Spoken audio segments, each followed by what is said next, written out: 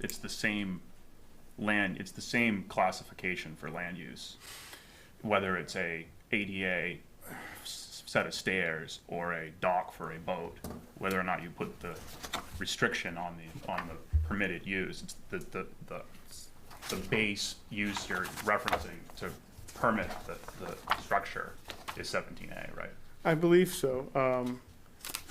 They do have provisions for, if somebody has, for hardscapes to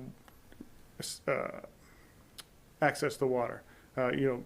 People allowed a 6-foot meandering path. Right. Or they can have a 4-foot in certain situations where it's difficult. People are allowed a set of stairs or something more permanent, actually. But in this situation where it's over the water, right, I felt a temporary structure there to access the water.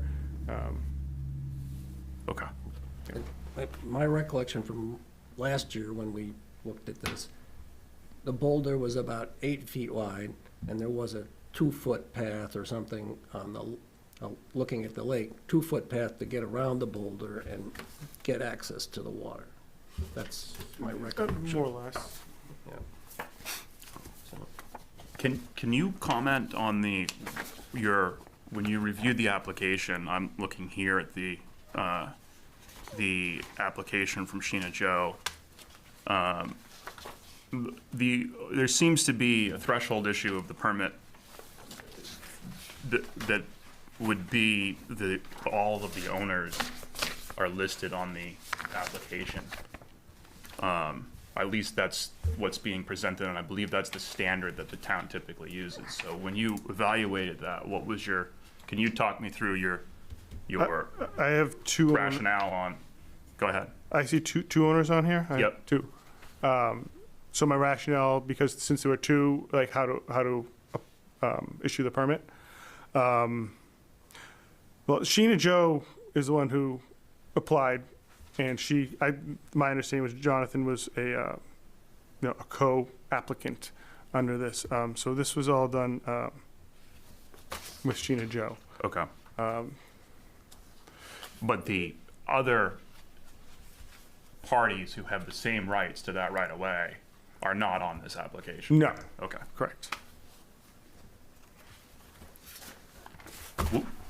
What would you do if they applied?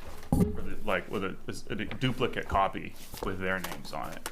Because one of my concerns is there's a sort of a logical inconsistency that would be hard to deal with. No, I understand that. And this is where the private dock, it's meant to be anyone in the right of way. It's for their use, to make it easy for everyone to get to the water. Right of ways aren't easy. Mm-hmm. It's but your thinking there was that it was for the permitted structure was for the use of anybody that has the same rights that the applicant to the structure. Correct. Okay. I mean, the two parties listed are the only two backlots that don't have shoreland. Yeah. So.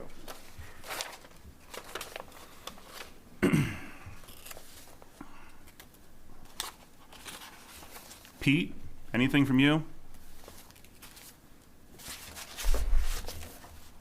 Yeah, Greg, I guess I just find a little perplexing because we were here a year ago, and I understand the complexity of it that what Jason and Greg are both trying to talk about, I think, in that, people who have a right of way, they should be able to use that right of way. But at the same time, there's multiple people that are included on this right of way, which complicates the matter significantly. And it does seem to me that all the people who have rights to that right of way should have some say in how it gets used. Yeah, I just wanted to clarify. Do you have questions for Jason? No, not right now. Okay. So we're good on questions to the town, guys? Or do you have more? Tom, Fred? I'm not trying to rush. I just try to see time, this yep. picture here, Yep. where they could actually access down There doesn't look like there's much room there. That's the best picture I got, Tom, what you were trying to say right there. Let me look back here.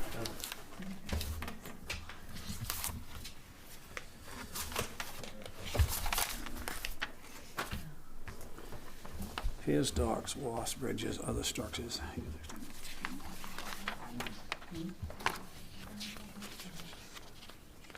don't believe that. You pass me that picture that he's referencing? That's last year's, I think. Oh. Okay. That's the ones that were submitted last year's.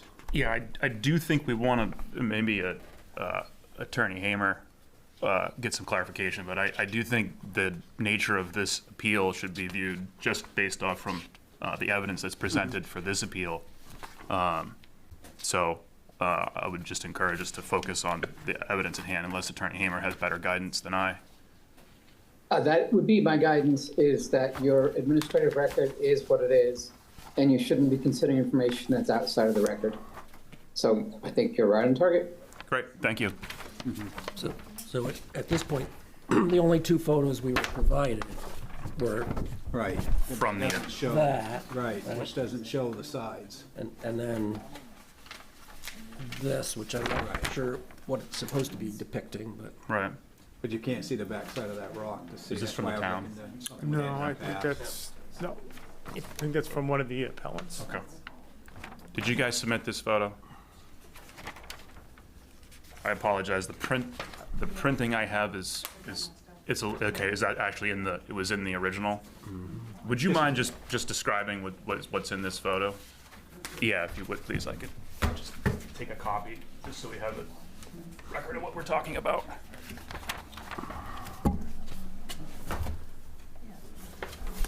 Okay, so what is shown in the photo is standing on lot 62A on the right-of-way, looking out over the lake. The fence on the right-hand side is our property line.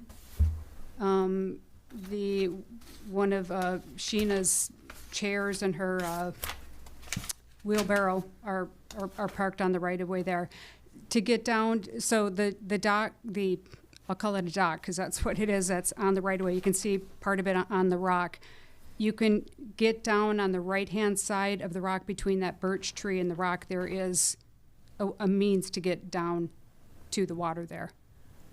And on the left side too, you can't see it, but there is a bit of a path to get down that way too.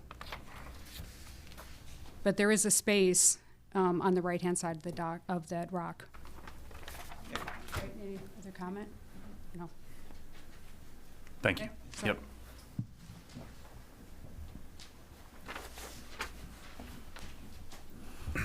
Thank you.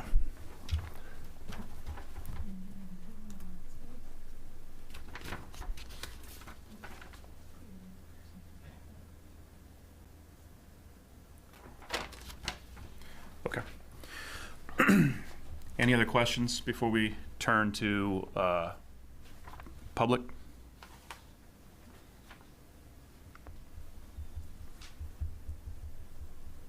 I'll take that as a no, Fred. You're good? Yeah, right now, yeah. Okay, so we'll move on. Could we make an additional comment, or is that not possible based on some things that were stated? Yeah, I was gonna ask if you, well, is it better, Attorney Hamer, is it better to do that at the end? I was gonna allow some redirect if they wanted, but like, I couldn't hear what the question was. the applicant wanted to make some follow-up comments. Is it better to do that now or after the public? I would wait to the end, and then the applicant can address all concerns at that time. Yeah, we'll give you a shot. Yeah. Okay, so that said, I think we're good with the town. Let's move on. If there's anybody, we'll start with the in support or for the appeal. If anybody from the public would like to speak, just go to the podium. If you're on Zoom, you could, there's a couple different ways you could indicate that, but unmute and say something, and we'll slot you in. But we can start here. Sounds like we have a taker. So again, just your name and that you're for the appeal, it seems like, and address. My name is Laurie Wallace. I'm at 36 Pulpit Rock Road on Thomas Pond. My only comment is that when the land was purchased, the deed was clear what the right-of-way looked like. And presumably when they looked at the land, they looked at the right-of-way. So I'm not sure that any special compensation should be made because it's inconvenient. That was the truth when they looked at and bought the land. Great, thank you. Is anybody else present here that would like to speak for the appeal?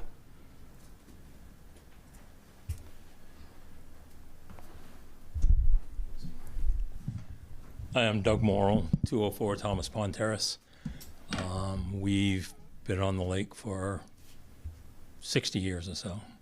The landowners that you're referring to, the Sullivans, the Martins, and others have been there since 56 and 60 and the early 60s. So it's been the same families, and people have used that right of way for 60 and 70 years. We've fished, we've jumped off it, we've caught frogs around it, we access it either over it or around it. It's never been an issue. My concern, and I own 100 acres out in back of Mr. Stickney and Sheila's place. My family does, and we own land at the end of Thomas Pond Terrace Road. But there are several right-of-ways around the whole lake. I think if you're going to allow a couple of folks that have rights to that right-of-way to trample over the rights of another 4 or 5 folks that have a right-of-way, when they've stated they don't want structures in there, you can use it. You can use it as it's been used for 70 years. But when people speak up and they say, no, I'm opposed to that, and you have rights and you say, no, I don't want a structure in there, a 4 or 5 foot rectangular structure or a square structure, whatever it is, in a 10-foot wide right-of-way impedes the use of others. And they've said, no, I don't want to have that.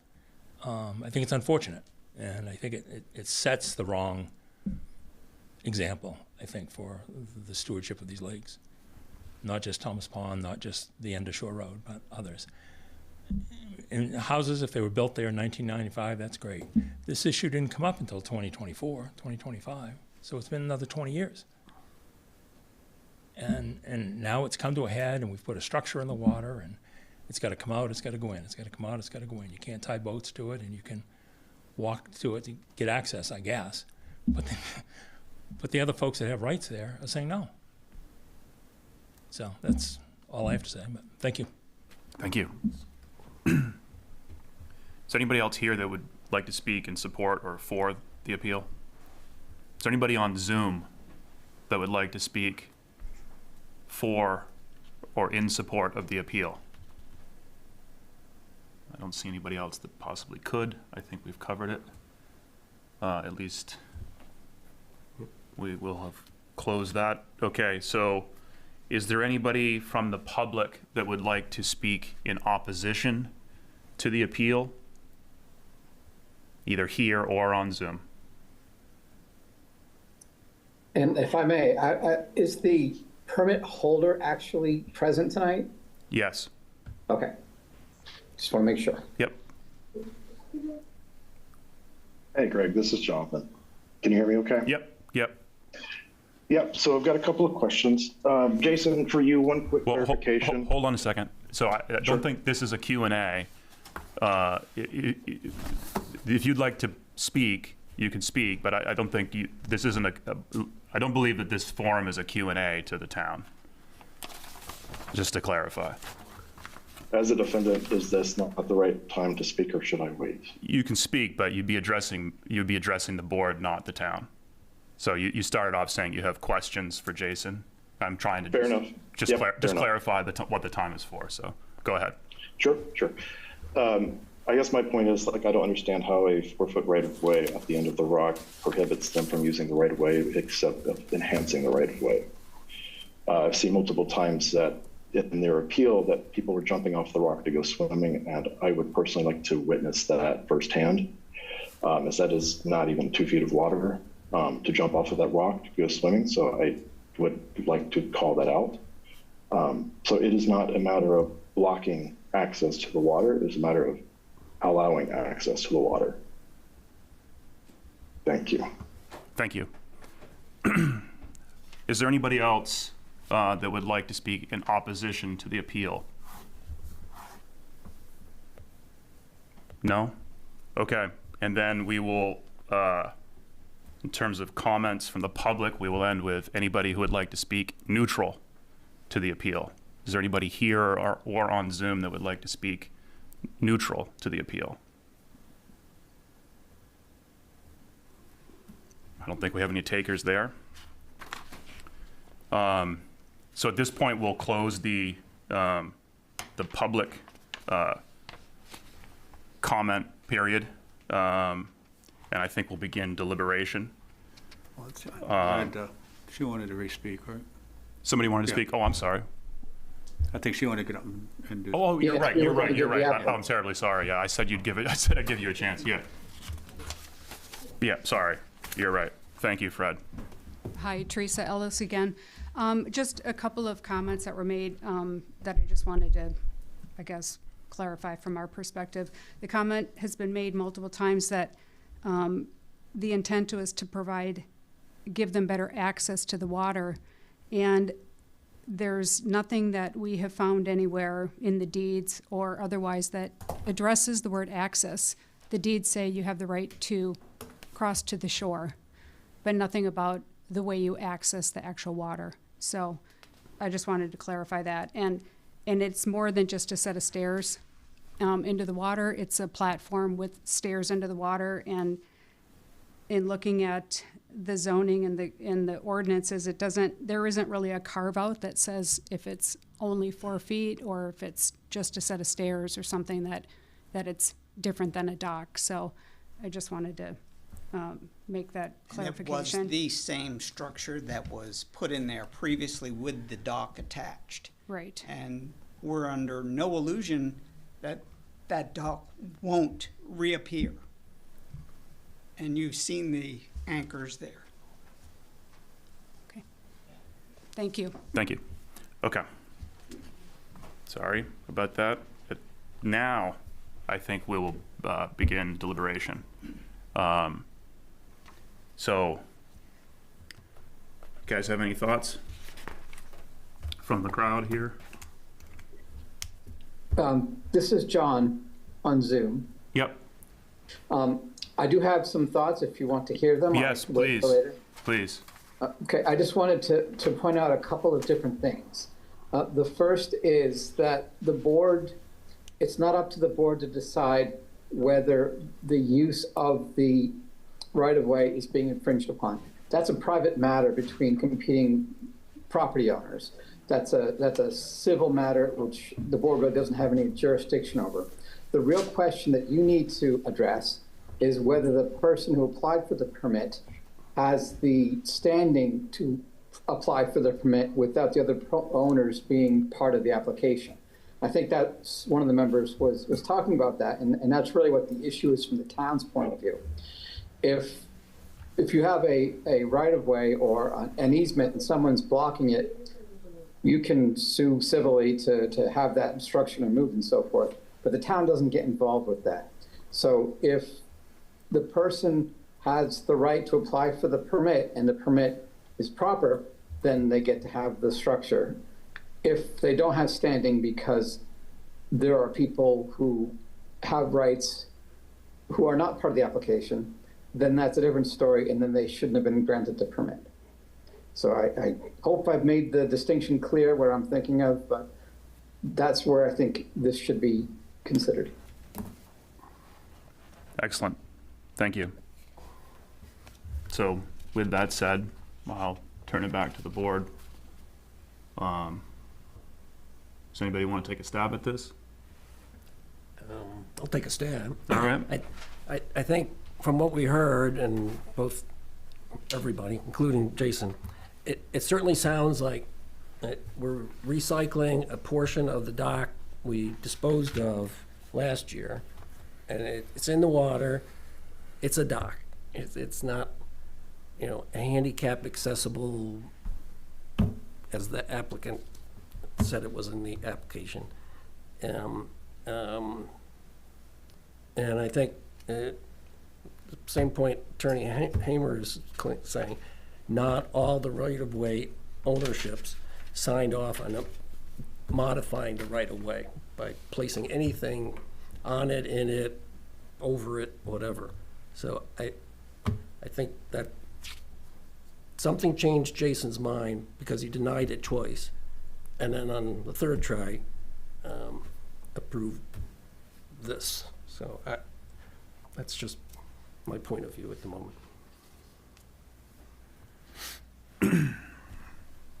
Fred, Pete? Well, I'm having the same kind of thoughts as Tom is, because,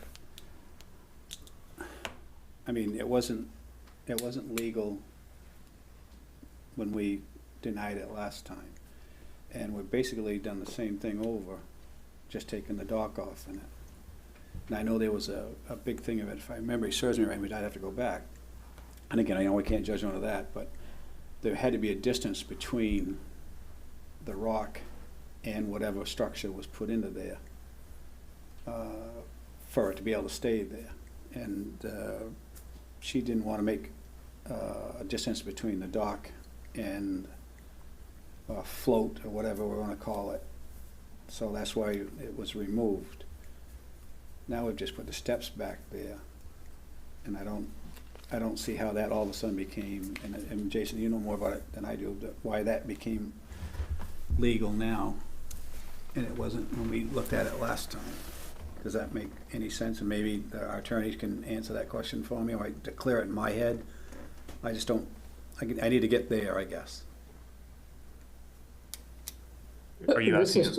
Yes, if that's okay, Dave. Or, Yeah, I think you had a question for Attorney Hamer to begin with. And Sure. This is John.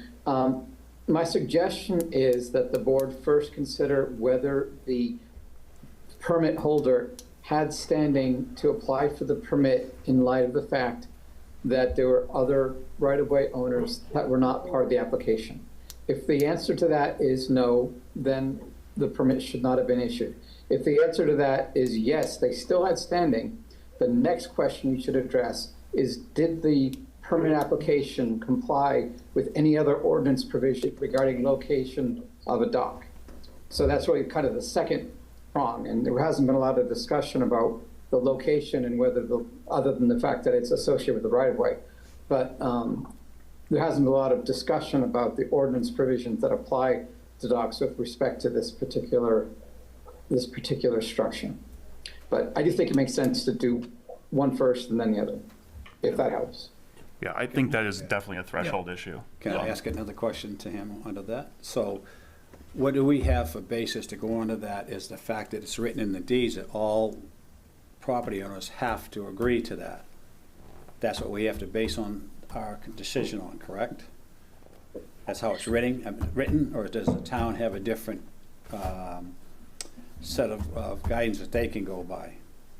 So in order to have the ability to apply for a permit, you have to have right, title, or standing.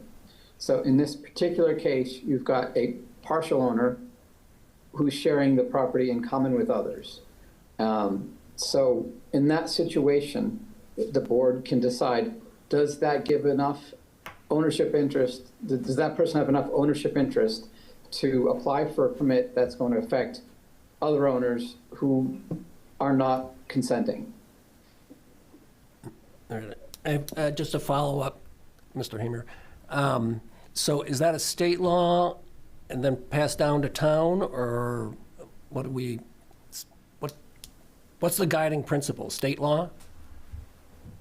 Well, it's really a premise of any zoning ordinance, is that you have the right to do things with your own property. And if you look at the submission requirements in any ordinance, it's going to say you have to show some right, title, and interest in order to pull a permit affecting that property. I guess that there's constitutional implications as well, but it's just property ownership. That's the way it works. You can't pull out a permit to do something on your neighbor's property. You have to show that it's your property first. And I don't have your land use ordinance right in front of me, but I have no doubt that it's in your submission requirements, but it's on your application. The first question is owner of the property. And you've got to say who owns the property. And if there are multiple owners, how much, is a majority going to be enough? Does it have to be unanimous?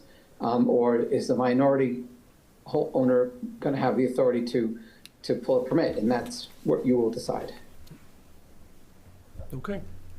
Yeah, I mean, there's also, I think, some ordinances referenced and there's some case law referenced, and then there's some precedents, and then there's sort of where there's sort of a logical inconsistency as well. I think if you allowed certain applications through, you'd have a hard time reconciling all the different applications that could have interest over something. So I think that my understanding of the facts as they've been presented is that there is an adequate standing for this permit. Based off from those things, the case law that's cited, the ordinances, the precedents that's been recited to us, and then at the end of the day, even if you didn't have that, you have a serious logical problem with fractional permits that you just couldn't reconcile. I mean, we would be right back here next spring with who could race to get their use ahead of the other person's use. That just doesn't seem to serve anybody's interest other than one individual in this particular moment in time. That's sort of where I'm landing on this, guys. I'm certainly open to hearing, I guess from Pete, but open to hearing in general if you have a different view. Let's hear from Pete. Yeah, so having heard everything, I mean, to me, it goes back to the fact that there are multiple people who have rights to the right of way, and that all of those people, or majority of those people, should have been included on the permit in order for it to have been approved. So it sounds like we may have some consensus forming. Does anybody want to take a shot at a motion on this? Or is there more discussion before we get there? No, I think Attorney Haim or Sid, let's take care of the first one first before there's any more discussion. Yeah, well, I think if we don't meet the threshold issue of the standing of the applicant, there's no real necessity to sort of deliberate on the appropriateness of the structure. Right. That's what I'm saying. Agree. Take care of ownership, and then if we move that they have standing, then we can discuss more things. I Yeah. guess one thing, Hi, is Greg. we need to- go ahead. Sorry, who's speaking? Sorry, this is Jonathan Stickney. Yeah. I have one comment for the board here, and that is, what town ordinance are you using to justify saying that all owners have to agree upon this? Yeah, so the comment, so there's two things to say in response to this. One, this is not a Q&A session. Our findings will be written up, and you'll have a chance to review the findings and see the exact reasons why our decisions are made in writing. I think, but also we're past the comment period, so I would just kind of let us deliberate. We'll come to a conclusion, and then you can follow up with the town if you'd like to see details of the conclusion. At least that's my understanding of how the process works. I would like to actually defer to Mr. Hamer on this one, because you made okay, a comment. well, unfortunately, that's not your decision. So, well, I'm just saying you made a comment that's incorrect that I want clarification upon. okay, I think you could appeal if you'd like, but you don't get to ask questions at this point. Like, I'm sorry, like we have to run the process in its due course, and part of the process is not you after the fact questioning our attorney directly. And you've asked me, and I've said that you can look at our decisions after they've been made.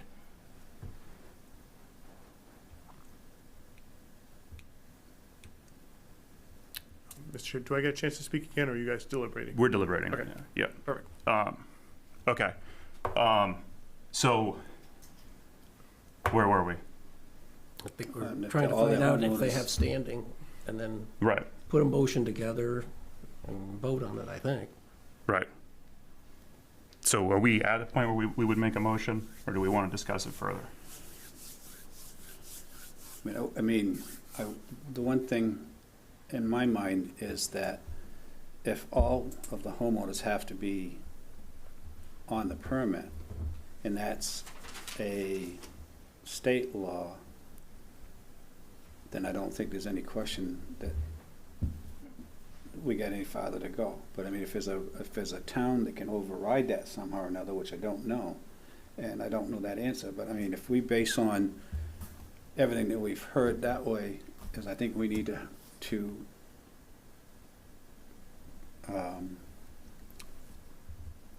not allow the dock to be stay there or the stairs to stay there anymore, because not all of the residents were on the permit to allow the permit to go through, correct? I mean, that's certainly my understanding. I just wish I knew if there was something else there that we don't know, and that's in other words, does the town have something that supersedes so that only two can do it? I mean, if we look at it legally, and we usually that's what we have to base our stuff on, is what is the law. If the law states that it needs to have, go ahead. If I may chime in here. So the question is standing to bring a town permit, to get a town permit.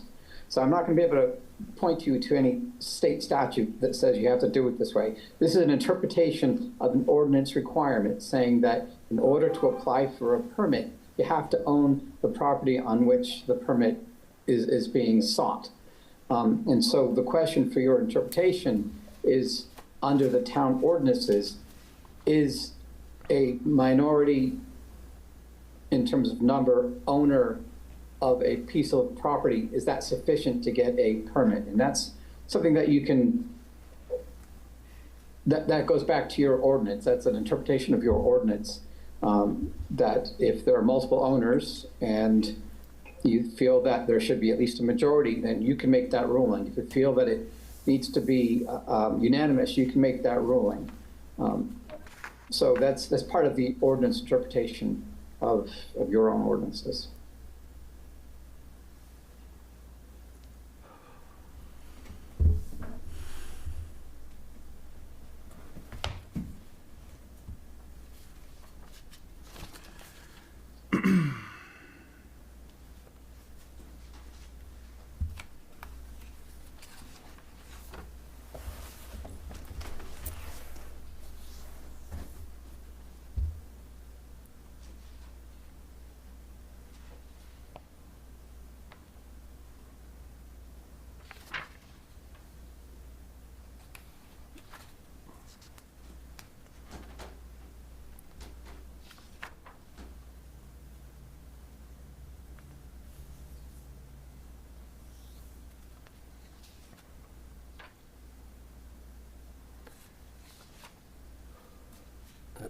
I'm going to ask Attorney Hamer. Yeah, go for it. Attorney Hamer, in the paperwork that the applicants, appellants, put on in here, they quote a few words out of the MRSA S459.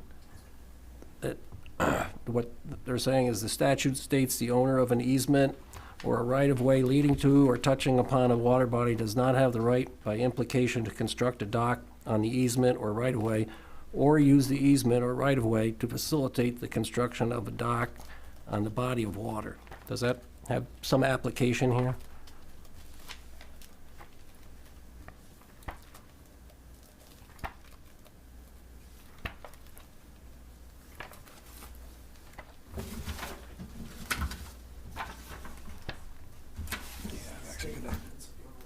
Yeah. He's muted. I can't take it right now, sorry. So I'm looking for that citation in the paperwork, and then I can look it up for you. Okay. Or unless you have it right there. It's it's in the paperwork that says grounds of appeal that was submitted by the appellant. And Yeah. it's on page 3, about 2/3 of the way down. Which one are you referencing? This document, right? Okay, if I see it, I'll look it up now. All right.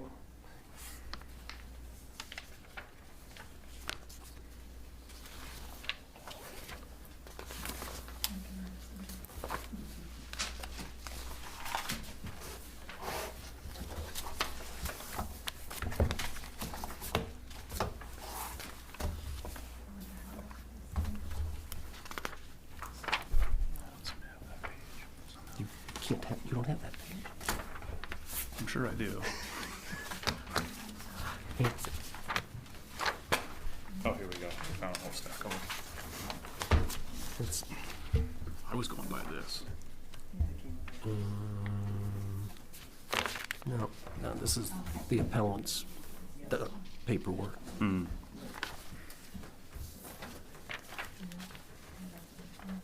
went on for pages.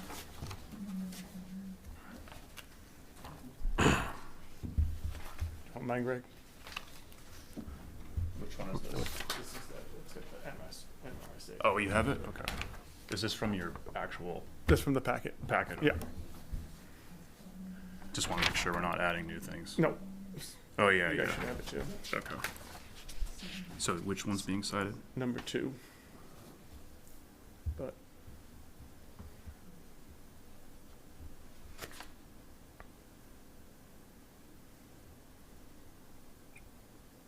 This is John. I think this is, sorry, go ahead, John. The statute says that the owner of an easement or right-of-way leading to or touching upon a body of water does not have the right, by implication, to construct a dock in the easement if, and one of the conditions is, if the easement or right-of-way was originally established in a written instrument executed on or after July 1, 2018. So it would not apply in this particular case because of the age of the right-of-way. Thanks for that clarification. So, we're still back to ownership in total. Yeah.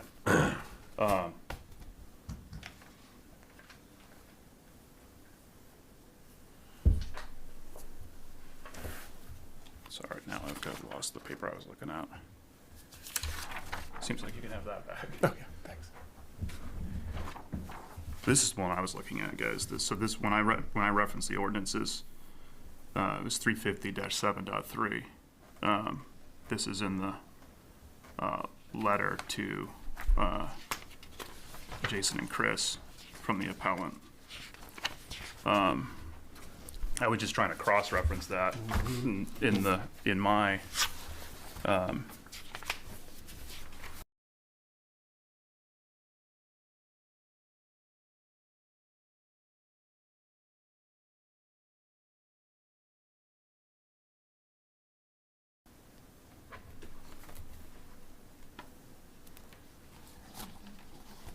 Yeah, that's the town ordinance, yeah, yeah, yeah, right, versus a state right, thing. yeah, but Yep. that's what that.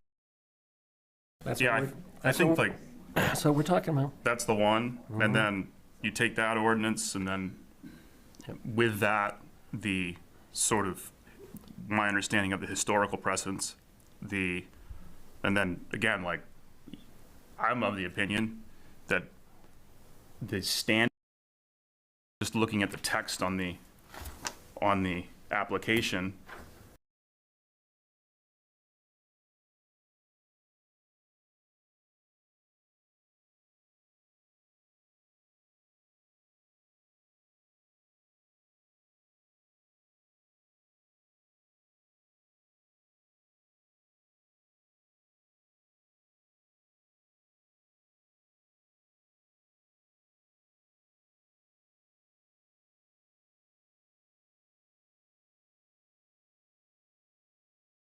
Check 1 2, check Yeah. 1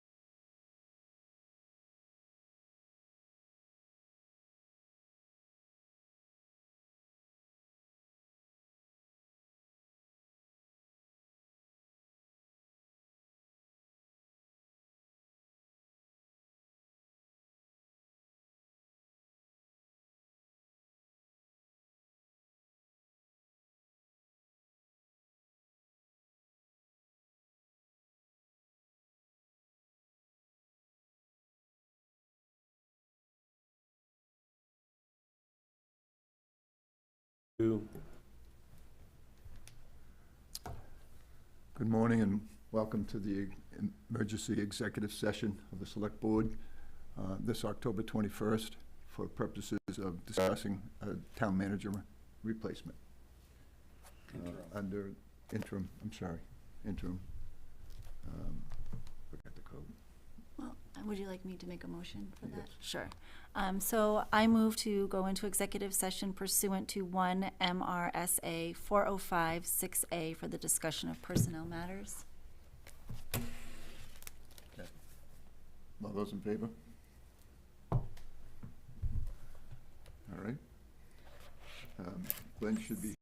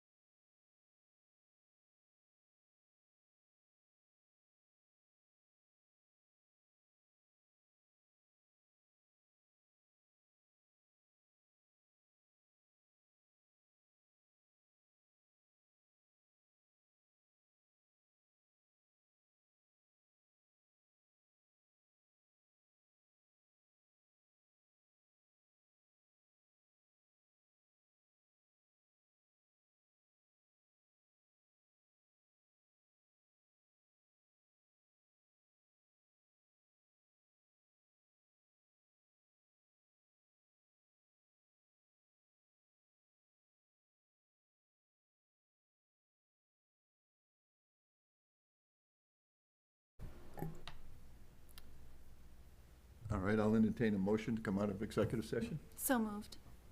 Second. All in favor? I would like to make a motion, if it's okay with the chair, to appoint interim town manager Glenn Milowski pending contract negotiations with our HR professional. Second. Discussion? All those in favor? That make a motion to adjourn? Second that motion. All in favor? Thank you all. Good luck. Working with the residents and you all. Thank you.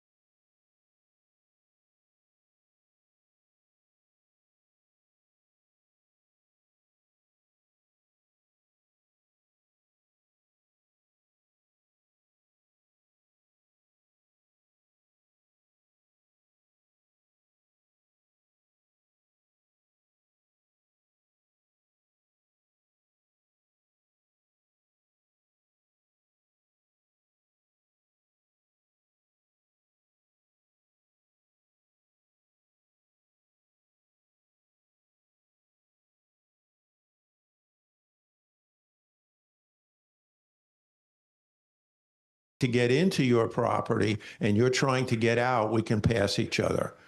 Online burning permits are required for any fire over 3 feet by 3 feet, whether it's a campfire or you're burning brush and things like that. There's an online resource to do it. I've done it many times. It's easy to do. If you picked up the black and white papers, yeah, I give you the URL for that.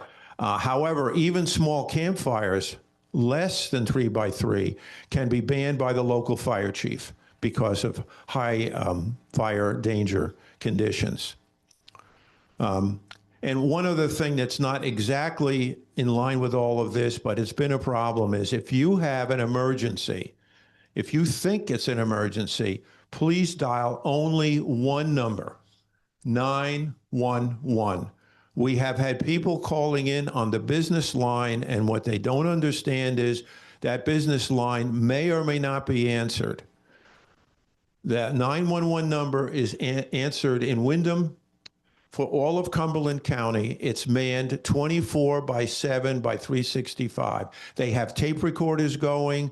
Everything is recorded. If you call any other number for an emergency, it's highly likely we will not respond, and you'll be waiting there for someone that's never going to come. So please use 911. I'm almost finished. Fire Class Day ratings. Our weather station is in Lyman. Every day there's a new weather map. That URL will get you to that weather map. That's also in the paperwork.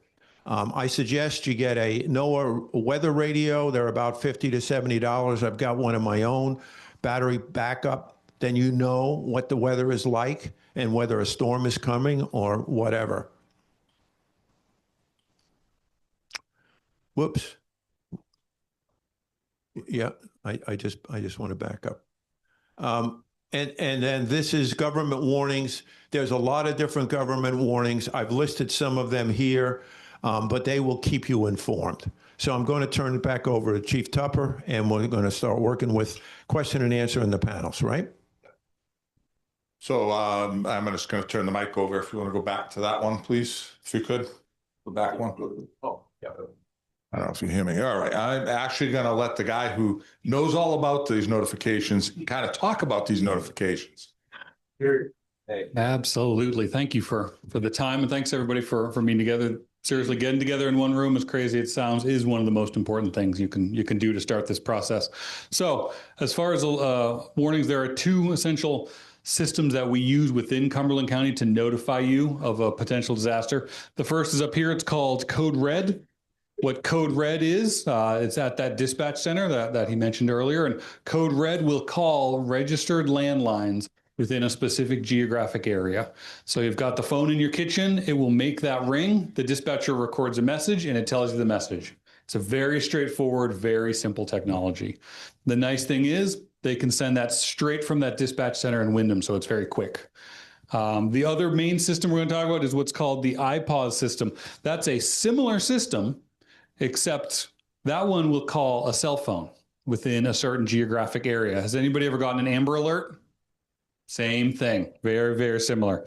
Same program, different bureaucracy behind it, but I won't bother getting into that. So what that would be, it pops right up on your screen like that. Quick show of hands, who has a landline in their phone? Who has only a cell phone? That's what we're seeing more and more of. So we're starting to see now, a lot of the times when this goes out as well. We're starting to send both of those at the same time because we're realizing this is not reaching everybody, right? This is great for businesses because they often have landlines. A place like you're talking about, we're going to rely a lot on this too. Now, with this, the person who would actually order this would be the chief.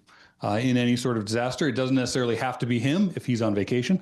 It's going to be whoever is in charge of managing that disaster. Whoever the senior firefighter or sheriff's officer or whoever it happens to be on that event is, who goes, we got to evacuate this area.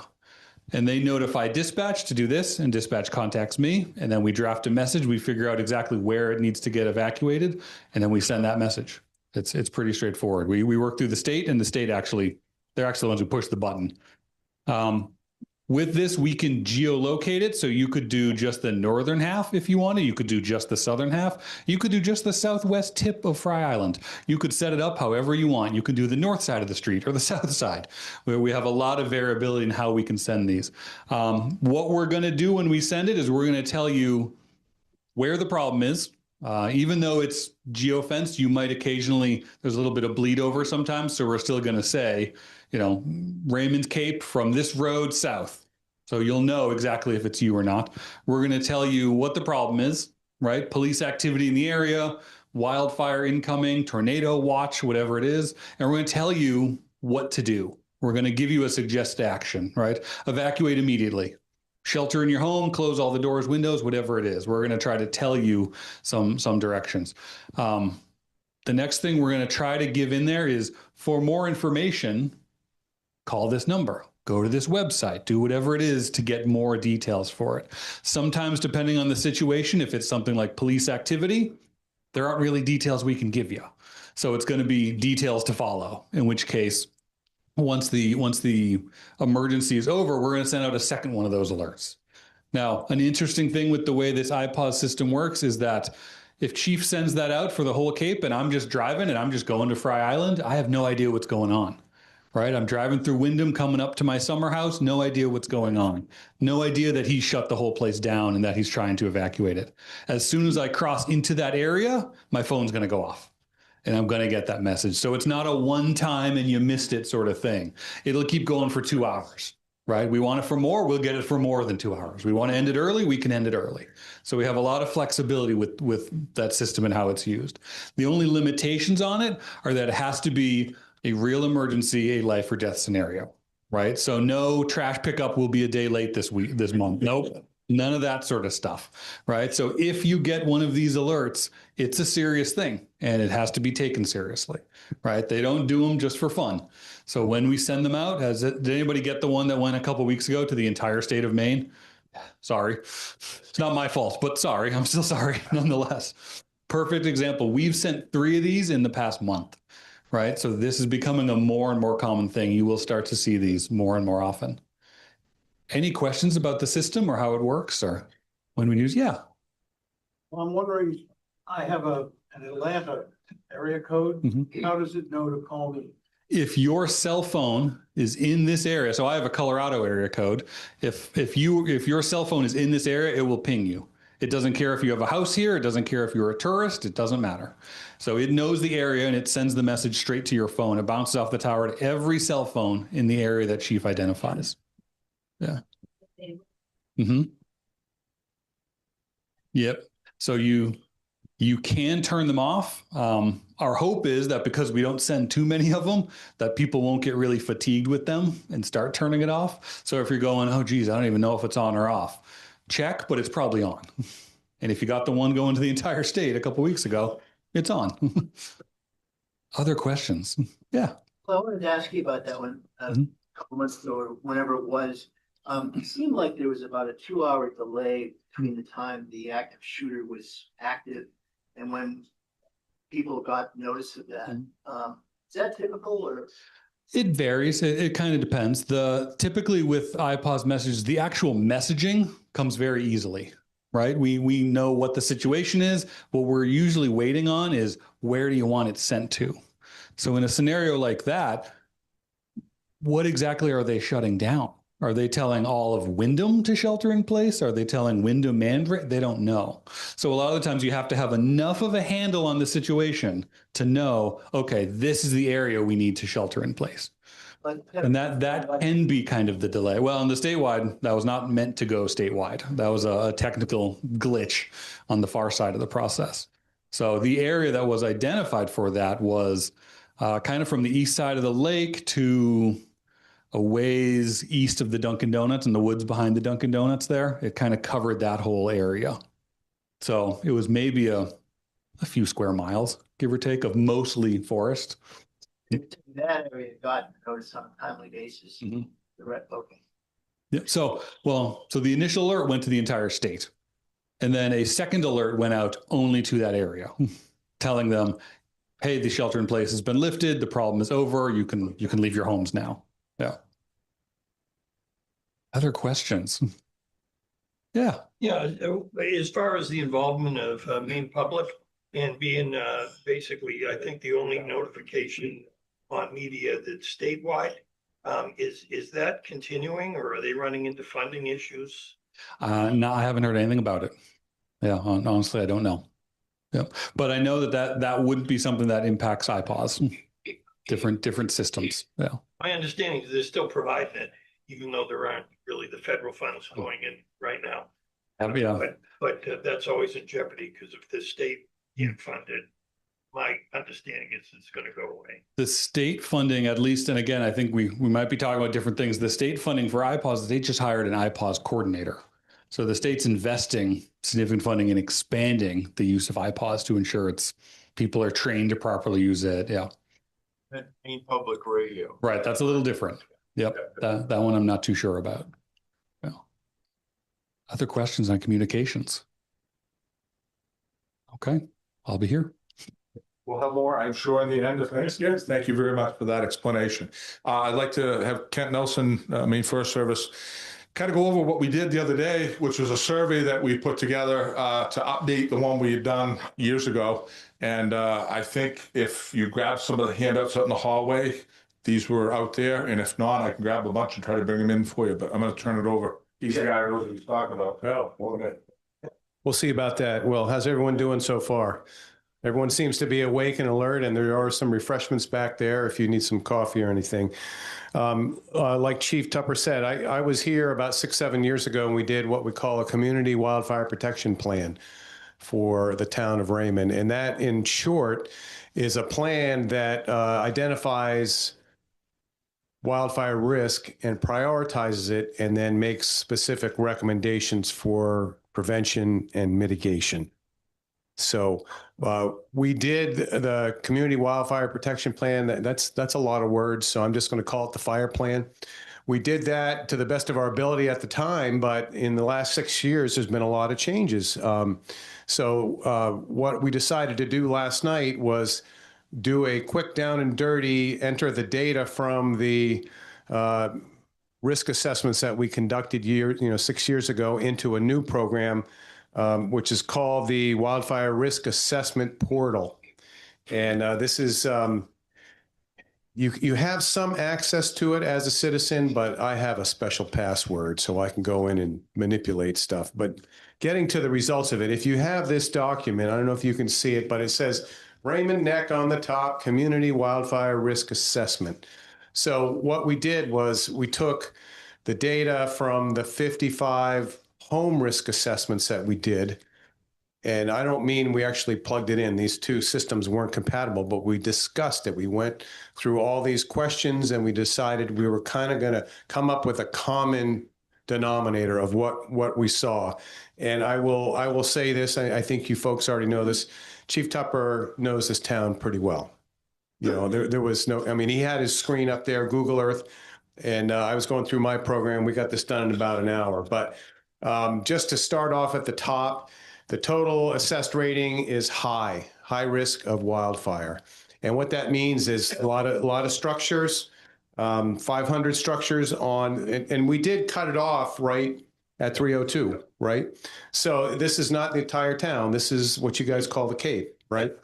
So that's 3,000 acres, 500 homes.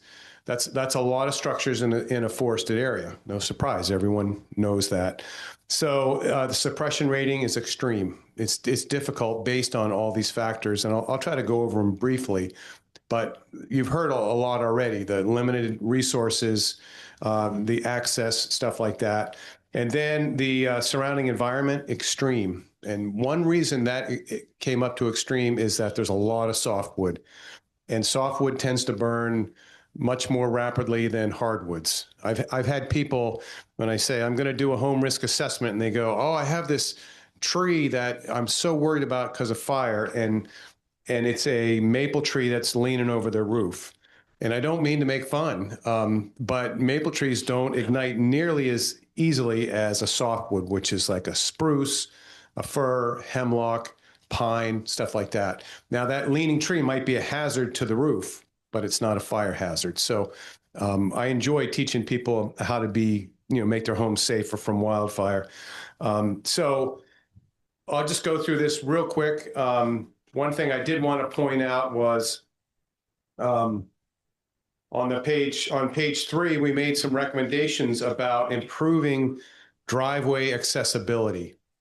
NFPA recommends 12 to 15 feet wide and 13 and a half feet high. That's a lot of clearing. And some of you folks have quite long driveways, right? I mean, that may be a little bit of time and money and effort to do that.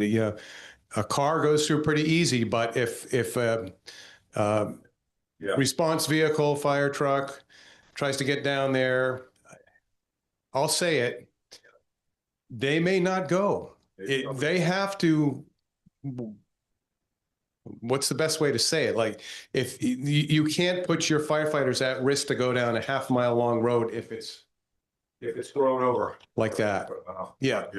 And that's something that's not that hard to fix, right? You could cut it. It may take a couple weeks, or I don't know how much money, and it will grow back in 5-6 years. We're sort of blessed and cursed here in Maine. Trees grow back pretty fast. So that's one thing that can be done. And also we talked about maybe possibly installing another dry hydrant on the Cape somewhere, where we have a grant program that could help with that.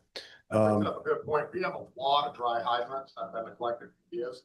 Yeah. The fire danger you guys are assessing right now is as dangerous it is. Why are all these dry hydrants going to be put top priority to get them up and working?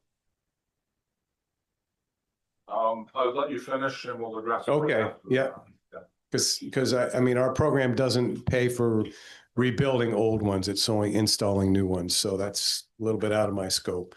But I don't want to go through all this thing, but I was very pleased with how it kind of addressed some of the issues. And obviously, there's a lot of land still that is considered could be developed on the Cape. Now, it's probably not on the water, but there's some interior lands. And as those get built or sold off, they're going to need more water for fire suppression. So that ties into the dry hydrants. And I think Chief said that they're requiring interior sprinklers for structures like that. And that's a good thing, but that's not going to help you much from wildland fires. And so there's a lot of recommendations that get into the different zones that John talked about a little bit here, the 0 to 5 feet. They've done studies, and they found out that a lot of these homes in these western fires ignite from embers. It's not a wave of fire that goes across the landscape.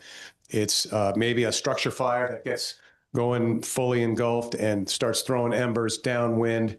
And if you're not home and you have needles and leaves, what we call fine fuels, near your deck or near your structure, and you have cedar shake shingles, those will ignite pretty easily. But within 0 to 5 is where it's doing it. So if you just swept that stuff out 2-3 times during the growing season, that could prevent a home ignition. There's a lot more you can do, but I'm just trying to give the point that you don't need 24 workers and to spend thousands and thousands of dollars to reduce the risk of home ignition. There's a lot you can do. And I think that's probably where I'll leave it for now. Yeah. I don't want to take too much time, but I will pass this to you. And Message is that there really is so many things that can be done and very reasonably and cheaply. Overall, it's really some effort and some hard work that gets us there. With the programs that we've done on the Cape already, and with other road associations, they've made marked differences in the resiliency of their properties. Stuff that we can't do, obviously. We can't get to everybody's house and do, their work for them. That's not what we do. However, you can do it, and it really doesn't take a whole lot of time. Brad, you had something you wanted to add? Can I have a question, Chief? Yeah, you can in one moment. Yes. Give us those dimensions again that you wanted.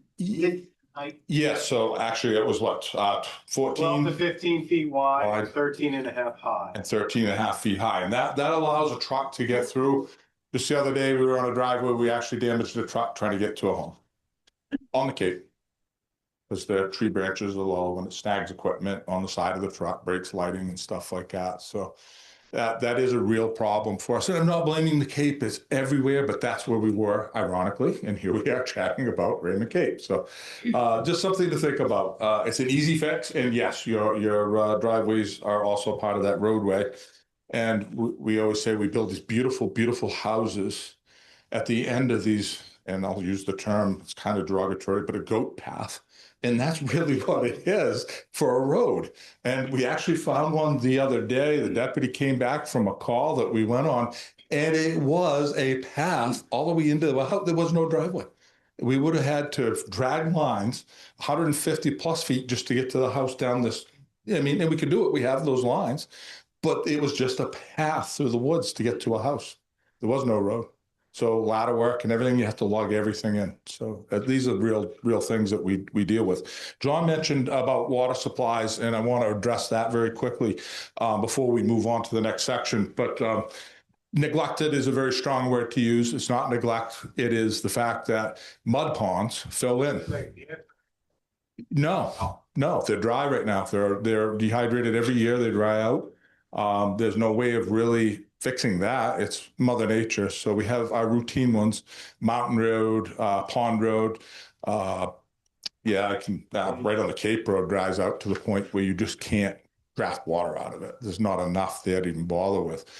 And pretty much every year we're seeing that now. If we can get a hydrant like we have at the Cape on the lake at the ferry landing, we're not going to drain Sebago Lake, I hope. That's the theory. We also have one of those up on Panther Pond. We have one on Crescent. So we do have hydrants like that in certain areas. And we've been steering away from the smaller ponds, if you will, just for that reason. And they fill in, they take a lot to maintain, and they go dry because they're not necessarily spring fed, but they're runoff fed. So but I agree, it's a. You also have one on the Casco Raymond line that's been there. Yeah. That one's not working, and that Correct. doesn't get impacted. And Correct. goes right there, so you would think that would be one of your priorities. It is a priority of ours. It is not of our neighbors, and they own it. I've offered to pay half of it. And I've offered to pay for half of it, but it's their hydrant, not ours. I can't do anything with it. Can't put a value on it, John. You know that. So, it is at the dam, and Casco owns it, not us. So, yeah. Anyway, that's kind of our headache with that. So looking at some of the details of the materials we've handed out or you could get out front, and a lot of it is how to make your place more resilient. There are chipping programs, at least there used to be. I don't know if they're going to be funded again into the future. It might be iffy with the state budget. I'm not sure. But there are resources out there, and we're hoping that what this study does that we did, this review, allows us to, in identifying all these issues, to be able to put together some grant proposals maybe that will help us out with some of the stuff. If you have an access to the water at your property, that's fairly easy. We have water everywhere, and I have to kind of explain this so everybody understands it. I get told that you got water everywhere. Fry Island's surrounded by it, but Chief, how many places can you get the water off the island? 2. Yeah. Yep, that's it. That's the scary truth of it, is that we don't have access. The embankment's it's a long driveway. That was Fry Island, but we don't have access to a lot of our lakes. You just can't get there. So About 10 years ago, and I remember just mapping out these 45 different locations on the Raymond Cape Road you could drop off. Still have a copy of that map.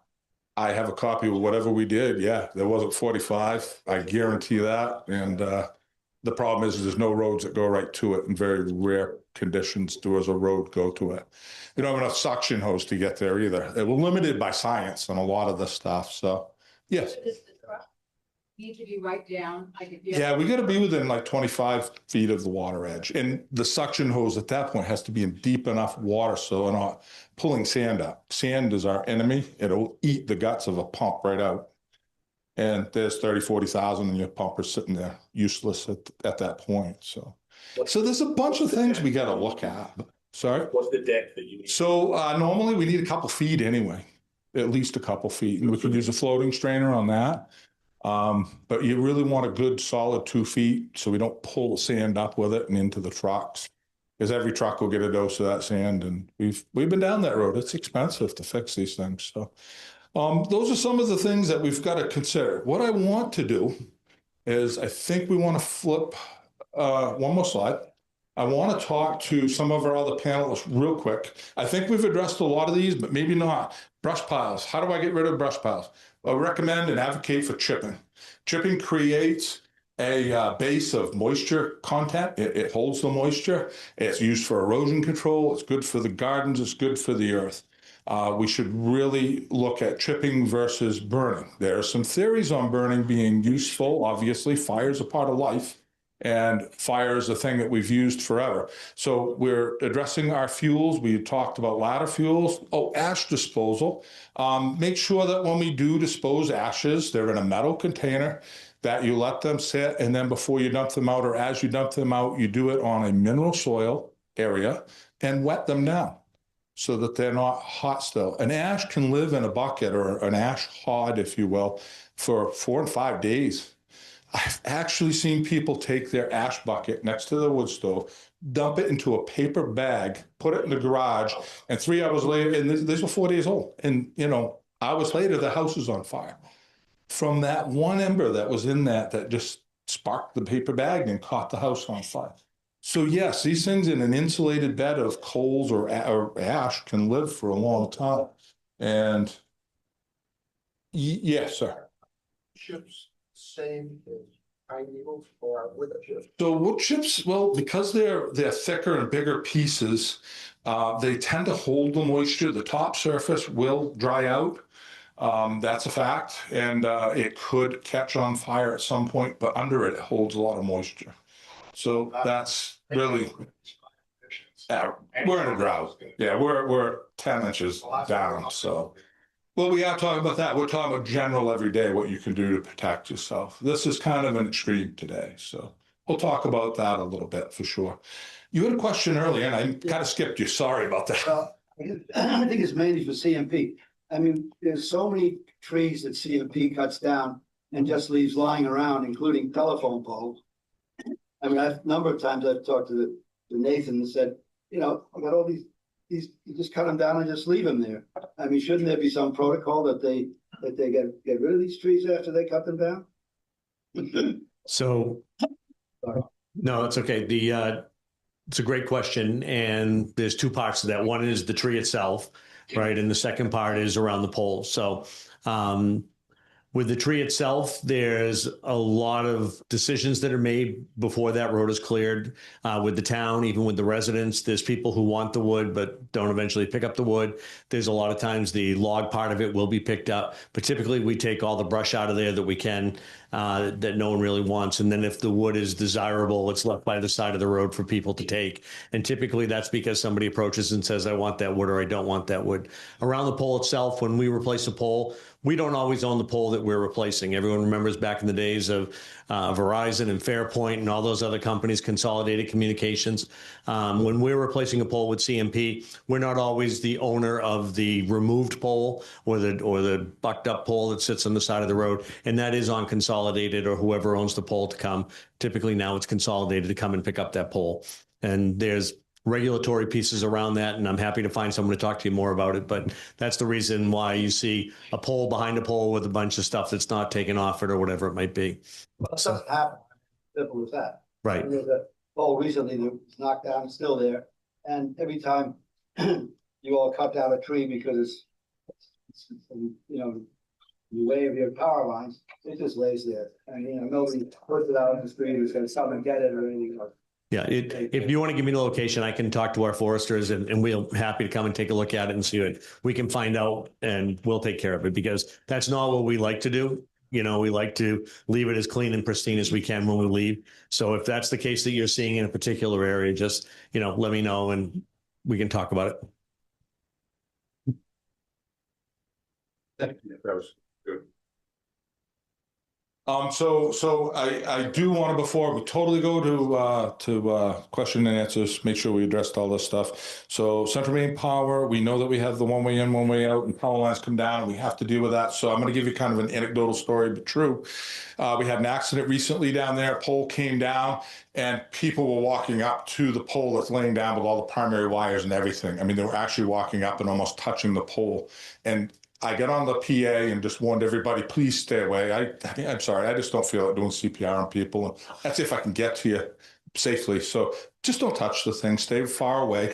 They are live wires. No line is safe to touch ever. We can't tell you that the breaker tripped. I can't tell you that for sure, because even if I see the physical evidence, it still may be charged because someone's generator is not wired appropriately, and now it's backfeeding everything. And that happens very frequently. And the kind of disregard for the Central Maine power lines is mind-boggling. I actually pulled up to a scene where power lines were down, and I watched a woman walk up to the power line in the road, pick it up and start coiling it around her arm. It was dead, but she would have been if it was live. She had no way to test it. She stopped. I'm having a heart attack, you know? And I was like, these people, please don't do that. Please have regard for these lines. We covered the mutual aid and the people in resilience. And I just can't stress enough that our hands will be full in a big emergency if we have a major fire down there, be it a forest fire or what have you. And part of what Brad's concerns were when he came to me were, how are we going to handle and or react to it?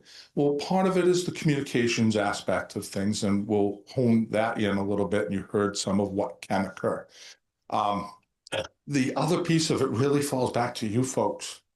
I can't have a firefighter in everybody's yard with a fire truck. It just doesn't work that way.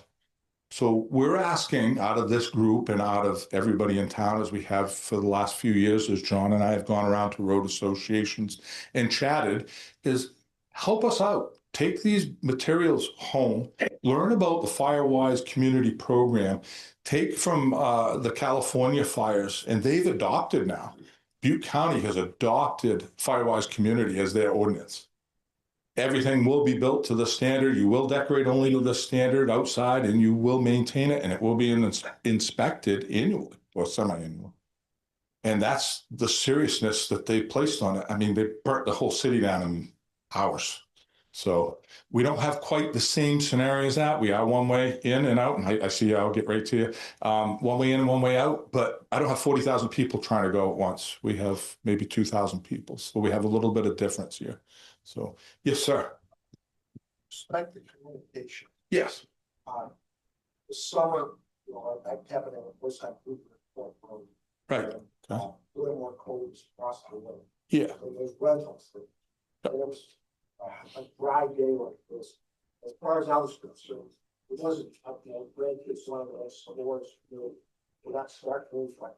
But these people over there started fighting. Right. One time. I got upset.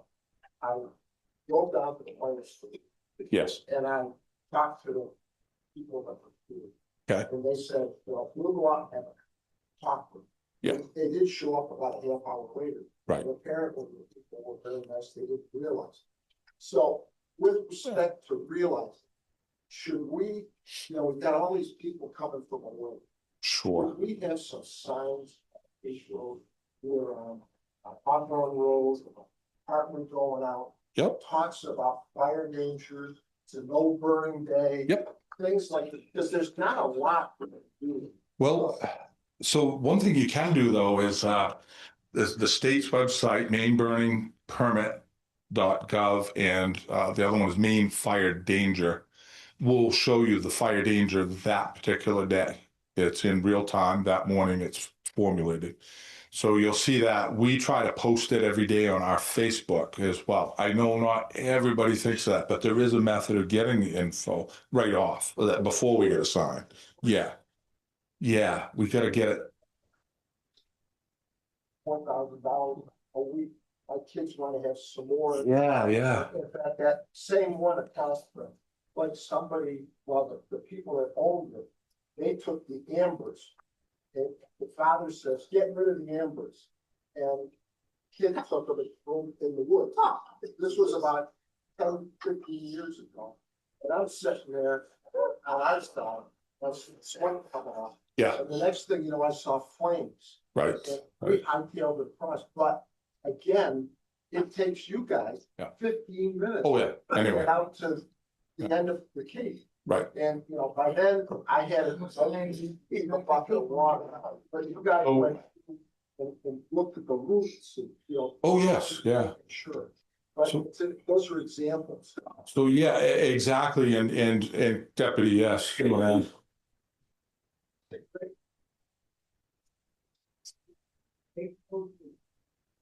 In town meeting, you can say, hey, we need to have literature. That when somebody rents a bed and breakfast or they rent a property, there's literature they get that shows them the rules for burning in our community. I mean, that's one way. Use your government the way it's designed. Because I'm quite sure if you went to Dennis in a Tuesday night meeting and say, hey, we got an issue, they're burning all the time. What can we do to make it so they have to have a literature they hand out to a rental to make it a little easier to understand what they have to do? I think that's one way of pursuing it, which. So who would you go to? I would go to the select board or the planning committee. Seems to know. What we can do is as the ordinances on rentals start developing, is we can be in touch with those folks who are doing the rentals and make sure that they give out the information. There are several renters or rental places now that will actually have in their contract when they can and cannot burn, or if they can and what the conditions must be for the fire pit or things like that. Or they give them a metal fire pit to use and tell them they have to buy their own wood. That kind of deters long-term fires with $4.50 a bundle for 5 pieces of wood. You know, just saying that I don't have that kind of money to burn. Literally, that's what you're doing. So we can work with those people as this ordinance develops, and you're working currently on that rental, short-term rental agreement. That maybe we can get that put in place with that agreement so that we can get better information out to our folks. And that's what it is too. It's that communications piece. You're absolutely right. I don't know who owns the properties, and a lot of them do just simply rent, and that's fine. But Smoking sign up. yeah. Which talks about the fire danger. You know, maybe you only get 20 or 30% of the people. Yeah. But that's better than not knowing. Correct. It is better than not knowing. Yes, So Chief, just an answer to that, tomorrow night at the planning board, they're going to be reviewing the draft for the short-term rental ordinance. And there's been a lot of discussion on that. Yeah. All right. So you heard that. That's good. Good to know. Thank you, Peter. Yes. Is there a specific group that could be paid or volunteered to come to property, like we at Woods, around us and by the water, to say, take this down, do this or do that? I'm not looking for free, but is it? We have and can go out. We can't do a lot of them at once, so we can't have 100 calls tomorrow expecting us to come out. But we have gone out to properties and done an assessment on them. And I know the Forest Service, I'm speaking for you, Kent, I don't want to, but you have resources to be able to do that somewhat still with local. And you know, you saw the disclaimer on the slideshow, you can't cut within the shoreland zone. Yes. But on the sides and away from the water, you know, we all understand we don't want to recommend clear cutting everything. We live in Maine because we love the trees. Well, you just need to be kind of smart about it. You need to, rather than have a contiguous group of vegetation coming from the forest right up to the back deck, you have little pockets of vegetation with grass in between or rocks in between. Break up the fuel, so to speak, so fire wouldn't travel through the structure or vice versa. Yeah, that's a key, breaking up that contiguous fuel loading and stuff. So yes, ma'am. Couldn't you use the marquee out front when the fire danger is very high? Yeah, and we do have a slide that's rotating through right now, and it says it's high fire danger, and I believe it says permits must be obtained before burning. We've locked the system out despite the state regulates that system. I put a lock on it through the 17th of the month just because I don't think the rain tomorrow is going to affect a whole lot for us. So I have the right to do that, and within our community we have. So it kind of goes back to John's comment of, are we going to promote burning? Well, not right now, for sure. We allow a whole lot of burning. Last year we issued over 650 burning permits when conditions allowed it. So we do allow a lot of burning to occur to try to mitigate some of the stuff when it's safe. Again, I kind of prefer the chipping because it becomes filtration and erosion control and such. But I understand it. People like to burn their brush too. So yes, sir. Yes. So what's confusing to me is that this is an enormous public safety issue. Have the fire departments ever gotten together with the local legislators? And this presentation is so enlightening. You would think that if you would gather the politicians together and put some responsibility back on the towns. I mean, it's insane that you can't get a town to pay for half of something that's that dangerous. So what can we do to make this more legislative? And because us sitting here, I mean, we're all going to do our best, but we're really just kind of a drop of water, considering the bag. Correct. Would you like to speak to that, or do you have any? I'll bring the mic too, so everybody can have it. I don't want to put you on the spot, but it's hard not to. At the state level, I mean, there's certain limitations on what can be done at the state level. EMS and things like that. It does get brought up to them and things, but it also gets into funding issues. It gets into enforcement issues and whatnot. So you've always got a multitude of levels that you have to get through, because it's great to have rules, but if you can't enforce them, they didn't mean anything. Really talking about rules. I'm talking about, I'll just say Casco, but that's what I do. Town of Casco should have some requirements to get their funding. And one of those requirements should require them to make sure that the roads are safe, or have some kind of laws in place that require citizens to do things. And they should take responsibility. If you're in the shoreline zone, it's your responsibility as a homeowner to maintain your property, control this. Sure, I am on the shoreline. But I mean, I think you're. I have 1,000 feet on the shoreline. But I mean, I think what you're reacting to a little bit is that one comment that's a dry hydrant that Casco won't support, that and things like that. And that gets into having cooperation between the towns. And I know the fire departments do a lot of cooperation back and forth. Yeah. And there's certain things that can be done at the state level, but there's an awful lot that has to be done at the local level, because the state can't come in and put in dry hydrants. The locals do. And it's, I know that Bruce works very well with the fire chief in Casco and Naples and things like that. And so it's a function of their chief getting in front of their select board too, to say, listen, we need to have that. So it's, it's incumbent on people to keep the things elevated and keep talking about it so that it gets through that way.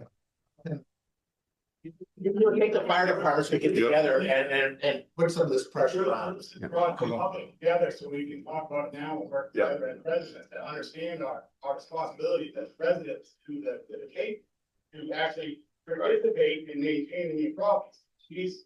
He's using you all as the voice because there is no government policy procedure that change this. This is an individual choice, and there's thousands of people on the Cape that get to choose differently than you. And take care of their property differently than everybody else. So what you're trying to do is to say, hey, we have Cape, and everybody that lives on the Cape is on the shoreline. So you are under the shoreline zoning rules, which says if the rocks are falling in the lake, it's your responsibility as the property owner to hire a certified contractor to come in and fix it, so the stuff doesn't fall in, or the trees don't fall in, or whatever's going on your property, because it's different at your house than it is at his house. Eric, yeah, you're absolutely correct, and this is really what this group is now. But I think with your capabilities and other fire chiefs, yes, to get in legislatures or local councilmen and bring the rest of us into those meetings. Right. Well, this is the start. Have that ability to pull together. This is going to grow as the goal. It's not just Raymond Cape. I mean, we have Thomas Pond Terrace. Yeah, that's right. You were the gentleman from Thomas Pond. So we have the shores and the terrace, and I've got other roads on the other end of town that are miles long and up and down hills, and they're literally dirt roads that are 1 lane wide, but they serve 100 homes or more on a lake, and they're higher risk because of that access issue and egress issue. So that's kind of what we're here to start to talk about. And Peter, if you have a comment. Just a comment, as far as locally, land use ordinances are something that can be developed locally. So as an example, we do have some ordinances as far as new construction that addresses pole issues, which says any new development needs to have underground utilities, and that eliminates the poles. I wonder for Fred if in fact CMP has any type of plans for incentives for either promoting that as far as local governments putting together ordinances to incentivize builders to put in more underground rather than poles. So the planning function at the right now, I'm not aware of anything that incentivizes a builder or a developer to do that. There are a lot of pros and cons with underground and above ground. Some are surprising. Things that impact the cost of underground are obviously granite, ledge, the material, the basing of the road. You can't just lay the cable down the side of the road and have it be okay. So you need a lot of infrastructure that adds to the cost of that subdivision or to that property or to that space. Maintenance on underground is very, very expensive. It's not, what's the word I'm looking for? It's not perfect. It still has outages, it has shorts, it has faults. There are things that can go wrong. So there's currently nothing that really incentivizes underground. I know you and I talked, 18 months ago about looking at a grant program for a couple of, I believe it was the BRIC grant program that we talked about, that could potentially explore underground for a grant process through Cumberland County EMA that would come to the town of Raymond of federal money or whatever who wanted to partner. But the thresholds and the cost of that often exceeds the value of the grant available, and it places a burden back on there. So there is a trade-off there. I understand that. It's just that my understanding is what Central Maine Power is doing now is spending a lot of money basically replacing poles, fortifying poles. Well, the weather basically seems to be, at least in my experience over the last 5 or 10 years, the amount of wind that we're having. So it's not just rain and flooding and fires. It's just the blowdown that's created from wind and the power lines being taken down by wind. No, I guess what I'm saying is that if you want to think about something locally that could be done, building ordinances, land use ordinances is something that the community. Each association can adopt what you're saying on their own choice. Each local association can try to underground property and charge more in the HOA to do that. While the association can put their power all on the ground in there and charge the HOA more money to do that. But that's not Central Maine Power. Central Maine Power is bringing you power. They brought it to your road. It's up to you now to get it to your house. It is a very dynamic situation, right? Because how do you determine who gets the incentives for the underground? What area did they go to? Why would a ratepayer that's on the tip of Moosehead Lake or down to Waldo County or Belfast or Kittery, why would they subsidize a community that's in another location? So it is a very dynamic, and nobody likes their rates to go up, right? lines on the ground, but you're not public road. Right. Yeah, I understand all. I guess all I'm saying is that if I understand what you're saying is that it's really driven by the financials. So if it got to the tipping point where it costs more money for Central Manpower to be putting up poles, rather than offset that cost by putting it underground, you would be incentivized to put it underground. Anything done underground is borne by the cost of the homeowner, not CMP. Right. There's a challenge there. And I think that your point is noted that, it is a balance between rate of return, the number of people that could be impacted. We could, and one of the things I was jotting down, I was writing my notes from the presentation I had, but, some of the things to just kind of keep in mind that we are doing is we are putting in reinforced power lines, what we call tree wire. All right. And I'll stand up so people can see me if that's all right. Tree wire is basically a reinforced conduit that is more resistive to breaking. It's thicker, it's stronger. But because it's a heavier wire, it means we need to decrease the span between our poles, right? So it's an engineering thing. And then you have heavier snow loads because it's a thicker wire. So everything kind of spirals into a scenario, but we are committed to the tree wire in certain locations where it goes. The other thing that we're doing is we're moving to a reinforced pole. A lot of our transmission poles now, we're actually going to steel. And part of this is driven by a cost savings, by a longevity device, but also because of climate change, right? We're seeing a lot of climate change that is occurring. We're seeing new insects migrate here. We've had the ash wood borer. I mean, all these different things these insects are coming up. We're seeing more woodpeckers into the state. All of these things that are going to start influencing the service center as a whole, are going to change the way we do business over time. And we are looking at that type of information.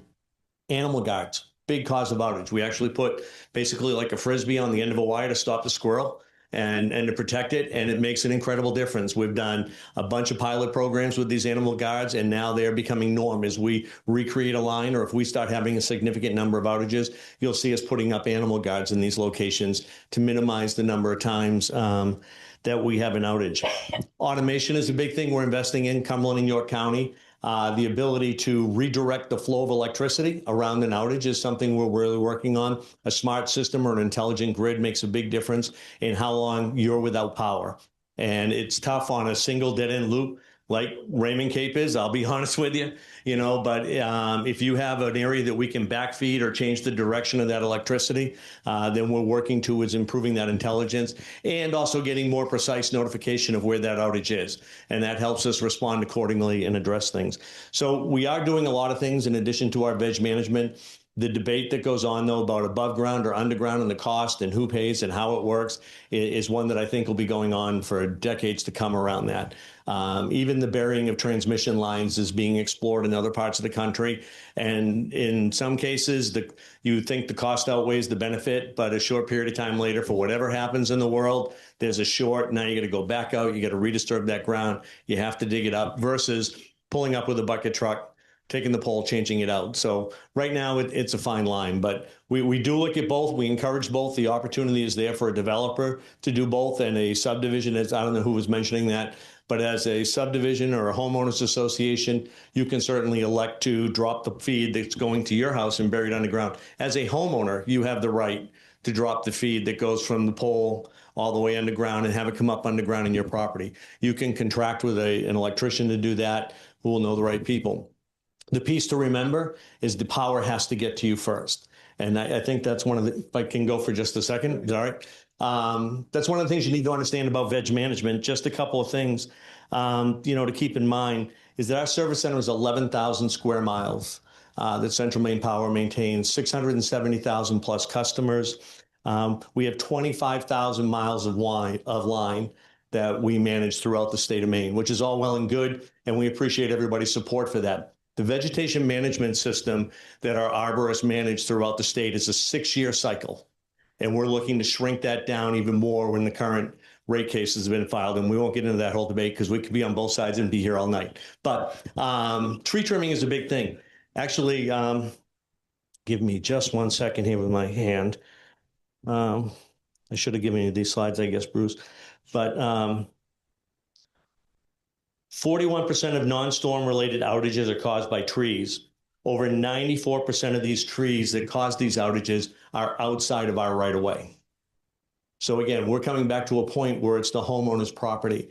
In the state of Maine, you have the ability as a community to say, no tree cutting in our town. We have communities that do that. You have a right as a neighborhood to say, no tree cutting in our neighborhood. You have the right to say as a homeowner at times, no cutting in front of my house. So you could clear Raymond Cape all the way down to the bottom. And if that first lot says, I'm not cutting down that tree, then that tree is the hazard and that tree falls. It breaks the chain, right? It's like water. It has to come from somewhere. You can have a perfect lineup. All of Raymond Cape can be good, but if the substation's down, then you're going to have trouble. So it is a very complex system. It's a balanced system. I've been on Bruce's side of life in my previous career. I know your pain as a homeowner. I know the pain of the citizens, but it is a very complex and challenging problem that we have. And what we're finding across the country is that the livelihood of our communities, the lifeblood of our communities is electricity. And that's a tall order, right? Because we have people that work at home now. We have people that are working remote and need internet. They need power to run that internet. We have people that are working around the globe in for a different part of the world that are working in our communities in the state of Maine. And so that dependency on power is something that we are very aggressive about restoring power on. We try to meet our metrics that we're required by the state of Maine for what we call blue sky outages, trees on lines, power outages, stuff like that. But even in storm, we have performance standards that we try to meet and exceed. And it's tough. It's getting tougher and tougher because there's a limited supply of qualified linemen in the country, just like there's a limited supply of paramedics and EMTs and police officers and people that work in a bank or whatever it might be. We're in the same thing as linemen. And so these linemen that we hire in a storm, they come from as far away as Kentucky, Ohio, Minnesota, wherever they come from. And so when we commit to that, or we're sure we're getting a storm, we're spending a lot of energy and a lot of effort and a lot of money of not only the ratepayers' money, but also Central Maine Power stockholders' money, because it's tiered how that reimbursement piece works. Everyone has a fight in the game, but it is not a simple thing to get the lights turned back on or protect them from going out. So, and I'm happy to take any questions that people. Right away, say that you have the right to cut trees down in your right of way. What is the distance from the right to left of the pole that is considered CMP property? So that's the amazing thing, is it depends on the roadway itself. The center line of the roadway, it can be as little as 12 feet if it's a small path or a small road, or it could be as much as 50 feet in a newer subdivision. So it's all Cape Road. I don't know for a fact. I'm willing to look, but I bet it varies as that road goes down through and how things were developed. And as we go through these properties, we cut as much as we can over secondary lines. All right, so there's two groupings of power. We'll keep it really simple. There's the high voltage of the primary that sits on top of the pole, and then there's the secondary lines that are closer down but above the communications lines. Those secondary lines, we're 8 feet left and right and 15 feet above, okay? If it's a three-phase or higher or primary line, we've now implemented ground to sky clearing. So we'll go to the edge of our right of way and there'll be nothing above that in most cases for our high voltage and transmission lines. If it's that gap in between where it's one phase or two phase or a primary that's coming through, which is probably what you have down in the Cape is, you probably start with 3 and then go to 1 and then it just drops down to secondary. In that case, it's 15 feet above. So it varies. We try, I think, as the Forest Service says, Maine is a great state. Its beauty is its vegetation and is its trees, and nobody likes to clear cut and get everything cleaned up. But so we're setting a priority where we'll do that advanced tree management. If it's a bulk transmission line, if it's a large feed going into a large subdivision, neighborhood, whatever it might be, or a commercial occupancy. And as the voltage scales down, we'll scale down on that trimming to maintain that community type of feel is what we'll do. So. Also, often, line that you notice, you cross 15, they usually send a truck out to take care of it. We do. We try our best to get out within a day or two at most, sometimes even quicker.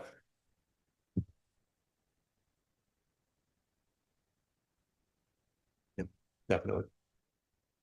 Perfect. Thank you so much. Something that came up a little bit ago, and I want to get to that because I know we want to answer to it, but was pertinent to the lake and its natural resource of our water supply and what a fire's effect may be on that water supply. Hence, we have representation from the water district here, and I'd actually like to hand the mic over to see if you would particular issues. Thank you. Sure. I don't know a lot about fire and I don't know a lot about power, but I know some things about water. So to give a little perspective on this, I looked up the 1947 fire. I looked up what the lake level was at the time of that fire, and the lake was 15 feet lower than it is today. So we're in a drought, but we're not in a really bad drought. So back in 47, it was dry for years and years and years. You know, we had a wet May and June. It rained about every weekend. You know, the streams are dry now, but it's not as dry as the 40s were, when the lake was 15 feet lower. One of the other things that I thought about was when you're trying to put out a fire, one thing that would bother the lake and the drinking water would be the foam, you know, the PFAS foam. That stuff is bad. So you know, a lot of departments are getting rid of it, but that PFAS has been really bad for the water resources. So yeah, those are my two things. Thanks. At the water level being so high right now affects the leaching of the phosphorus and the nitrogen and stuff into the water level? Do you think if it was standing there that you have filtration allowing the phosphorus and stuff to absorb into the sands faster? Are these higher water levels actually good for what's going on? No, actually, the drier weather is good because it doesn't allow all the stormwater to wash all the nutrients into the lake. So generally, when we have drier conditions, there's less nutrients getting washed in from erosion effects and nutrient effects like that. Being lower, would it give time for those nutrients to absorb into the sand and into the soil? Yeah, so there's no place for it to go except for in the water. Yeah, so That water level, at a place to be, would it help? I mean, the sand has some interaction with the lake level when it goes into the sand. There is some bacterial decomposition in that sand layer, but the bigger thing is the stormwater runoff is the biggest thing. And you bring up PFAS, and I hear the chief say we don't use that anymore in our firefighting. But chief, we do have it stored. I do have stored in the town. Yeah, waiting for funding. Waiting for funding in order for the state to have some sort of determination of what to do with it. Correct. So that we don't end up with what happened at the air base. Yeah. Where it was storing it, Yeah. and it got out. You know, Yeah, and actually, in some stations, some firefighting stations, they use the foam on the forestry kits. You know, they may have a 4-wheel drive vehicle with foam because it's lighter than the water. So that would be a problem.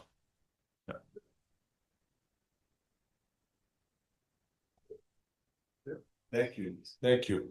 So we talked a little bit earlier about some volunteer opportunities for people to kind of help out and coordinate things. And I'd like to turn the mic over to Michael Durkin again so he can chat about different groups and availability to work within those groups. Thank you. Absolutely. So I figured I was chatting with Bruce. I was kind of listening to all the different concerns people have, and I thought I'd make an offer as the county as for maybe a way we could potentially help, or really, it's with that classic, I'll help you help yourself sort of deal. The county operates what are called community or emergency response teams, or CERT teams. They tend to be geographically based. They're not first responders, so you don't have to be a volunteer firefighter. You don't have to be an EMT, nothing like that. They are average citizens that we train to perform certain specialized roles in disaster, right? It could be these are the people who go out after a storm and take photos and help us assess damage. These are the people who maybe they just agree to check on their neighbors in a storm, right? It really varies a great deal. Every CERT team can be very different. At the county level, we're training our first CERT team in, I think, about 2 or 3 weeks.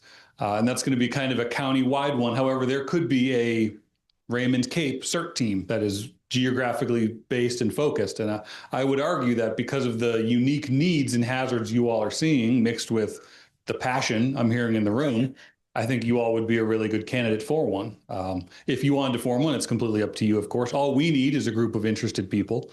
And then at the county level, we'd be happy to train you and equip you and for whatever that need is, essentially. And it'd be a discussion probably between us and we'll keep Chief involved. Why not? And you all to figure out what is the biggest need. You know, if it's, as he says, kind of that team to help evacuate and direct traffic with, you know, vests and flashlights, we'll get you vests and flashlights. That's not a big deal.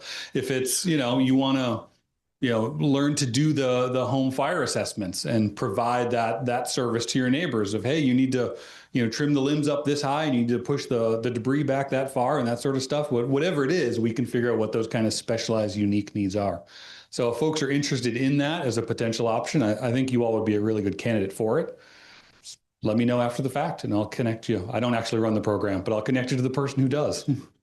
I mean, I oversee the program, so I can commit myself to it, but yeah. Notebook to want to sign up with their phone number and email, we do that back.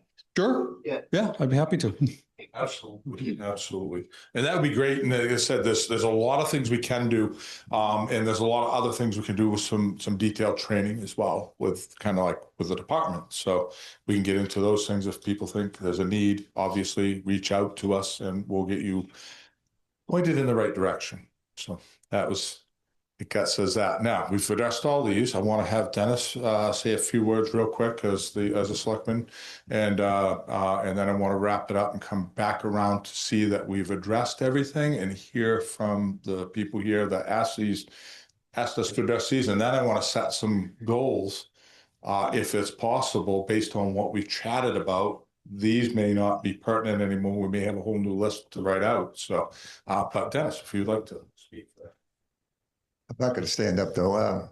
We do have a grant going on involving resilience. Peter would probably know more about it, but John Rand was really a couple of the people that brought it in, and it's all about this sort of thing: erosion control. This issue was brought up at the time. I think Brad raised an issue. He may have been at that meeting, and so. We really need to be proactive as opposed to reactive.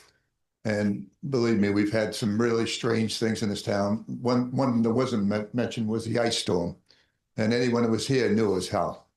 You know, it was not warm. It was very cold. And we've had all kinds of things like that that have gone strange in the town. Rollovers of an oil truck on Valley Road down in that area. So it isn't just this. But I said, when I went down there and I told the chief, I said, when I get around to buying the land I'm on now, it's 4 acres.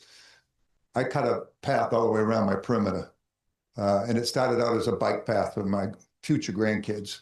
And I've widened it now to be a access for a fire truck. And believe it or not, I didn't have to take many trees. All I had to do was weave it within 5 or 10 feet of the property line. And it stays attractive. And we're able to go out there. And then I hired my garden tree to come in and take all the dead trees out, because there's been so much damage that's happened. Now, everyone can't do this, but I've been 10 years doing it. And I know how far down the Cape Road I am. And I also, the reason I'm talking about this is I'm not just a selectman. I'm a person who lives here and has been here a long time. You have to have skin in the game. And I decided 4.5 miles down where the road narrows should be a place for the fireboat to come in on the dock over there. Should be a place to be able to put a hydrant in, as John said earlier. And it is the narrowest point.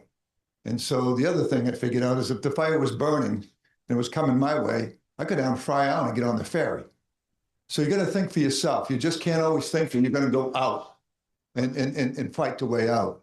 The last storm we had, my son had a couple chainsaws, and I had my plow truck, and we knew it was going to lit up by 7:30. So we went out at 4:30 in the morning. We just cut off the top of the trees all the way out to the Cape Road. I pushed them off with the plow of my truck. And so we got all the way out and someone was cutting the way in. We were the first road to have CMP in, because by the time we went out and back, a truck could get down in there. In fact, fire truck got stuck down there. Just a little humor, what we tried to do. But if we don't do that, if we don't have skin in the game, if you don't have time to take care of your own place, you see what the staffing was here. And the town doesn't have unlimited resources to staff this station with more people, and we don't have the resources to be the solution for everyone. But our goal, at least this board now, is to combine public and private, whether it's, again, going down to do a size up, whether it's someone who says that I have 12 clients, I've had them all widen the driveway. You know, and White's Pine, when I was chief, I think it was White's Pine, I went down in there for EMS call and I said, these pine trees are so beautiful. Too bad we couldn't get the fire truck down through there. And those little points no one thinks about when you're driving down a beautiful driveway. And so those are the common sense things that people could come, and the gentleman asked what I forgot what the question was, what we do about pamphlets or handouts or whatever that was as a select board. I think that's what the talk was. Here's my opinion. The sign out there runs through 6 different messages with boards and everything else. The old-fashioned Smoky had a little sign that stayed there. It's an old-fashioned thing that we could put at the Hawthorne House if that was a concern. We could put it at the park. And you know, everywhere you can, especially now, little things like that don't cost a lot, and it sends the message. So all we're looking for is some common sense, some skin in the game, and really to understand the dangers here are much more realistic, including flooding. We're not talking about flooding here. You know, they've got it everywhere. I think New Hampshire or Vermont was wasteland for a little while. We don't have a straightaway that's longer than a quarter of a mile, and we don't have a place in this town that isn't on a hill. I mean, except for 302, and they leveled that all off through the swamp. But the reality is, think about that, where you are. You know what I did right away when I bought my place? I called Paul Lawrence and then Nathan. And I said, I have to do some work around the lake. What can I do? And that's where I started. And from there, it's grown. And so the board's here to help, but we're not here to do it all. And I think really simple things like the Smokey the Bear. And I know a few of these guys from Fire Island. When I was out there, I'll tell you, we talked a lot about what we can do and not do.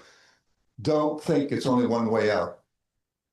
You can leave your car. And by the way, just beyond Fry Island, there's a big area that they bought from one of the developers down there. You could park your car there and run over and get on a ferry if the place was burning down. You could take more people on that ferry than you can cars. Want to stir that pot? Doesn't matter, I did. Eric. Tell the people from Fire Island, I'm gonna stop talking over there as soon as you do it. Well, if there's a fire, If there's a fire, it'd be a whole different scenario. So, have we addressed everybody's concerns that we first wrote down or questions? You think? Yes, sir. Just one question on Yes. mutual aid. Oh, yeah. What resources are available for air support for a forest fire? Okay, so there's a couple different things that are available, and one of them is drone observation. We have a couple members that are licensed pilots, but we have a neighboring fire chief who has his own setup and is a pilot for that. So we have that for kind of recon stuff. We have to be very, very careful with that, and I urge people not to fly their drones privately if there's a fire and we're flying helicopters and airplanes. It's definitely in the way and dangerous of those aircraft. The State Forest Service, I should just hand you the mic. You know what you have for aircraft that I don't want to misquote. So we have about 4 forest ranger pilots, and that means 1 or 2, maybe 3 of them are on at any given time. And what we do is we monitor the dryness and the amount of fire activity in the state. And if there's a bunch of fires in Aroostook County, we're probably going to have 2 helicopters up there and keep 1 in Augusta. If they're having a bunch of fires down here, then we're going to have 2 down here. So we have to adjust based on where the fire activity is and the weather and all that stuff. We have 3 helicopters total. We have about 6, but they're not all available at once. So I would say 4 is a good number. And we have airplanes too, but you want a helicopter that can drop water. So airplanes that can drop water. We don't.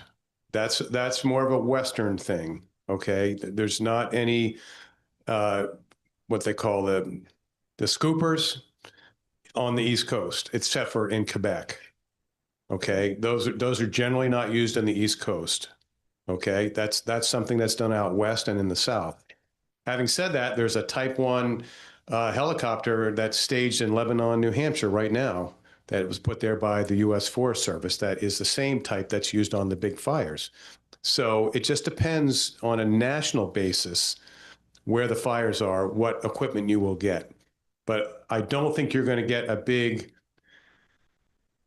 air tanker coming to a fire in Maine.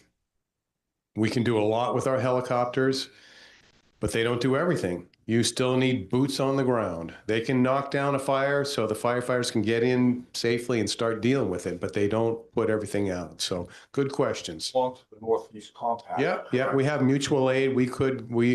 If we had something big, we would get those, they're called CL 415 air tankers. We could get those down if they weren't busy. So we certainly are on top of that, but it's not common to have those big tankers on the East Coast. Yes, ma'am. I want to get back to the emergency response. Yes. If there were an active forest fire on the Cape that stranded, maybe one person, maybe 100 people, where, the forest fire's here and they're on this side of it. Yeah. In that situation, God forbid that would ever happen. What type of resources would be available to the town of Raymond to be able to access those people? Would it be boats from coming in? Would it be helicopters to get those people basically out of the line of fire? It likely wouldn't be helicopters for a rescue unless we had a large enough LZ landing zone in that area that we could actually safely get into. However, areas that have been cleared or that property owners have that would be safe landing spots on the Cape anywhere? yeah, we're Raymond Beach or middle of Roosevelt Trail, but they're not where you're talking. So, in the I guess the unfortunate and unlikely, I'm going to say that event that may occur and there was no way for you to get out. If you can get to the water, obviously, even in April, the water's super cold, but it becomes a fight or flight is what we call it scenario where you actually have to make a decision. Let us know. We will do our absolute best to get to somebody, but you also do have to engage that fight or flight mechanism and make a decision. Do I stay? Do I go? Do I have some people have taken action, and Dennis has skin in the game. So Camp Slavinsky is a great example of this, and I'm going to throw this out there, but they installed on the island that they're on at their property line a well, this is kind of extreme, a well, a pump, and a sprinkler line that is fed all summer long as soon as it's above freezing, and they don't drain it until we hit the freezing marks again. And he can remotely or manually turn that set of, I think it's 14, 15, the sprinklers that, go around like that, I guess, and make that noise as they go. I don't know what you call them specifically. They're just a sprinkler. They're that high off the ground on the pipe mounted. And that was to protect that camp from a wildfire from the other end of the island. The same thing can be achieved with a sprinkler system. Of course, by now I've called Fred and we've disconnected power because we have a forest fire endangering lines and dropping lines on our people. But you have generators, a lot of people do. So we could think outside the box and kind of think of what we can do to make ourselves more resilient. I mean, it's really thinking outside of that. I mean, it may never happen. You're prepping for something that may never happen. We hope. So, you have certain rallying points. I mean, like I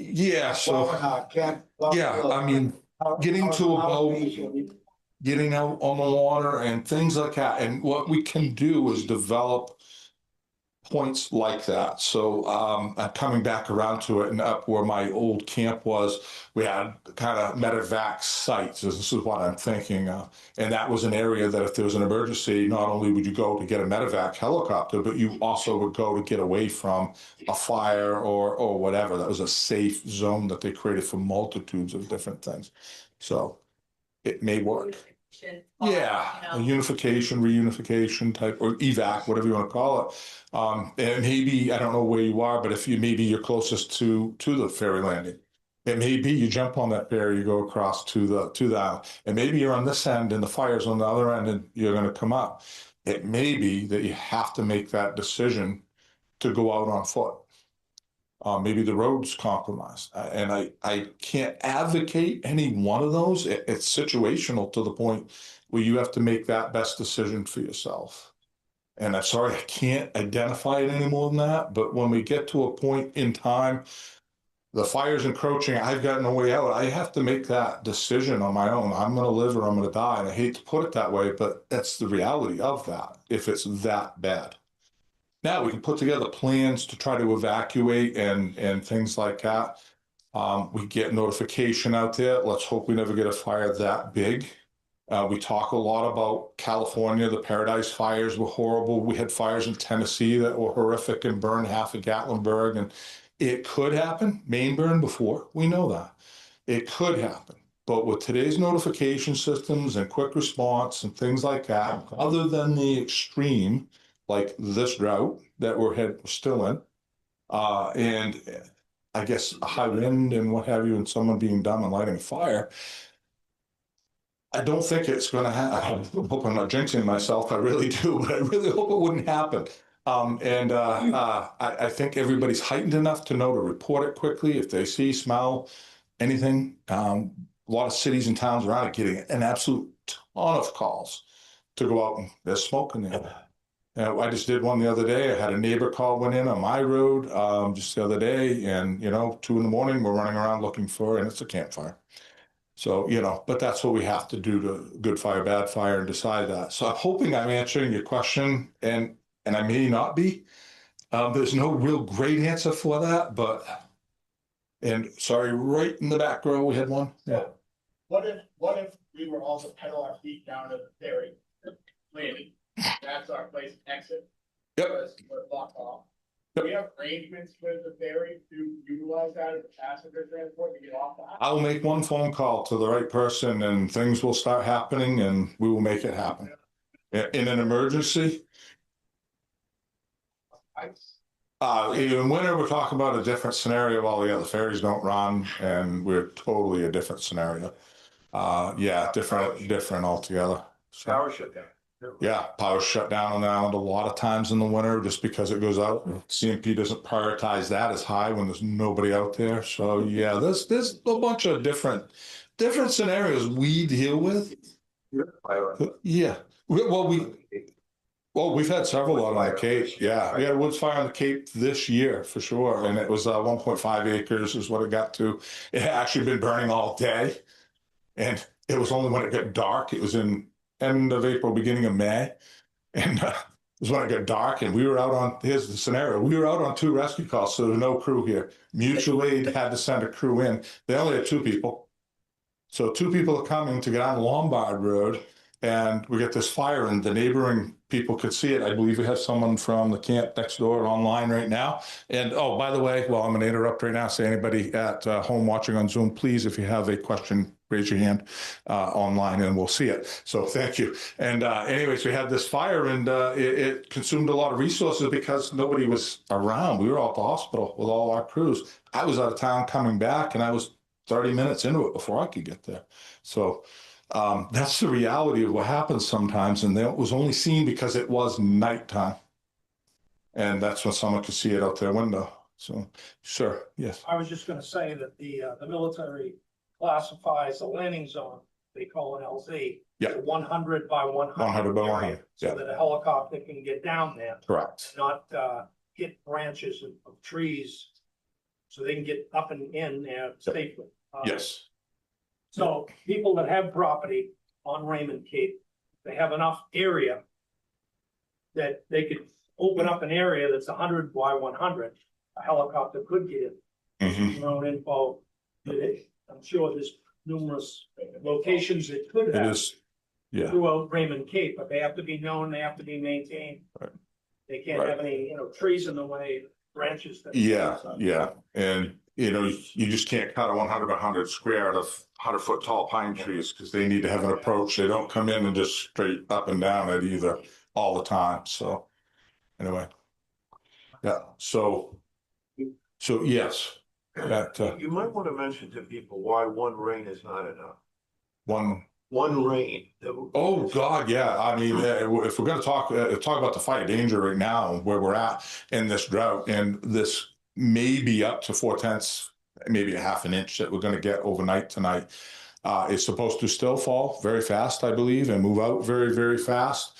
Not allowing a lot of time for it to soak in. It's really not going to do a whole lot. And I was talking with some friends and Lieutenant who's on duty tonight in the back. He's from Canton area, and a rain that you get. We had that 2 weeks ago, and it wet like that much of the soil. Everything under it was dust.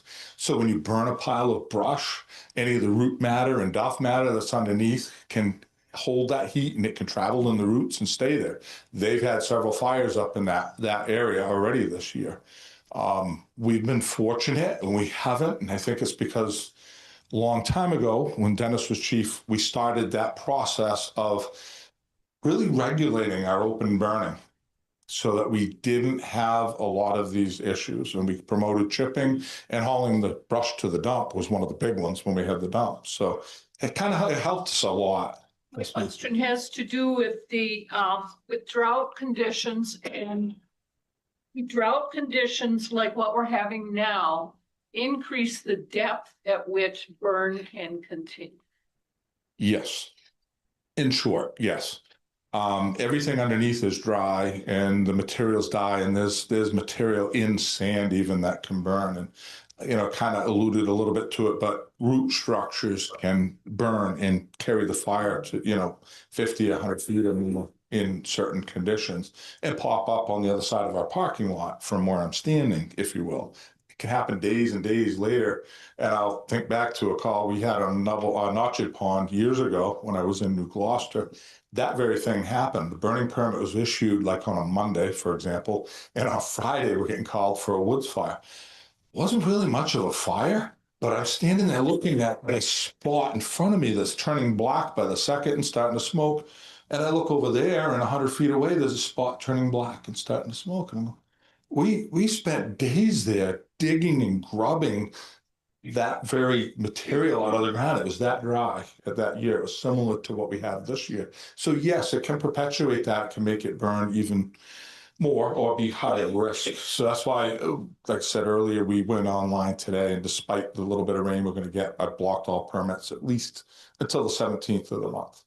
So there'll be no burning permit required permits. So that's anything bigger than that 3 foot by 3 foot. We haven't done the campfires yet, and we find that, yes, there's a lot of them, but this time of year there's a lot less. So it's less of a risk. And those who have been here and have appropriate equipment for campfires, kettles, or what have you, rock-lined pits, do very well with them, and aren't much of a risk, if you will. So, yes, sir. If you dig out a certain number of feet of soil and roots and put gravel or some other fire-resistant material, is that as effective as a stone wall around it, or what are the recommendations? So I absolutely advocate for that, for sure. But this is one of those maintenance things, and if you want to add in, please say something. But it's one of those maintenance things. So 10 years down the road, 5 years down the road, roots have grown into it, and you're dealing with that same stuff. So it's kind of the same scenario. And just this spring, not knowing we were going to have a dry summer, at my camp, I dug out both of my fire pits, the water side and the other side, and we redid that gravel. And it was just 5 years ago we did it, and I said, hey, it's time, let's dig it out, clean it up, and so we found a lot of roots in it, for example. So that's why it's important to maintain that. So yes, sir. Ideally, how many days of a continuous soaking rain do we need to get out? Are we down like 7 inches now, aren't we? Maybe 8. That you don't know what the drought? That's a lot. 6 inches down right now. If we don't want 6 inches of rain to fall overnight or even 2 days, if it was spread out 4 or 5, maybe 6, 7, and drizzly is the best. Drizzly is awesome. And it's horrible for us because it's cloudy, it's miserable, it's, we'll all complain when it happens, be honest, we're from Maine. Black flies hatch, we complain, even though summer's coming. So yes, it will take a long time to get that rain, the water levels back. So Brad, yes, sir. Says before, quick points here. Yeah. I'll just run through the points and then we can address them. The first one is we have a couple of people here from Deep Cove Shores, and we haven't really talked about that. And I think whatever you could do to just address that. Secondly, the need for volunteers is a big part of this meeting. And I think if you could get a show of hands of who's interested in volunteering. And as I say, I have a notebook here. I'm happy to put it up back for people to leave their name, a phone number, and an email address. And maybe you could poll on who would be interested in having another meeting here to do that. I think the follow-up to this is very important. And then the third one has to do with fire hoses. I didn't realize the danger of driving over a fire hose to your department. And I think if one of you could just discuss that, because with one way in and out, fire hoses could be an issue. And then finally, some of you may be aware, we have some residents on Raymond Cape who were victims of the California wildfires earlier this year. Their home was burned to the ground, and I'd rather not mention their names, but it was a terrible situation, and they were fortunate to have this place they could come up to. But he raised some very interesting points I'd like to share with everyone tonight about the fire coming and disbelief that it could come to them, and then what they've uncovered about insurance after the fact. I think very noteworthy points. So if you could just give me a couple of minutes to share part of that. Oh, you want me to read that? Sure. I think the biggest part here, excuse me just a second, I have an alarm going off here. Not one of your alarms, just. All right. Yeah. The first was the disbelief that they could see the fire, a couple of miles away from their home, but they did not think it would come to them. They had done everything in the neighborhood that you should do to remove brush from around their house. That fire was a crown type fire that was coming down from above and went from home to home to home. And I'm not trying to get into a discussion of why it was or why it couldn't be here, so much as they just didn't think it was going to happen. And they said, they evacuated their home thinking they would be back the next day, and they came back the next day and it was just leveled. And they sent me a photograph of the gate up there and no home, and it was just really eerie with the smoke coming from it. What they said more than anything is we wished we had grabbed our photo albums, because all of the family photos, wedding photos, or had them digitized, and they did not. And the other lesson he said was about insurance. And a couple of points on that. Number one, if you're responsible for the fire, it probably will wipe you out, because all of your neighbors who you're good friends with are going to suffer tremendous damages, and in likelihood, there's not enough insurance to protect you if you were the cause of that fire. And I think it gets back to what you were saying about the prevention of that. If you're doing the necessary things, it is more difficult to hold somebody responsible than if you haven't been doing the necessary things. He, by the way, is an attorney, very successful attorney out in California. But he said, after a fire, your policy is your lifeline. Many people discover too late that their coverage doesn't match today's rebuilding costs. And they had a very expensive home in California. I think probably there are a few homes in the state of Maine that would approach the price of theirs. I've read that as many as 70% of the fire victims in their area were underinsured, 70% underinsured. Construction prices soar. You have to kind of keep this in mind. If Raymond Cape were wiped out, every contractor within 100 miles of here is going to be getting a call. Every architect, every engineer, every removal service to remove all the debris. Some of it may be hazardous and require special around the lake, and it's just going to take a lot of money. So you need to make sure that your insurance covers that.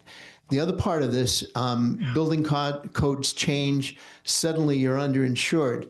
My advice is simple: review your policy every year. Make sure it covers full replacement, including enough living expenses to keep you housed while you rebuild. and reflects the real cost of construction today, not 10 years or more ago. We were lucky our policy provided for guaranteed so forth. But I just wanted to share that. We don't think about the insurance and the after effects of a fire, and just.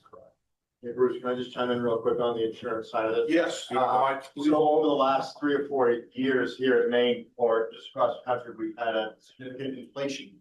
No, that's fine. So the last 3 or 4 years, obviously, we've seen a significant inflation. So your own policies here in Maine, if they have not been reviewed in the last 4 or 5 years, are not where they're supposed to be. We don't want to pay more, but you also don't want to be in the position that other folks are in anyway. So it's very important to check it out. Yes, thank you for reinforcing that. And I was going to add to that and say, yes, we do that at our household every year. We look at everything, correct? Yep. Anyways, so a couple good points there. These are all things that should just be out there for information anyways. Any other questions, concerns before we kind of do a wrap up? I mean, sorry? Deep Cove Shores? Yeah, the Deep Cove Shores. Anything particular concern of Deep Cove? And we were in the same boat down there. So absolutely. Lots of the top of the road, near the road 302. Okay. There's 2 lots. Yeah. That, and I think you know where they were. Dead. You know. Yep. The trees. Yeah. It's Fine. terrible. I mean, it's just horrible. And the owners on the lake do not own that land. Right. The family that owns all the land on DP, they're the ones that own it. Right. So I think it's a terrible fire hazard. I mean, it's. Is it on the same side that was thinned a few years? Yeah. Okay, on the other side. All right. Just.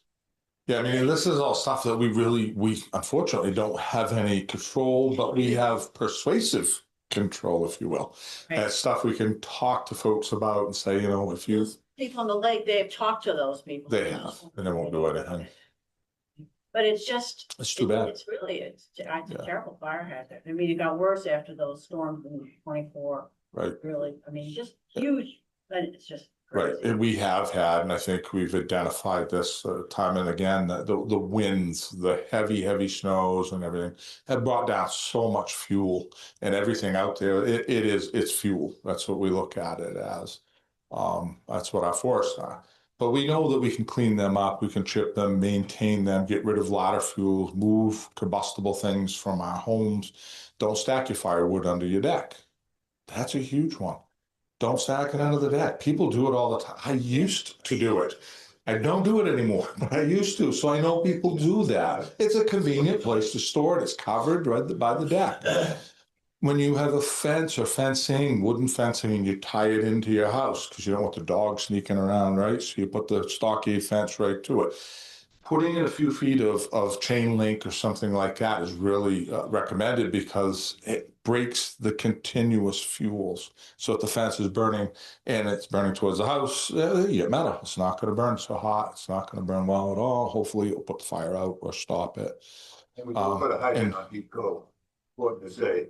Yeah, there is. Here where those. Yeah, there's a pressurized hydrant at the end. Yep, absolutely. And you know, we have some special hazards when we look at Deep Cove because we got Sheehan's Island and you get a bridge to go across to Sheehan's Island. And I know where the bridge came from. It's never been certified by an engineer for us to hold a fire truck. So we got problems like that. We've also got those in the area we cover in gray on Little Sebago Lake. Good bridges. I'm not putting a fire truck across the bridges down there because that one is definitely a little wobbly looking. I don't want to plant the fire truck on the bottom of the river. It goes under it. So we'll never get there. Keep your gutters clear. Keep your gutters clear. Yeah, that's super important. Leaf litter, pine litter off the roof. Gutters cleaned because these are things that can ignite. Put screens over your vents. If you have big gable end vents, put fine mesh screen over them to keep that ember storm from blowing into your attic. If there is a fire coming and you have to leave, close your windows. Our screens in most houses are fiberglass. They aren't metal. And you don't want those embers blowing into the house, landing on the couch. Close the glass. And there's a lot of studies out there that show us over and over again a properly prepped residential structure can survive that kind of a wildfire. There's studies and they're posted, you can watch the videos on YouTube. Jack Cohn is one of the, I guess, we call him one of the premier, I guess, researchers on that very topic. The state and the National Forest Service has a bunch of their research posted, and there's tons of other people that have done it. So we know these programs really do work. If we were going to push something through as an ordinance or what have you, let's say push it through, get it adopted, would be my recommendation to do Firewise communities and try to adopt specific pieces, not in its entirety, because it's not all written for Raymond, Maine, but it is written in general for the safety of all. But you could take pieces of that, adapt it into our codes, and then have a better resilient community overall. And over the course of time, we could have a better result should we ever have a fire. I won't say it will never happen, because it probably will, but what Firewise is the recommendation in the comprehensive plan? yes, it is in the comprehensive plan, and that would be the next piece to go to. Yes, the comp plan, if you haven't read it, you should peruse it. It has a lot of great material in it. So, and it kind of points us. That is the document that points this community in the future, what we need to address and how we need, might not tell us how we need to get there, but it points us in the direction we need to go. And I think that Firewise is something that we should look at adopting into ordinance or portions of it. And we'll be looking at that as a fire department. So I want to thank everybody here before we get any further, but thank you for all your input. I want to encourage anybody who has any further questions, please put your hand up and let's talk about it while we all are all here. Any of the panelists have anything they want to add before? No? I think you want to pat yourself on the back. Explain to the town, the citizens here about the ISO report. Yeah. This is something that really is rare for a town. 20 years ago, we had a 10 rating, which means your home insurance policy were rated like you didn't have a fire department. Correct. My group lowered it down a little bit, and then this chief's group has lowered down even more. And you want to explain the process. So I think it's important to know we're good. yeah, so, and this has just come up recently, so thank you for reminding me of it, but we dropped it 12 years ago to a class 4, which is amazing in a town this size with a small fire department. So a lot of your insurance rates should or could, depends on what company they are, have seen a reduction in their rates. Particularly though, your commercial structures really would see that benefit. 12 years has gone by and hey, we're right back at ISO re-rating time right now. So we are just starting all that process over again. I'm hoping we at least maintain, if not drop again. Somebody made a comment recently that they wished our ISO would go up closer to a 10 because when it went to a 4, and we don't know why we got there, my insurance rates went through the roof. And I went, no, you don't understand how it works. So I've been chatting with this person, and they do live in Raymond, even though they had a Facebook page from out of state. That's okay. We're working on it. I just advocated to them. I said, well, check with your insurer and see if there's a different policy or carrier that you can get put under that may save you some money. I do that. We check every year or two. We may change companies within the vendor. And it makes sense to do that and make sure that you're insured appropriately for what you have. So we did that, and I'm hoping that we can drop again. We have more staff now today, full-time, than we had when we went through that re-rating. When we went through that one, we had 2 people on 24/7.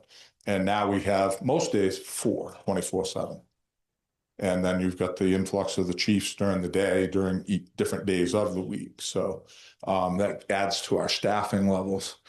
And with the student program that we have, that's a great benefit. And then, of course, we have a handful of very dedicated volunteer members that are still out there and doing it, coming out at 2 a.m., whatever it might be, to help us out when we need it. So it's really helped out a lot getting that rating down there. So we're hoping to keep it there.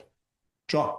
Hey, Dennis brought up a good point, the ISO rating. So the ISO rating, if I'm not mistaken, was related to all the dry hydrants, the point I brought up before. So how's that gonna work without the dry hydrants being in place and working with our ISO ratings? Because it's a range for the insurance companies, the hydrant being the distance to the house. And your insurance is based on that.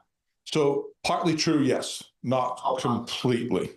So they never rated any of our dry hydrants except for the ones that were in the lake because they're the only ones that are hydrologist certified. None of the others are unless they're a tank in a subdivision. So Rosewood, Abbey Lane, all those would have a tank. Got a list of those? Yeah. Every list of everything because we maintain them every year. We back flush them every year. We hydrant test them every year, and that gets done twice a year, fall and spring. We won't do it this fall because most of them don't have water in them. So, and Casco Raymond line, where that dry hydrant is, so that affects what? Probably 150 houses and their insurance. Yeah, I mean, it could. We can also draft right there. That's the thing. When there's not ice, we can throw a couple suction links on and get to that water. That one's fairly easy to do. And we can also take water off Roosevelt Trail where that boat launch is there. We've done that several times. That's a good supply of water. Sure, you remember Timmy Davison's house when it burned down on Merch Landing Road. Yeah, absolutely. Element. Yeah. Help and aid with that fire. And just to me, that haven't been maintained a long time, they're very important. And it goes hand in hand what you're trying to do. And I just don't understand why we're just looking over that. I don't think we're looking over anything. As I just said, we test them twice a year, back flush them, maintain. No, because that's Casco's hydrant. I said that before, John. Let me ask you this, is it working right now? No, it's not working right now. I can't hook a truck to it, as I said before. I have to put water or hose into the water. Like, reach what's it like work? So for a few $100 to get these things serviced, I mean, why is the town of Raymond goofing around when it's right on our line and you've got all these houses right here? It's not my hydrant, John. It belongs to the town of Casco. I can't do anything with it. Yes. Chief, we'd just be remiss if we didn't say, because it hasn't been mentioned before, that especially going into the heating season, chimney inspections, cleanings, and stove installation. I know that we now do have a requirement for any new stove being installed, be inspected by the fire department. Correct. And so those would be things to remind the citizens of. Yeah. And absolutely. not just if you have a solid burning, but I can tell you if you have an oil burner and it's going up that chimney, that's got to be inspected and cleaned as well. Yeah, absolutely. Get the stuff serviced and cleaned. More of our wintertime calls are really driven by chimneys that are improperly maintained. Also the boiler. We actually just went to one the other day that was caused by a boiler. It was a carbon monoxide issue already. It's still pretty warm out, but caused by a boiler that was malfunctioning and not burning appropriately. So yeah, that's an important piece. And make sure you get a permit for it. Yes, on the back. Down the woods. We're looking to replace your roof. You recommend metal over asbestos? So I'm sorry, the last part I missed. Do I recommend? Metal? Well, the asphalt, yeah. I mean, either one. I mean, metal, of course, is something that will last you probably a lot longer. It's also more money. And depending the type, standing seam is a different concept than the stuff that just screws down and you can see the screws. So the standing seam like we have on this building here really holds up very well. And that's like a 50-year roof. Shingles nowadays are, I don't know, 15 to 20. So and the metal's going to hold up better against the fire from the outside but the asphalt is really a decent product. It's resilient. My house and got a discount from my insurance. Yep. Can happen. Yes. Quickly, Bob from Zoom. Bob from Will Zoom. we be able to pick up copies of the next one? Yes, we'll have copies here.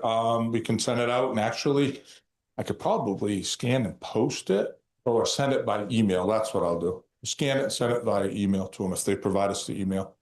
But I would happy to explore that. Let me hit. Yeah. And John. So how many of you would be interested in getting this slide deck by email? Okay, a few of you. So we will arrange that. Also, we're in the process of updating our website on the town, the fire department part of it. It's actually a lot of work, but we will put this slide deck and some of the other resources up there in the next week or two. Any other questions, comments, concerns? I mean, Thank you very much. Thank Thank you very much. thank you all for coming. We really do appreciate it. Thank you all for coming. And this is going to grow a little bit. Obviously, we've got other areas to grow it to, and we've got other areas to explore. So thank you, and we look forward to seeing you all again.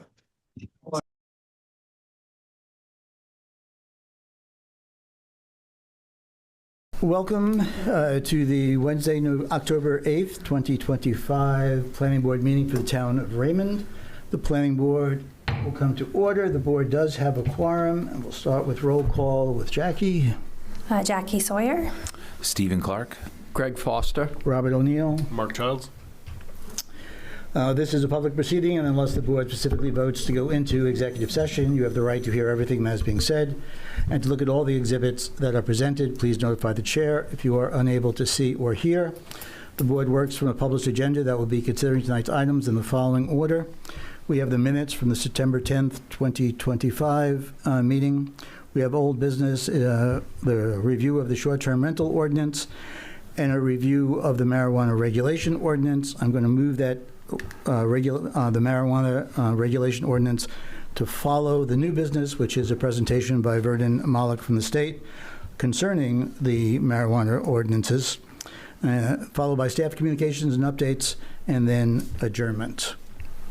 In each instance, the burden is upon the applicant to demonstrate compliance with the provisions of the applicable ordinances or state law. All persons speaking, including representatives of the applicant and members of the public, are asked to stand at the microphone, state their name, address, and affiliation with the application. All persons speaking shall address the chair. Any conversation must be held in advance until after the board has formally adjourned.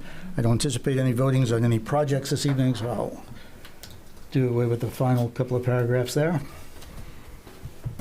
So we could start with the minutes for the September 10th meeting. I move to approve the September 10th meeting minutes. Is there a second? Second. And any discussion? Everybody happy? All those in favor? All right, it's all passed.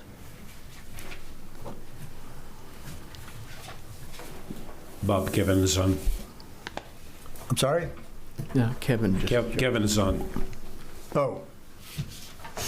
How can you be late to Zoom, Kevin? What do you, traffic? I was having, can you hear me? Yeah, I can hear you. Yeah, well, the link on the website wasn't working correctly, so I had to look it up somewhere else. I had to actually look up the one that you sent us, Sandy, from, it wasn't a link, it was an image, not a PDF. It was like an image of a PDF. I don't know, I mean, it just had an issue. So I was fooling around with that, trying to get that to work. So I finally went to the, what you had sent us in the email. Gotcha. All right. So for the record, Kevin Woodbury has joined us as president. Kevin, you okay with the minutes? Yes. Okay. All right, next up is the draft of the short-term rental ordinance.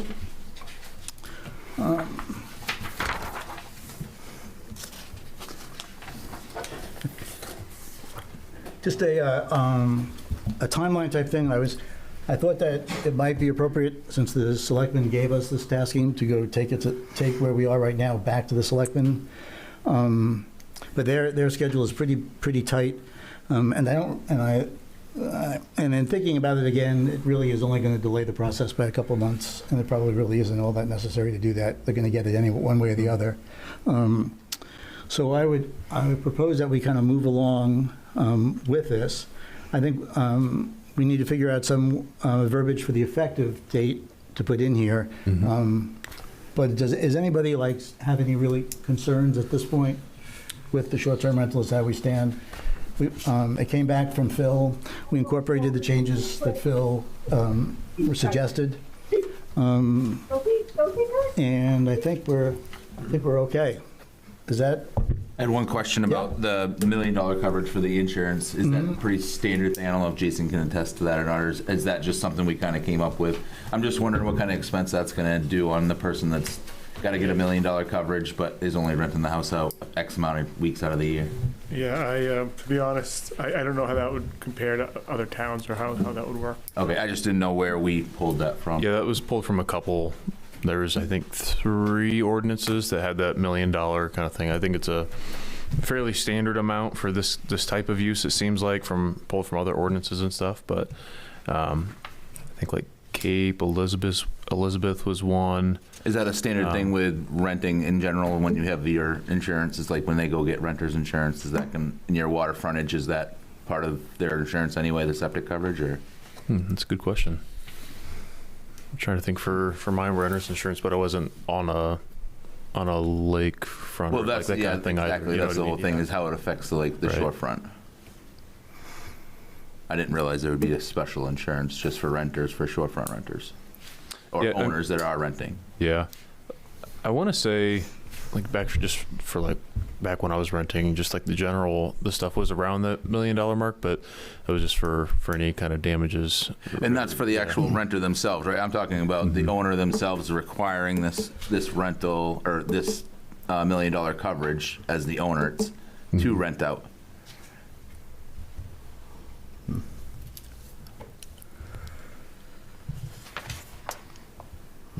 You're thinking it should be less? No, I just didn't know if it's an added expense to somebody who's renting 4 or 5 weeks out of the year, right? Opposed to the person that's renting the whole summer. Or whether or not it's lakefront or not lakefront. Correct. Yeah, that's a good point. Yeah, my cousin is in the insurance business, and I sent him a message and asked him about this. And I asked him if an incidental owner just had his regular homeowner's insurance, would that cover any of this? He said it would cover water backup, which includes septic, but it would only, he said it's a small amount, it would only repair the septic system. It had nothing to do with polluting anybody's neighbor's property. And he said the only way that he sees that it could be covered, depends on who writes the product, would be to have a whole separate insurance just to cover that specific item. A policy just for polluting the lake. Yes. Interesting. All right. Because I think one of the legal's comments was, yeah, it's not necessarily like there was a previous statement in there that was in there about covering specifically for the short-term rental use. Gotcha. But I think legal's comment was that's not necessarily something that's super common from their understanding, I guess, for the evidence of insurability piece of it. So that piece of it was taken out. But yeah, that $1 million amount is still in there. Okay.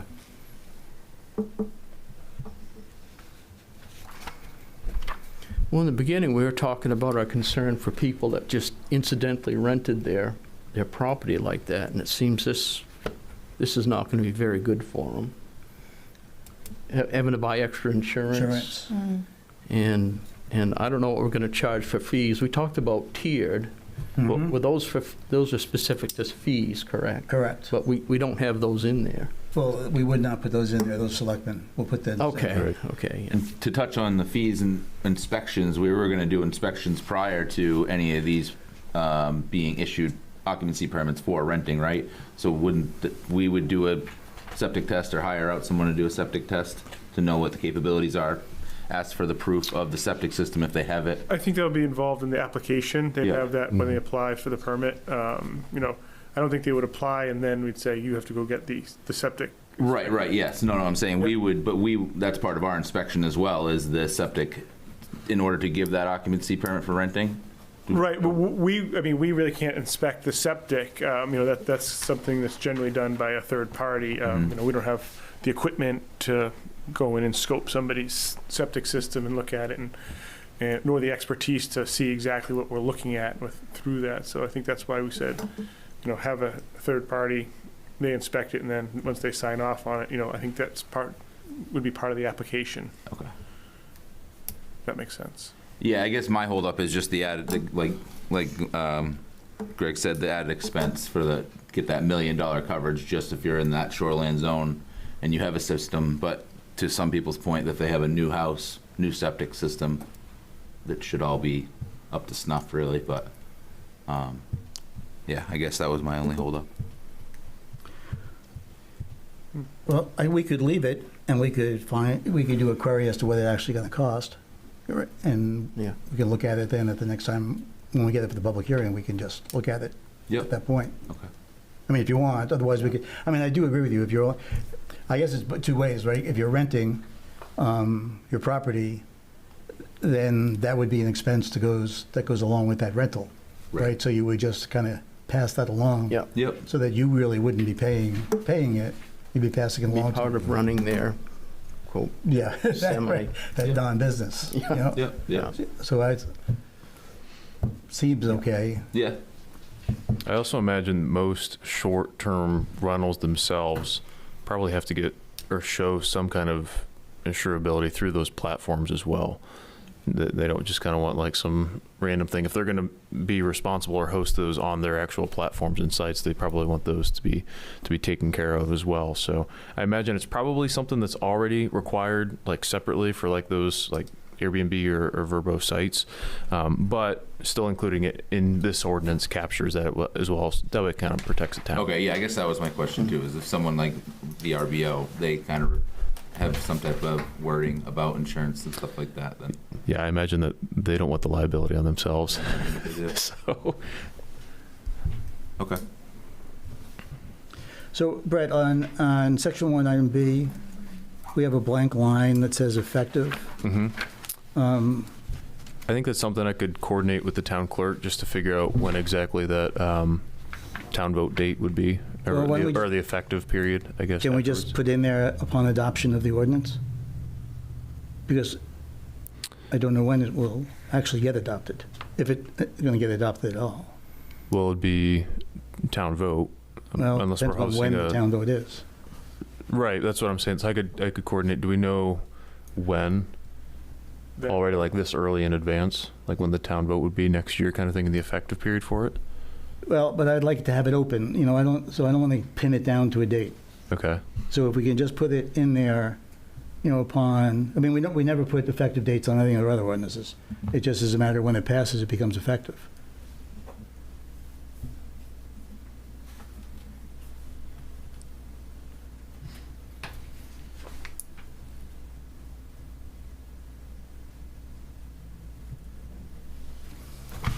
Yeah, and I think some of our other ordinance amendments have like little brackets underneath the actual text to show like when it was amended. Right. That kind of. Yes. That kind of thing. Okay. Yep. Anything else on the short-term rental thing? Okay, so we all set, move this to a public hearing for the next meeting? We're comfortable with it? Good to go? Okay. Sandy? Public hearing, short-term rental, what are we in? Yes, sir. November meeting. Yes, sir. If you would advertise that. I will get that taken care of when I come back. Thanks, Andy. You're welcome. Don't we have to notice for 30 days? Didn't we bump our meeting next month? Is it a different day? Yes, Jackie, the meeting next month is November 17th. Bob, we don't have to notice a public hearing 30 days. That's only your town meeting. Oh, okay. It has to be 30 days. Great. Thanks, Andy. You're welcome. I don't know if we can let you go for a week. Two, okay. Too late. Oh. Okay. That takes care of that. Vern, I guess we're up to you. Yes, please. Hey, everyone. Is this on okay? Or do you not even need it to hear me? I'm sorry? Is this on okay? Or It should be. You're all set. Yeah, it's Perfect. Thank you, everyone, for having me. My name is Vern Malik. I'm the Deputy Director of Operations at the Office of Cannabis Policy. I oversee compliance and licensing. And I guess I didn't come with a prepared presentation for you all. I'm happy to answer questions or give you a brief sort of review about what I read just in the last few minutes on your proposed ordinance changes. It's really entirely up to you. That would be perfect. Okay.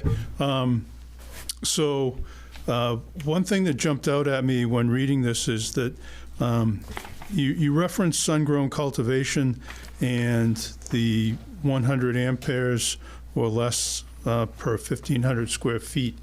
And that was original language in the bill that was removed in an amendment. So if you want to do that, that's fine, but it seems like you were trying to be reflective of pending legislation that's on the governor's desk right now.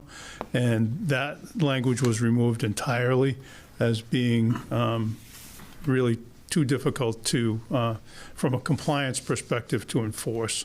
The amperes just refers to the amount of service coming in the building, not the amount of electricity that's used. And we felt like it would be very complicated and burdensome for our office to enforce, and the legislature agreed and took it out. You can do you. If you want it in there, that's fine. But I just wanted to point that out. It is an amendment that shows up on the LD search page for the legislature. I just confirmed that.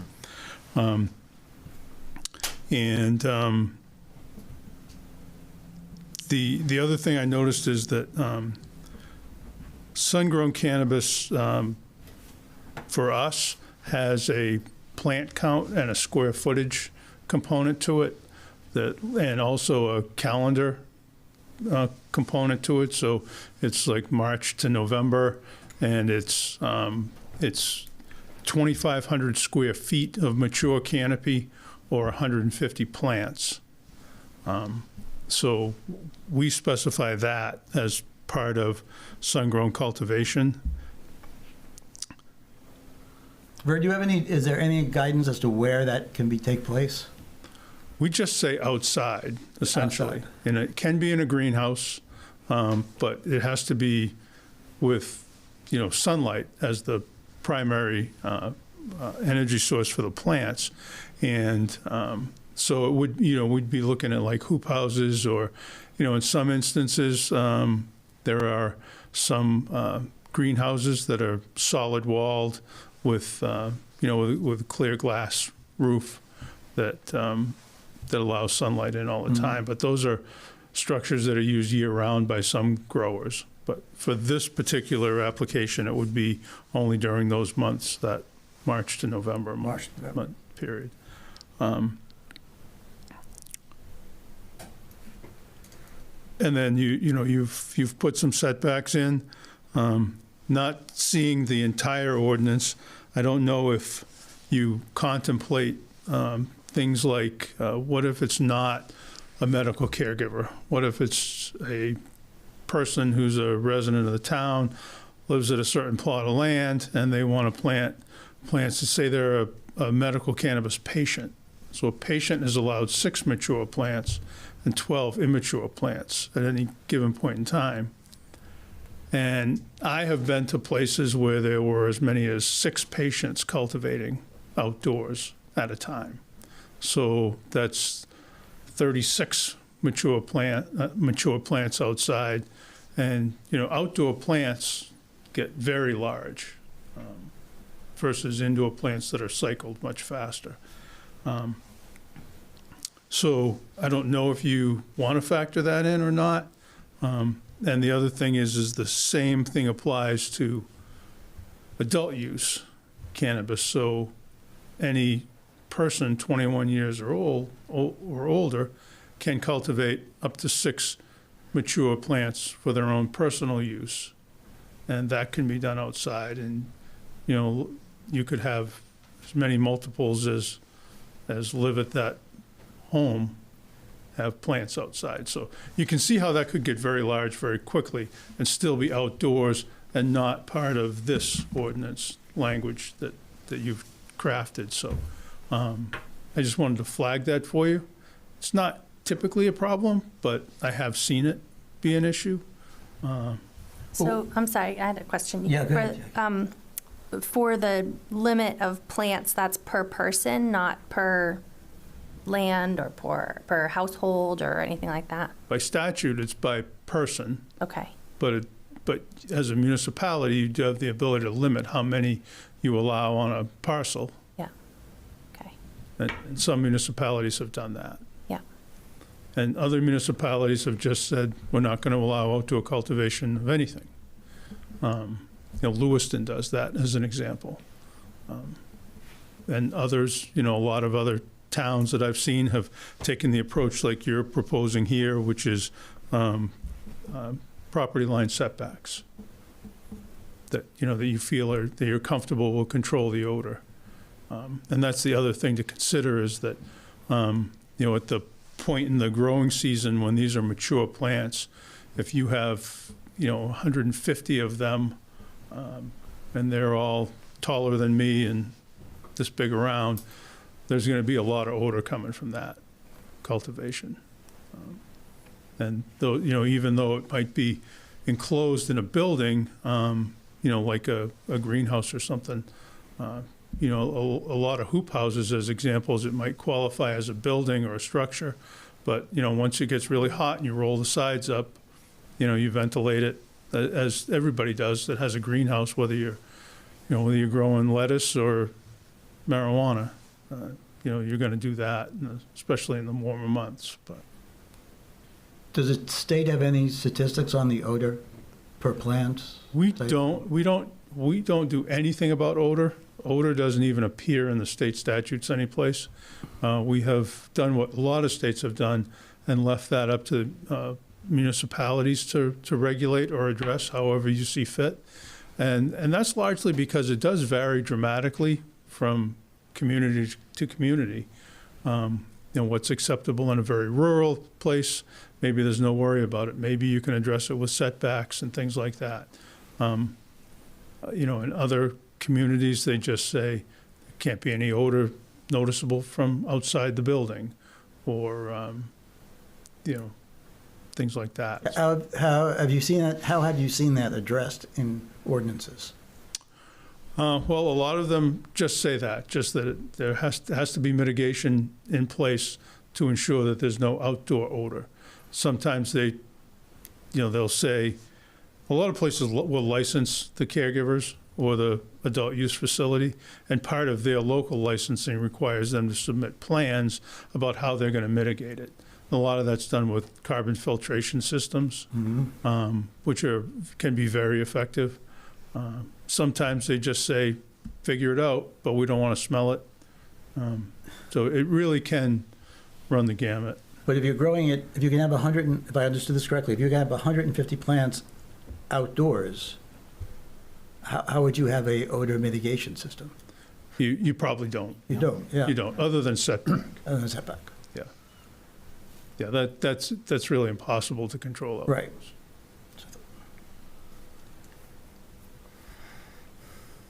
I had one question. Yeah, sure. So Vern, the 150 plants or the 2,500 square feet, is that an either or whatever is more or whatever is less, is the grower choosing one of those two? The grower chooses which one they want, and they'd have to make that selection with us when they get licensed. And that's what we would inspect on. I will say that, 150 plants outdoors would take up quite a lot of space. So it would be pretty big greenhouses like that. What I would expect is that if somebody was doing a greenhouse, they're probably more likely to go with the 2,500 square feet. And with that growing season from March to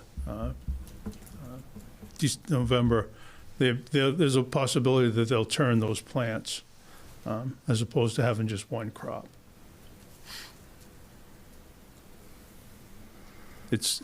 The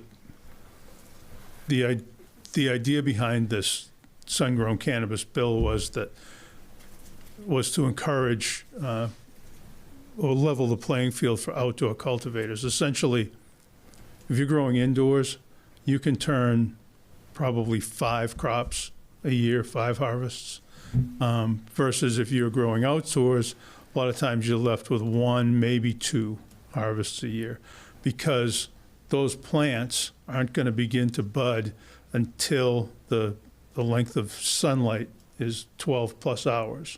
So you got to have really long days of sunshine to get the plants to pop, and then they have to mature, and then you harvest them. So the idea behind raising the square footage was really to put those outdoor cultivators on an even playing field with indoor cultivators.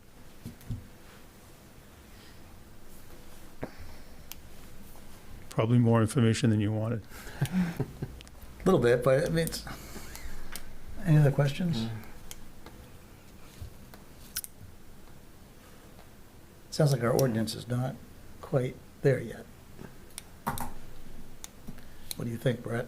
You have a question? Well, so I mean, we have the whole document piece about not opting in, and then we have the separate actual like performance standards like Right. that, like we talked about. And I think previous discussions, when was it, not last month, maybe 2 months ago, we had talked about the carbon scrubbing, odor control Right. kind of thing. Yep. We decided to move away from that, but rely more on our Setbacks. agricultural setbacks, because it kind of met more of that use type. Yeah, but it doesn't sound like an agricultural setback is going to work. Right? No, I mean, yeah, there's, I think like we talked about last, I mean, there's several towns, you know, that use the carbon filtration scrubbing systems for the odor control, but again, if that's something that we're not pursuing, then it sounds like the next best tool that we have is the setbacks to use. Mm-hmm. Can we limit numbers more than what the state limits as far as how many mature plants they can have? Said that. And ours be more restrictive than the state is what I don't know the answer to that. I've not seen other communities do that. okay. So I don't know. Okay. I mean, if I can speak, maybe Vern, you can. I don't think I would have the authority to go in. I would need. We're generally complaint based. So and we can't just kind of arbitrarily go in and start counting plants. I don't believe. So I think that would be something that would be almost impossible for us to enforce, without using drones or something like that. And then that's a whole other issue. I don't even think we could use drones. But how would we enforce the 150 plants? We couldn't. We couldn't. I don't think I have the authority to just go in. These are outdoor, right? These are open air. They're supposed to be not screened though, so I would have to essentially trespass to start counting plants unless I had permission from the homeowner and they invited me onto the property. Okay. From my understanding. Well, one thing that I will throw out there is that it's very common for municipalities to require local licensing of caregivers. So that, as a matter of fact, one of the things our office has started to do is to report out to towns when we issue a caregiver registration, because a lot of times towns do have their own ordinances and they do require that they register with the community, with the town to do that. Same as, you might have to get a license to have a bar or, a convenience store, things like that. So I have seen people do that and then, charge a fee to administer that program, that registration or licensing program. And that gives you the ability to go in and inspect anything that you do license. So that's a very common approach that municipalities have taken. And would that allow for someone to work with the homeowner to figure out where would be an optimal place to put the grow and what, you would be able to go ahead of time to see like, how is this going to affect your neighbors or whatever?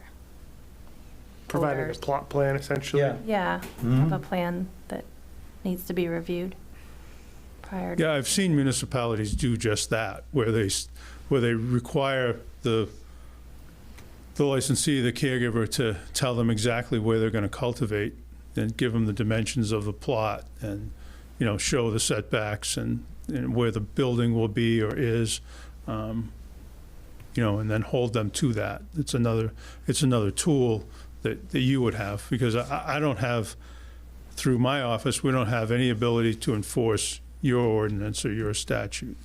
But I will say that it's very helpful when we have bad actors, if there's a community standard that's in code or in ordinance, that you all apply simultaneous to our application of state law violations. We tend to get much better results and much faster on enforcement and compliance. Last Friday I met with the city of Westbrook about this very issue, and they have some requirements. They don't require licensing, but they have some limits on caregiver retail stores, and we'll be working jointly with them to address a flagrant violator there. So. Okay.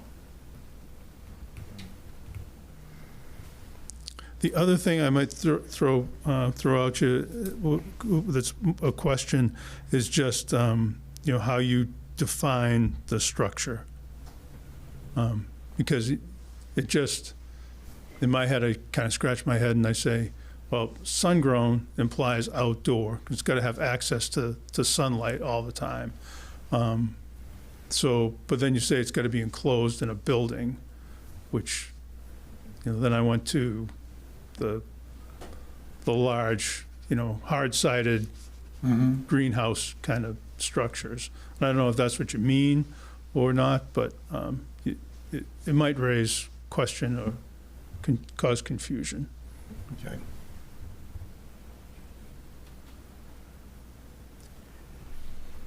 Do you have any other questions?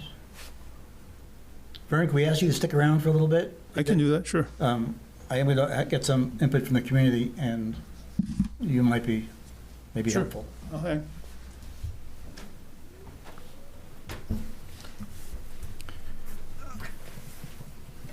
So I do want to take some comments on the marijuana regulations from, if anyone's here that would like to talk about it.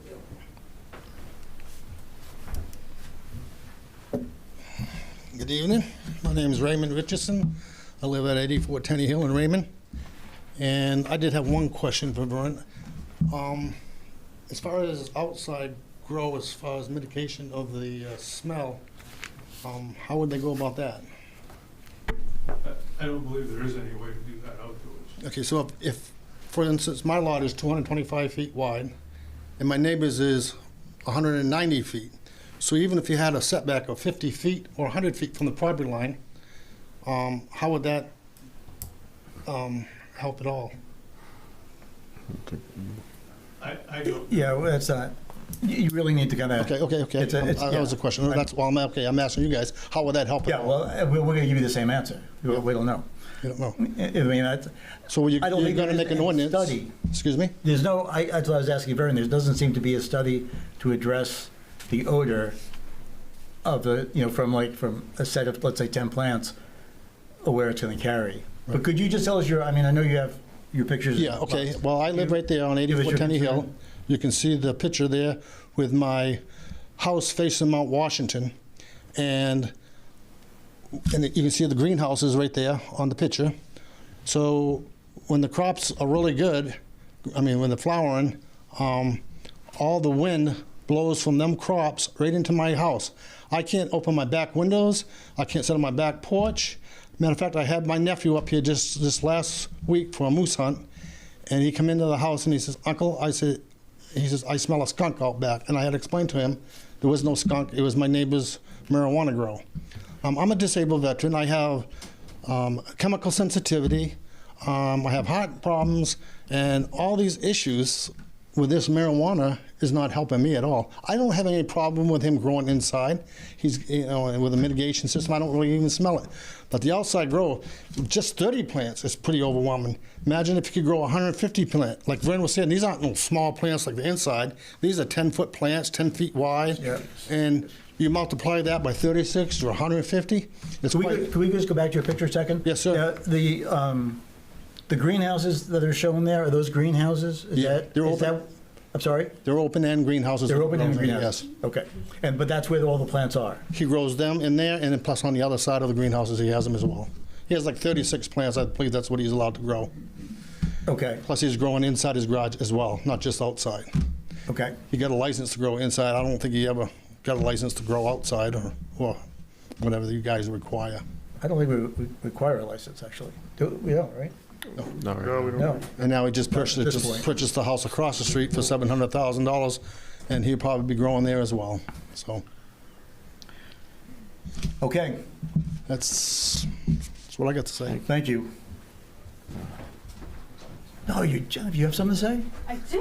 Imagine that. Did you see I was quoted in the paper? Oh, you're really? I was. Jennifer Danzig, 38 Pulpit Rock Road. So I guess my question is for Vern. It's just a clarifying question, and I just want it on record, because he said that there are towns that don't allow outdoor cultivation. The Lewiston was the example he gave. Yeah, we've discussed that already. Okay. So what are we talking about here? So are we not allowing outdoor grows? Are we just talking about indoor with greenhouses and the sun grow is, the sunlight through the roof? Yes, we're talking about outdoor growth, that sunlight growing. But not outside. They have to be in greenhouses with clear roofs? Well, that's sunlight. No, whether it's in a structure or not, anything outdoors. Yep. It needs to be enclosed with like a fence of some sort. So that's Okay. what the enclosure So, references, but it sounds not like in a we have the building. power to say that they can't grow outside. And that, Except for the caregivers. So Vern, can you clarify? But Lewiston can. The say Lewiston no? thing where you said they don't allow outdoor cultivation, is that for everybody? Yes, Even caregivers. yes. You can regulate caregivers, you just can't prohibit them entirely. Can you go to the podium? Oh, yeah, sorry. So, yeah, go ahead. So you can regulate caregivers, you just can't prohibit them entirely or limit the number. So you couldn't say Raymond only allows 3 caregivers, and we've already got our 3. And you can't say we don't allow any caregivers in our community. But you can regulate them, so you could say there's no outdoor cultivation of cannabis, period. You could say we only allow it in certain zones. A lot of communities have addressed it that way. If you have zoning, they'll say we only allow caregiver cultivation in the light industrial zone or in the, whatever zone, pick a zone. We don't allow it in residential zones, or we only allow it in this residential zone where the lot sizes are bigger. Or, it's a myriad of different ways you can do it. Right. But the 2 hard stops are absolutely prohibiting them or putting a number on it. But you can, through zoning, effectively limit where they can be in your town. Okay. Thanks, Brian. Jennifer Danzig, 38 Pulpit Rock Road. So for point of clarification then, I would ask the planning board to say no outdoor cultivation is allowed and that we would have indoor cultivation with some sort of mitigation, because it seems that people aren't against it per se, especially if somebody needs it for medical use, but they're against the smell. And I had brought up in the past that anybody who's in recovery, anybody who's sober, who has years under their belt from alcohol or drug addiction, smelling that marijuana, much like this vet who has medical issues, that could send somebody out of recovery and into relapse, back into drug addiction. So for them, it's not life-saving, it's life-taking. So I think if we wanted to be good neighbors, we would allow people who needed it as medication to be able to grow it, but they have to grow it inside, and they have to have some sort of mitigation system that combats the smell to protect the neighbors around them. Thanks. Vern, do you have any idea how much odor comes off of like 6 plants that are grown by caregivers? That really just depends on the size of the plants, right? So take 6 mature plants, just come, what'd you say, they bud, just come to bud? Yeah, so I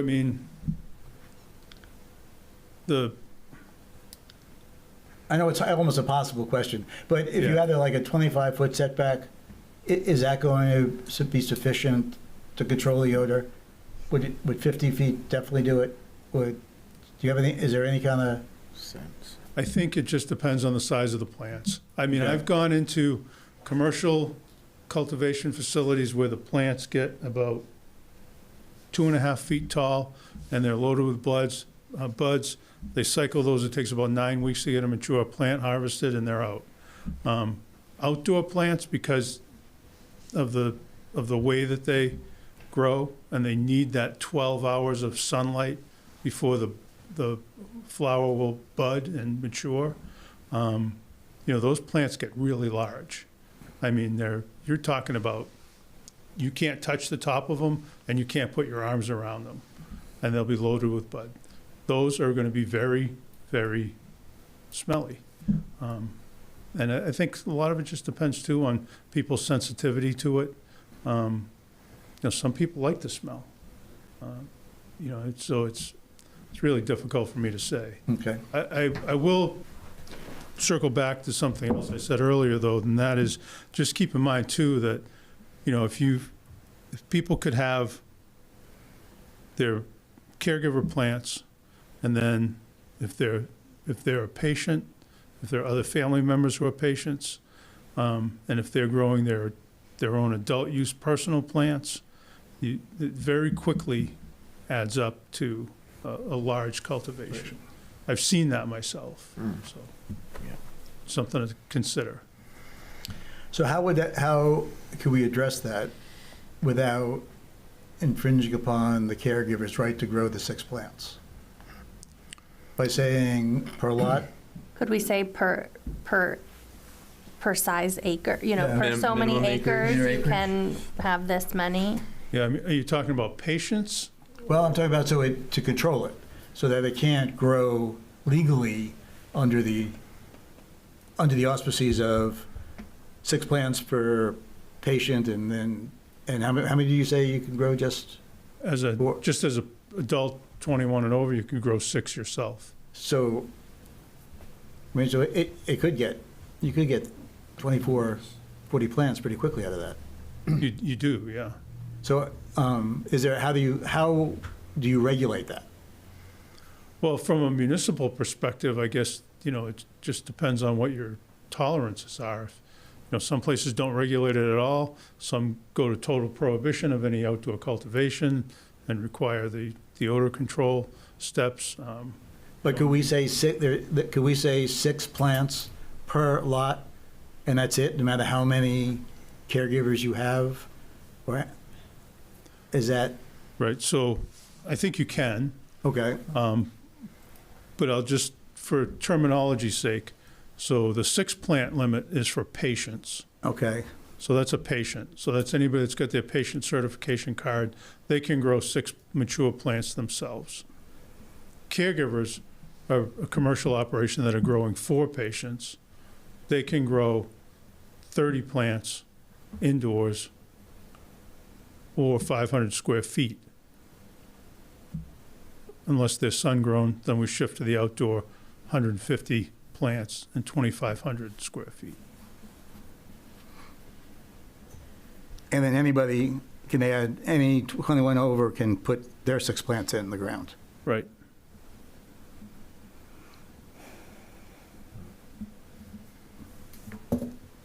I think somebody had made this point, but it's important to think about, like odor, again, is one of those things that's highly subjective. Yep. And there are other industries that produce odors that some find offensive, like cow manure or, animals, things like that.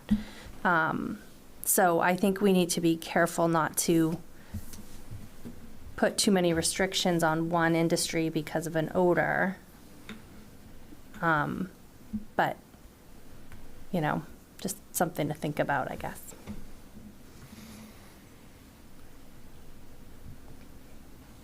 Well,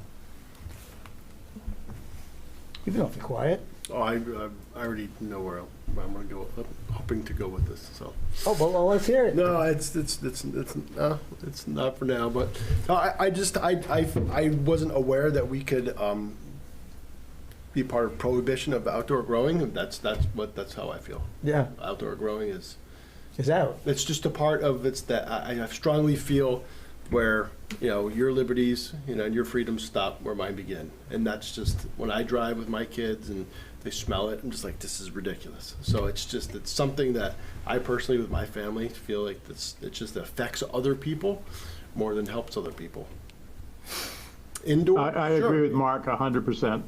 Indoor, fine, 100. Who was that? Was that Kevin? Do whatever you can. Yeah, Okay. like I said, I agree. It infringes upon my rights. It's coming into my house. It's and I Jennifer, I think, is right on too. I think we need to personally. I think we need to allow them to grow as much as they want in a greenhouse with mitigation with carbon filters. But no compliments to Jennifer. She'll be back again next month. Well, what do you guys feel about that? I'm kind of there. Really? You're there too? Sort of, yeah. Kind of mixed. Yeah. I feel like if you have a 10 or 20 acre lot and you want to grow 6 plants out back and you don't have close neighbors, then who are you affecting? Yeah, on a windy day, you probably could catch a whiff of it, but 90% of the time you're within your realm of your own land. So that's kind of where I have a hard time with it. Again, to Mark's point, he doesn't want to drive by and smell it. Most people don't. Yeah. But at the same time, if you have a big enough plot, I don't know. I feel like it's kind of a gray area. Yeah. There should be certain scenarios where I think it could be allowed, but in this particular scenario, that looks awful close to a lot line, and that's a good amount of plants. Yeah, I mean, that's I would hazard to guess that can't be much more than 30, 40, 50. So let's just think for a second, right? All right. Well, Ray, how far is that lot line from your lot line where his greenhouses are? Oh, it's about 25 feet from my property line. Yeah. Ray, you got to go to the. Sorry. I was just curious. Ray Richardson, 84 Tenny Hill. Yeah, it's about 25 feet from the line. I agree with you as far as if someone wants to grow it, limit the acreage. If they had like 10 acres, 20 acres, it's not a big deal. But as you can see, where those lots are so skinny and narrow when the developer developed them, he's got 190-foot road frontage. I got 225 feet. You can have a 100-foot setback for him growing. It's still going to come to me. Yeah. Mount Washington blows the wind this direction. There's just no way around it. And I literally cannot open my windows. And I've been there for 33 years. I mean, I've lived up there longer than anybody, actually. Yeah. And I just, I don't have a problem with him growing in his garage, and that's his business. But when it affects me, it's my business. Yep. I agree with that. You guys listen to that part. Yep. I think this type of a grow scenario is going to be a lot different than a patient who's growing for themselves, who's not doing it as a income producing grow. They may be more limited in their ability to enclose it or pay for the lighting, the all of the filtration and everything. So in some sense it seems like it's not like a black and white, it's not an all or nothing. It feels like there should be with some acreage or limiting the number. Would 6 mature plants on this lot be would that still be you said he had 30 something plants, so if you cut that back to 6, would that be something that would still be triggering or offensive? Or I'm just wondering, what's that threshold between, like... I don't think it matters because, Ray Richardson, 84 Tenny Hill, I don't think it matters because when these plants get 10 feet high, 10 feet wide, 6 plants is still going to have an overwhelming odor. It doesn't matter if you got 1 plant, 10 plants, 30 plants. But as he said, that if they can grow 150, imagine that. Yeah. Now, I did have one question. Now, is that if he goes inside, can he still grow outside? Both? Or one or the other?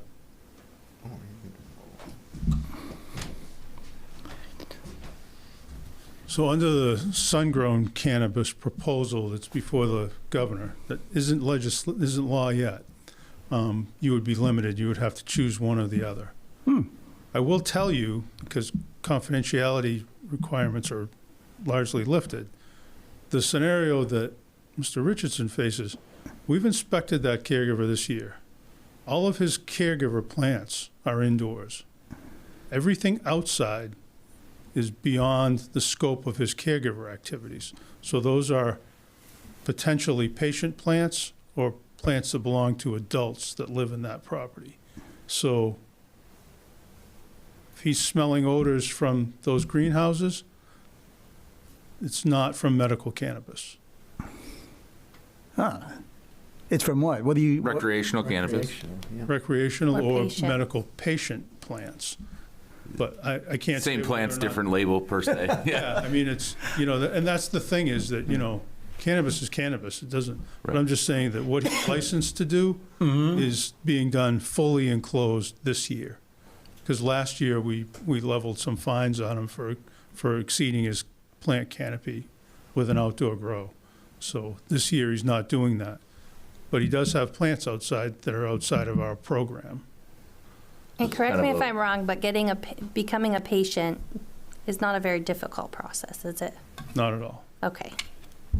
So it's more or less a loophole. He can have his medical inside, and then if he has 2 renters and has personal use on the outside and maybe another patient, then those 6 go to times however many people are there on the outside. Yeah. Gotcha. Okay. Vern, I'll have to disagree with you on this one. He grows inside, and he may say that he's growing plants for his friends, whatever, but... Right, I don't really, it's not appropriate to talk about individuals, actually, so... Okay, well... I know. I know what you're saying, and we got off of it. I don't want to go too far down that tangent. Okay, that's fine. But...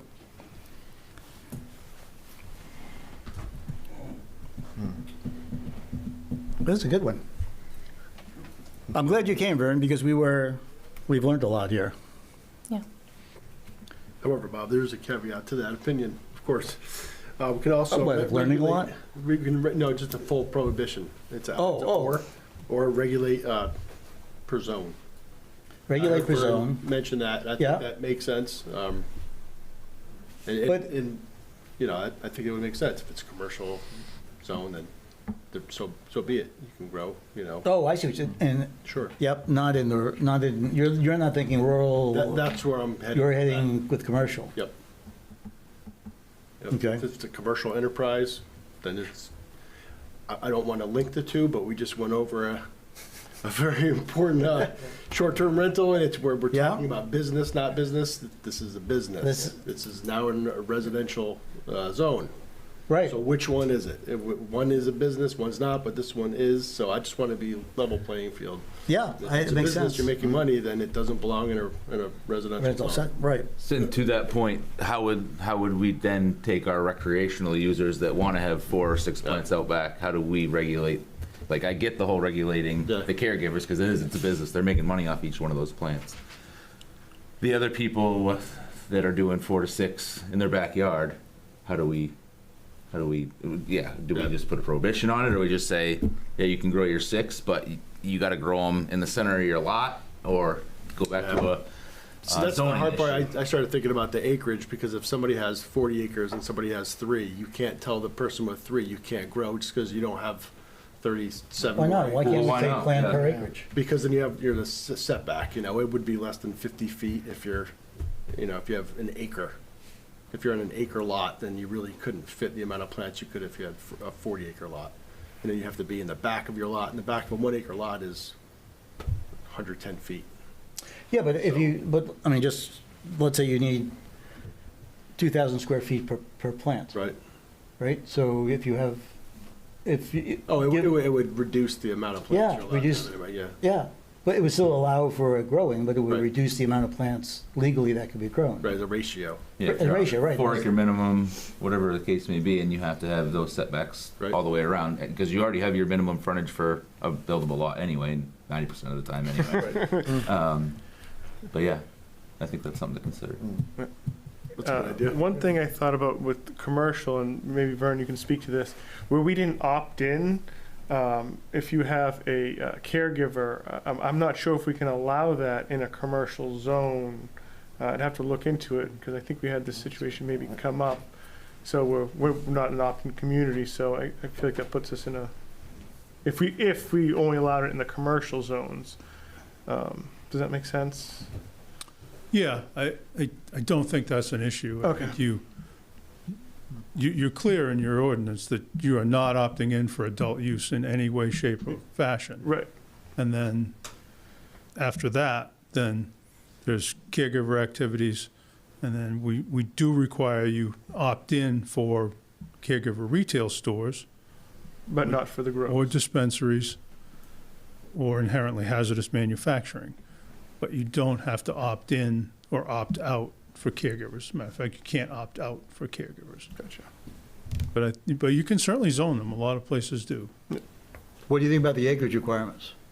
Plants per acreage, is that illegal under the system? I've also seen that done too, where, towns put minimum lot sizes on if you're going to cultivate outdoors. Okay. I've even seen that for retail. I was in one in Piscataquis County this summer at a retail store, and I commented that it was off the main drag down a gravel road. The guy had a sign on the main drag, but he was quite a ways down on the gravel road. And I said, how did you come to set it so far back? And he said, town rules, minimum lot size, 10 acres. And I have to be so far off the road. And I said, that's kind of different. I hadn't heard of that being that big before for retail. And he said, it's the way, he said, the town doesn't have zoning. He said, and they didn't want us on Main Street. So he said, this is how they came up with it. And he said, I'm fine with it. He said, I bought a 10-acre plot and I built my store. So, I mean, people work with it. And that's why I say with home rule, you all can do what suits the town of Raymond best in a lot of these ways. What are we thinking? And one thing to remember, it has to pass town vote too. So if it gets too complicated and too onerous, people might look at it and say, no, I don't like this. And then we're left back where we started. Right. So that's one thing. But that's always, I mean, it's... Oh, yeah, it's always... Yeah. Well, it sounds like we might limit the number of outdoor, caregivers just by limiting either the, if we are doing density or square footage, if they can't use the entire 2,500 square feet or 150 plants, then they're going to be better off growing indoors anyway. Right. And they can't do both.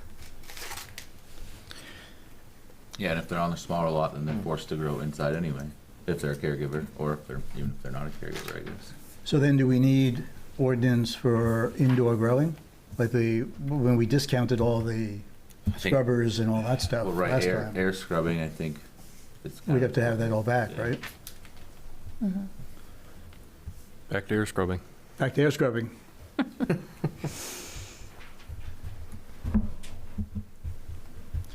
And do we want to do, I kind of like the plants per acreage. I think that doesn't take away the rights of anybody to actually grow a plant. If they have the space to do it, they can grow up to 6 plants if they've got enough acreage to support it. Right? They can grow 12 plants if they have enough acreage to support it. Well, I think you limit it, well, as a, yeah. Yeah, right. Depending on how you have your licensing. Yeah. So we just have to, Are we talking just for the caregivers or for everybody? everybody. Okay. I mean, I make it simple because you're concerned about it getting too complicated. Why can't you? Would we still have in setbacks as well? Would we increase those?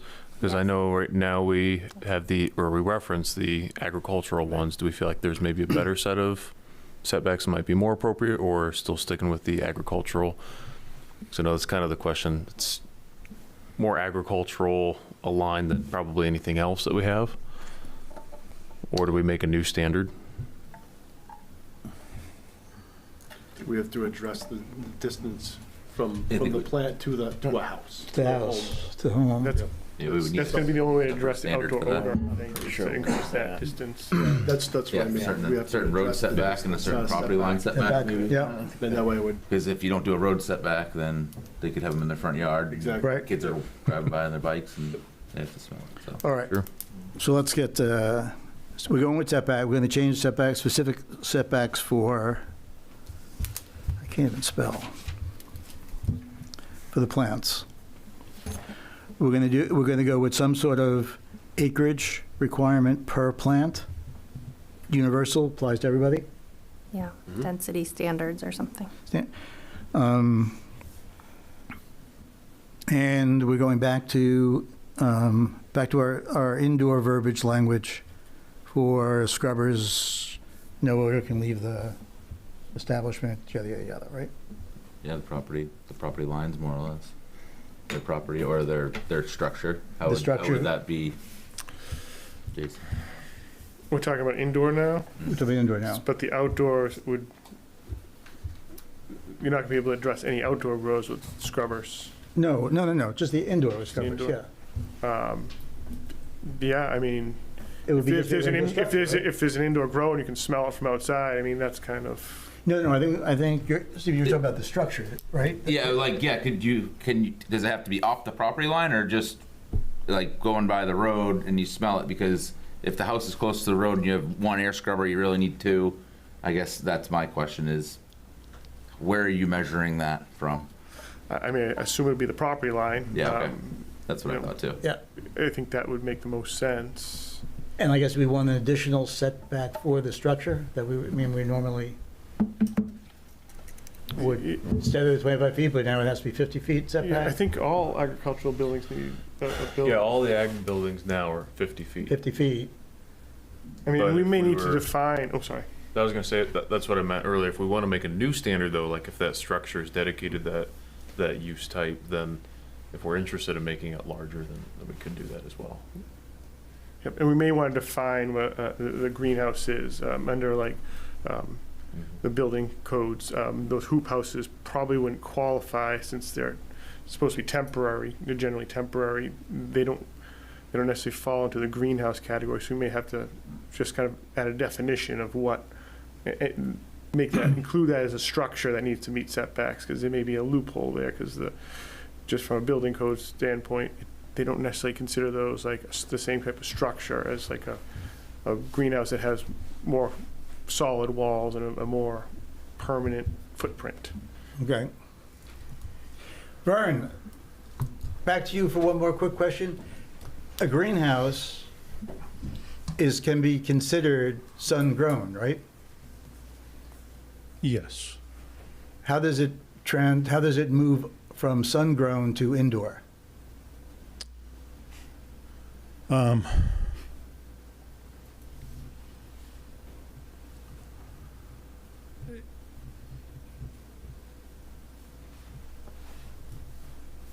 I guess what it is that a greenhouse can be considered sun-grown outdoor cultivation, depending upon the type of the greenhouse, right? Right. So if you're looking at, your standard hoop house with, a certain mill poly over the hoops, and they, those roll up on the sides to allow ventilation and things like that. That's what I think of when I say greenhouse.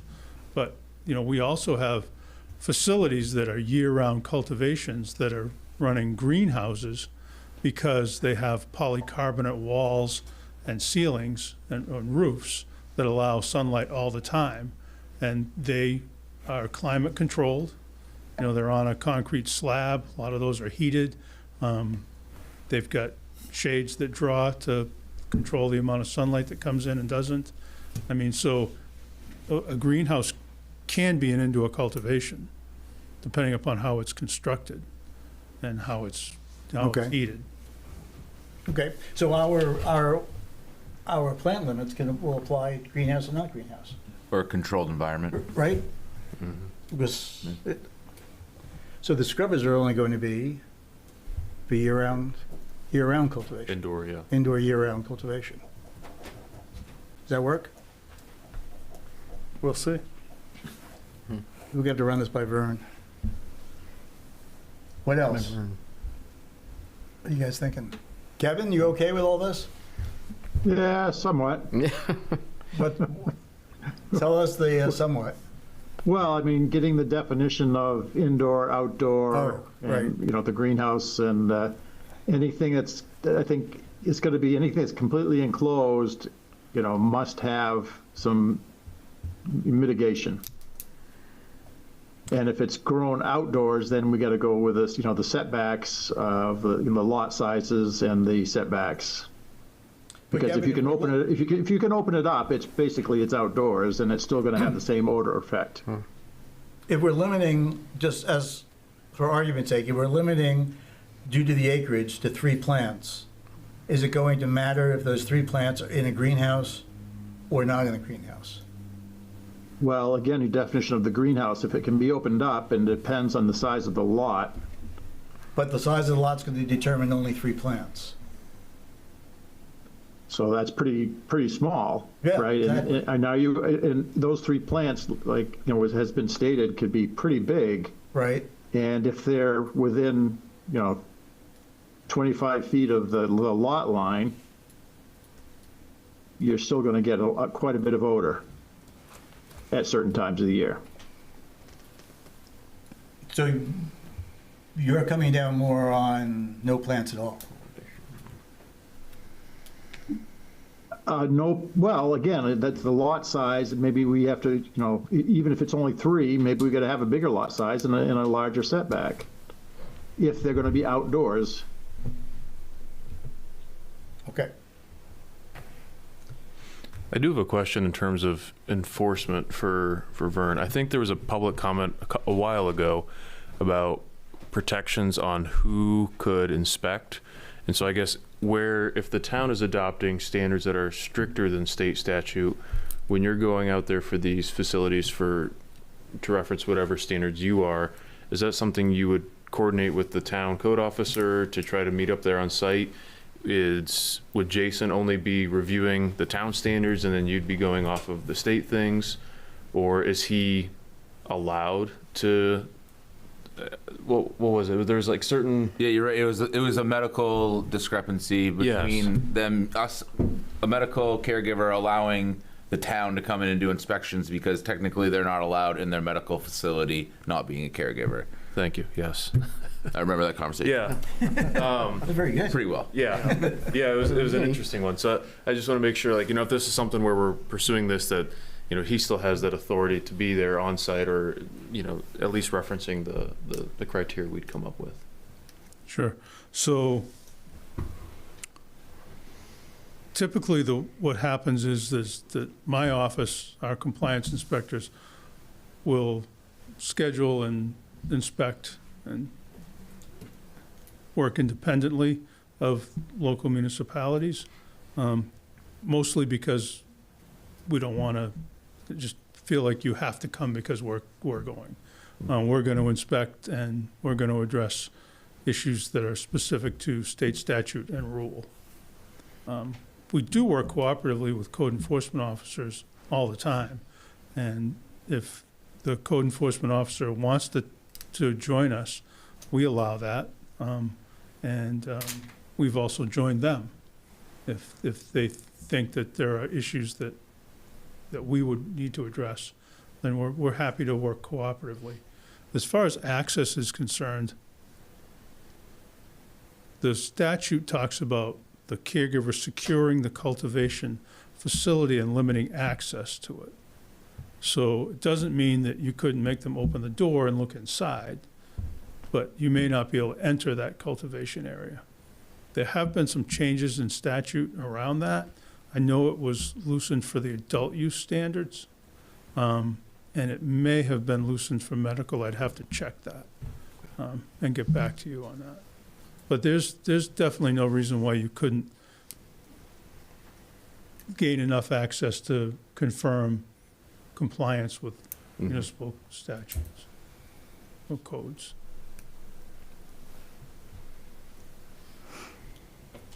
So I guess we will. You're a builder. What kind of size? Square footage size For what? for one plant? Oh, I don't know how you calculate that. I don't know.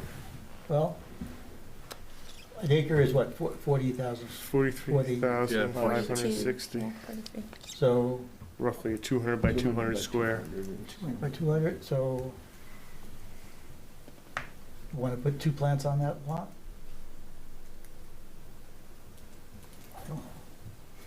Well, what are our town standards? We've got 1 acre in the village, right? Yep. We've got 3 acres in the, or 2, I guess, in the, yeah. 1, 2, and 3, yeah. Okay. Well, it's actually 40,000 in the village, but.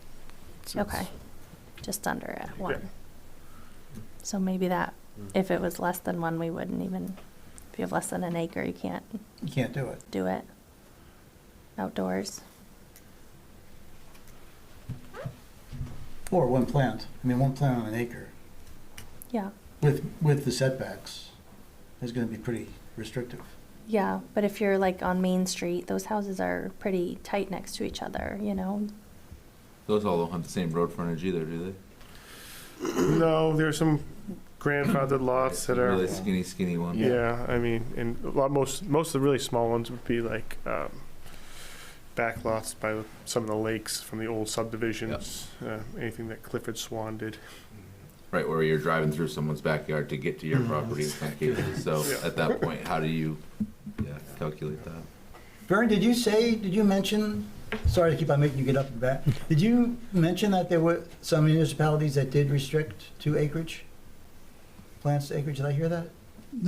I'm not aware of any that restricted the number of plants per acre. Okay. I am aware of setting minimum lot sizes and then limiting, like the number of caregivers that can cultivate on that lot. Okay. Thank you. But doesn't mean it can't be done. Maybe you're just more creative than everybody else. Yeah, no, I understand. I was looking for a I'm number. just not aware of any.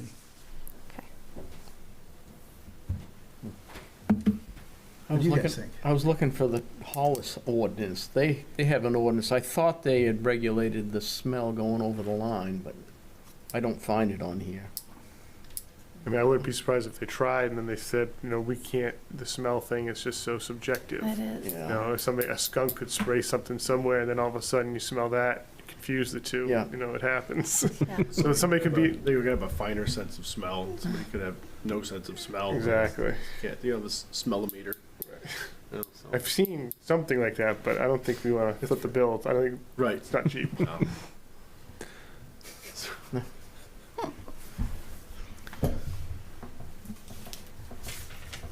10,000 square feet, one plant per 10,000 square feet, going once. Can we make a max limit? I mean, could we say like up to 6, whatever, max size lot, and, let's say you have a 50-acre lot, you still can only have 6 plants. Yeah, we can do that. Yeah. I don't know. What do you think? 10,000 square 10,000 feet? square feet? It's 4 per. It's a half acre-ish. Quarter. Quarter of an acre? So it's 4 per acre. Yeah. 4 per acre? I thought we said that 2 was too much for an acre. No, we were just, do you want to do 20,000? I just threw it out there. I have no idea what I don't know. I have no idea. I don't think there is a good way to do it. I feel like this is just arbitrary numbers. That's why I'm just I don't want to comment. I don't know how to measure that. I don't know how I'm not sure. Can we do a little research on it? And I feel like we Sure. need to figure out if there's other towns that do this. Yeah. And we'll task with Brett with having coming up with a number Let's go. in the draft. Yeah, no, I think that's something, it's all online and it takes a little bit of time, but probably. Ask ChatGPT. They'll tell us, right? There we go. Yeah, no, I could do that now. I would be curious to, any public surveys that had been done in other communities too. I was trying to see in here for our comprehensive plan. I didn't quite see any major themes that really popped up regarding this specific issue, but I'm sure there's other communities as well that probably during whether it's the adoption of their comprehensive plan or other ordinances that there may have been some public engagement results that said community feels strongly this way or that way, and might also give some direction as well. So yeah. Okay. Does anybody have any questions for Vern? Vern, thank you very much for coming. My pleasure. Yes, thank you. Appreciate the information. You made us a lot smarter, and Need more help? Give me a call. yeah, we might not do that because Make more work for you. thank you, Vern. Thank you. Thank you. All right, so we'll work with the draft. You have enough to work with the draft over there? yeah, I think I have plenty. Okay. A lot to chew on. One thing we talked about, a plot plan, would that be for anyone to grow? Yes. Okay. Outdoors, Yep. right? Yes. Yeah, outdoors. Yeah. Okay. So recreational needs to get a permit with a plot plan? Is that what we're saying? That's what it That's what sounds we're like. Okay, I just want to be sure. Yeah. I have a feeling a lot of people aren't going to go for that permit. I have that same feeling. Yeah. Ray, I think that will address your problem. Yeah. I mean, As long as it's not per person. You know, no, it's going to be tied to the lot. Size of the lot. Yep. Well, it sounds like, you've got this limit if you're this limit if you're this, but it seems like you can just pile them on top of each other. Yeah. So like, what is the? It's a big yeah. gray area. Yeah. So, oh, we have someone. Laurie Wallace, 36. Hi, Laurie. Rock Road. Hi. Just a quick question. Would Ray's neighbor be grandfathered so that this would not impact his? No. We're not going to make it grandfathered. So you have that option? I'm pretty sure we do. Okay. Yeah, it said one crop a year, so it seems like it would have to, every year would reset type of thing. Be similar to the short-term rentals. Sure, right. We license. That's. There we go. Look at that. One doesn't weigh more than the other. It's even. The fee structure too could go up. Peter Levitt Road, yeah, just comments because the comprehensive plan was mentioned, so I've got to say something. And basically, there was nothing in the comprehensive plan or in any of our surveys that registered any concerns regarding the town and adult grows or medical grows of marijuana. I don't recall anything like that at all. What I will tell you is that the comprehensive plan and what we heard from the community was very clear about what we need to do is look very much at commercial entities in residential areas. All right. We're down to staff communications and updates.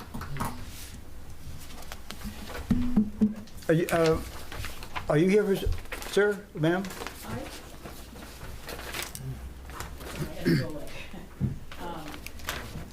I'm Debbie Gearing. I live at 73 Jenny Hill Road, down the road from where Ray lives. I will tell you, this is all new to me, and I just found out about this a while ago, but the smell was unbelievable all summer long coming from the resident that Ray has been talking about.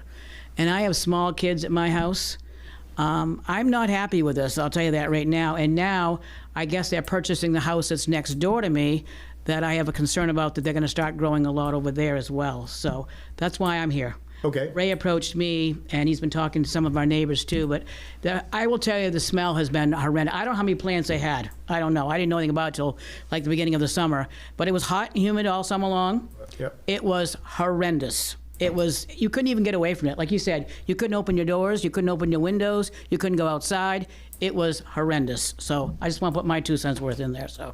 Thank you, ma'am. I'm looking forward to it continuing.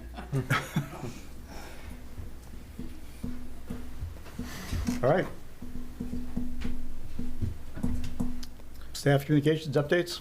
Yeah, we didn't receive any applications today, which was the deadline for the November meeting. So in terms of development review, kind of things like that, Yep. there's nothing on the agenda for November. So Where are we on the banquet hall?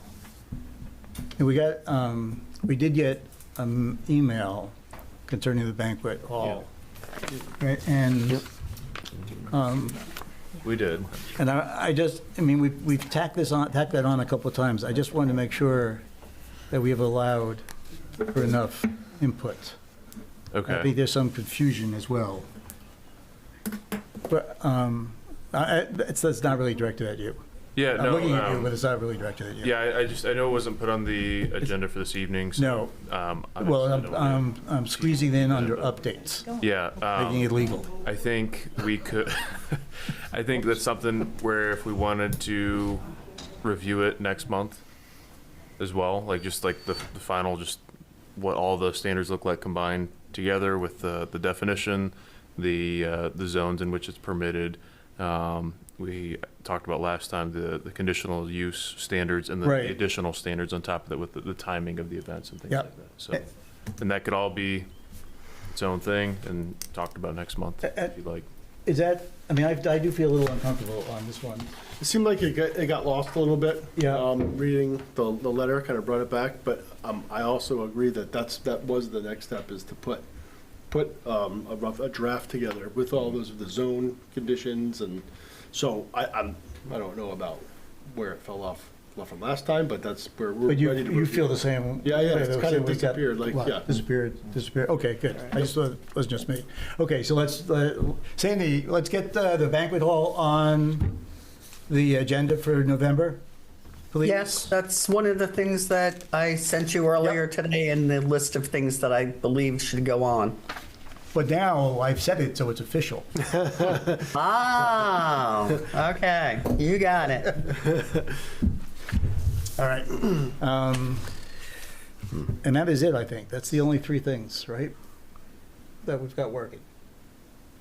Am I right on that? Yeah. Any other ordinances you want to do? Well, parking came up as a discussion item in this, but I think we just kind of, Noise. yeah, noise, parking and noise, but we just kind of avoided it.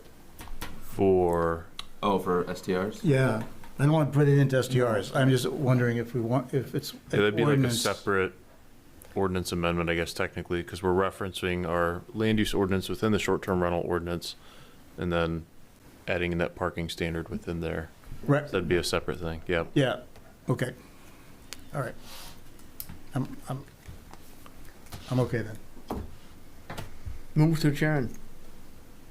Is there a second? Yep. All those in favor?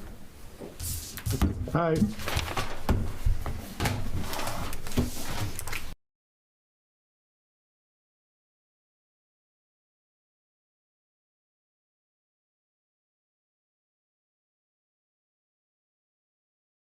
Welcome to the October 14th Select Board meeting. We're going to call it a meeting to order, and we will be adding at the end of the agenda before public and Select Board comments, a discussion about the interim town manager, the process, and possibility of having a candidate. Other than that, we'll start with the minutes. I move to approve the meeting minutes from September 16th, the workshop, regular select board minutes, and then October 6th, 2025, emergency select board meeting minutes. Second. Can we do them separately? Sure. I withdraw my motion.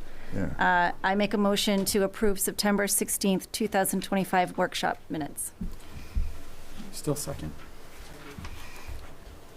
All right.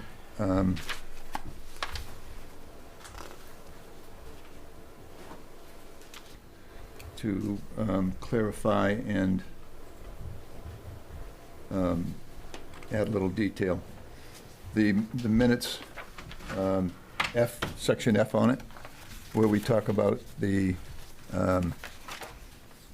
undesignated, the surplus. It says that it was close to the amount set on that. And we were at 15%, we're supposed to be at 2.8, and we're at 2.6, which really handicapped us on the draft. F. I don't have enough. So I think you're Six. looking at the regular meeting. Yeah, you're We're on you're in the next workshop one. minutes. Oh, I'm sorry. I thought, okay, we'll do that. Any discussion on the workshop? All in favor? Okay, it's the second one. Okay. I make a motion to approve September 16th, 2025 regular select board minutes. Second. All right, now for discussion. Under F,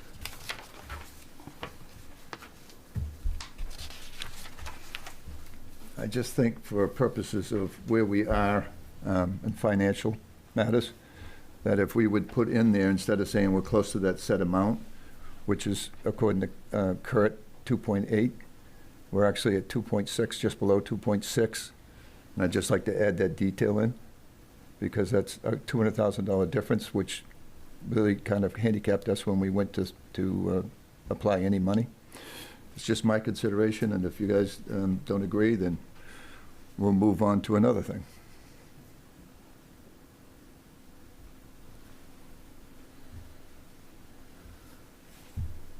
What do you want it to read?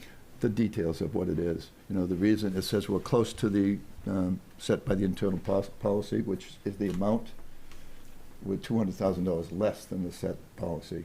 Oh. And I just like that one detail added, only for the record, because I think we're going to have some discussions about the tax rate. And if you don't think it's important, I can move right on to the next thing. Was that discussed in the actual meeting, though?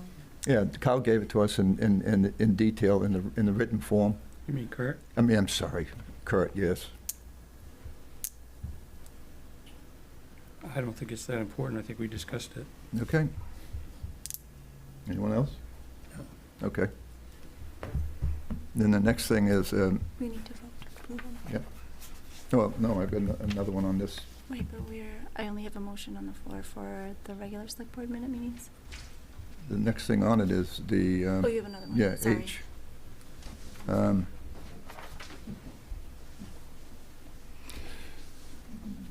We did a wrap-up of the 23-24 budget under H.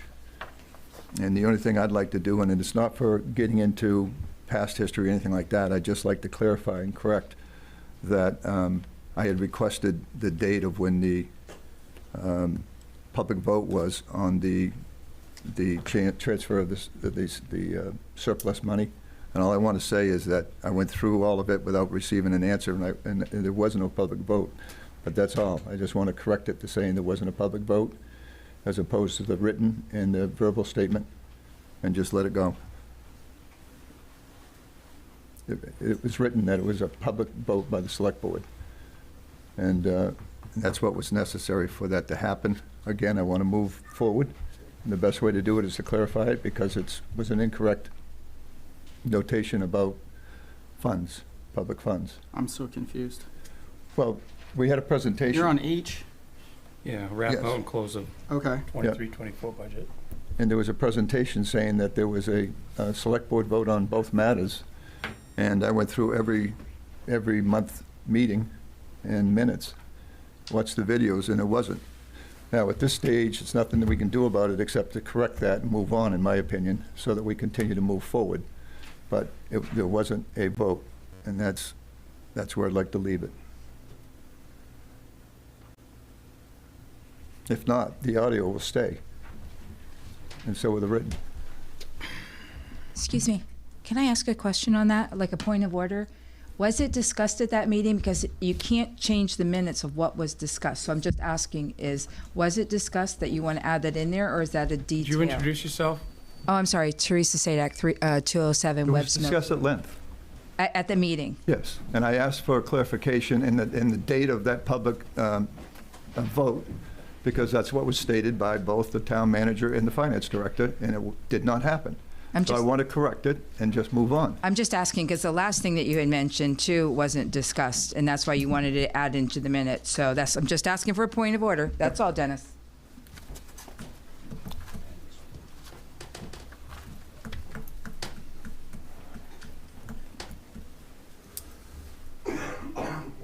My statement will be videoed, and that's all we need. We don't need to go back and change it. Right? Well, I think it states that see the video for the full details, so I think we should leave it alone.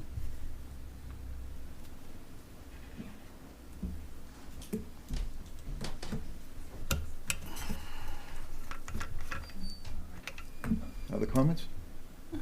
Someone, if it was desired, someone would have to just give a friendly amendment to my motion. That's what I was looking for. I'm on the record of saying what I'd like. We can be 4-1 and we can move on. I'm not here to really drag anything up. I just felt obligated by the oath I took to be transparent, and this is $250,000. And then it's done.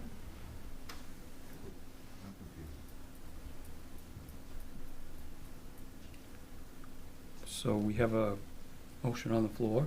Mm-hmm. Do we have an amendment? No, this is discussion.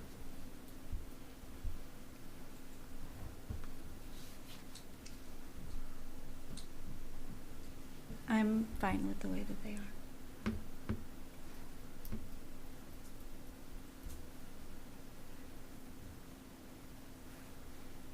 No other, Any other, just Yep. ask one, any other discussion? no more discussion? All right, call for the vote. All those in favor of the minutes as posted? Opposed?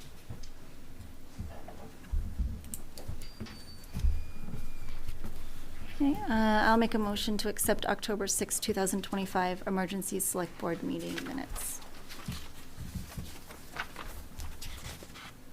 Second. Any discussion? Seeing none, all in favor?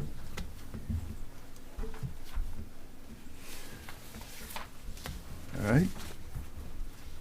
The next thing is the hearing regarding the annual general assistance. Who presents that?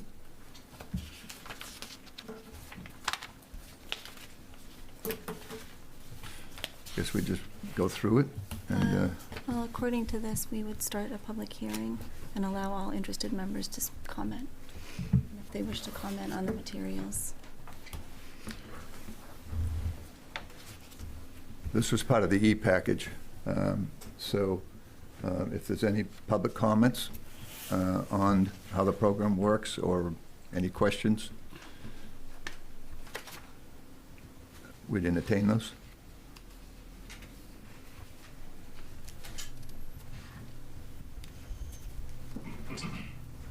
Brian Walker, Rolfe Road. It would be interesting for me to understand. I did read it all, but what I didn't understand was who's responsible. I see those maximums, and then we're voting for the maximum or a variation on that. Where does the funding come from? What do we have at the town level versus at the county level? If there is any money at the county level or at the state level, how is the funding provided? Thanks. We put a warrant in there for I think $10,000, and then there's some that are volunteered. We get some funds in from citizens for oil assistance, some food cards, but generally speaking, we get some match from the state, but I'm not sure how that works. But we do have a warrant article for, it's either 10, I think it's 15 now. I think it went up to 15. But we don't have we have a growing demand, but we have not past history had a great deal of overruns on it.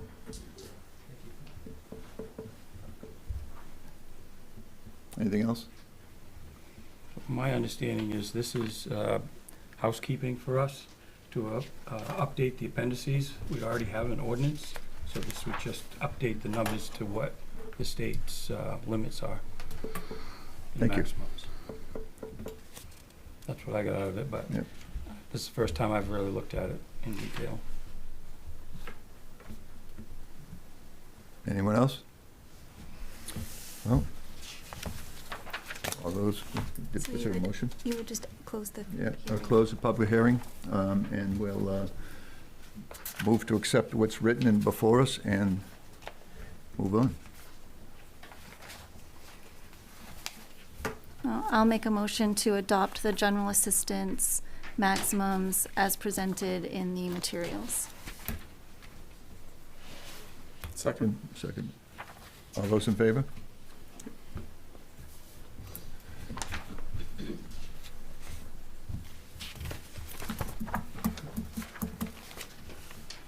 Well, the next thing is the license for Sebago Cycle.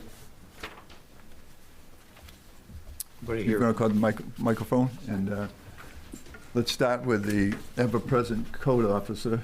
Not code officer, fire inspector. And Wayne, do you want to start with anything before this young lady speaks?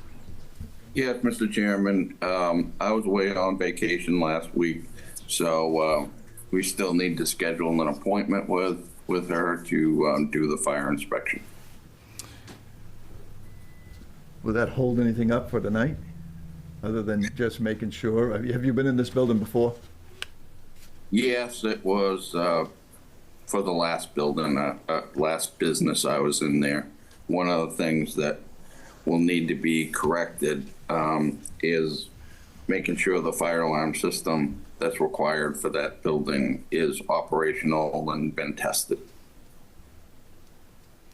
that'll be one of the things I am looking at, plus our normal life safety. All right, thank you. Would you state your name and just give us a little description of your business, and we'll move from there. Okay, my name is Letitia Devon. I operated a spin cycling / fitness studio in Maryland, and I want to open a business like that here. It's a great place to provide, community support and,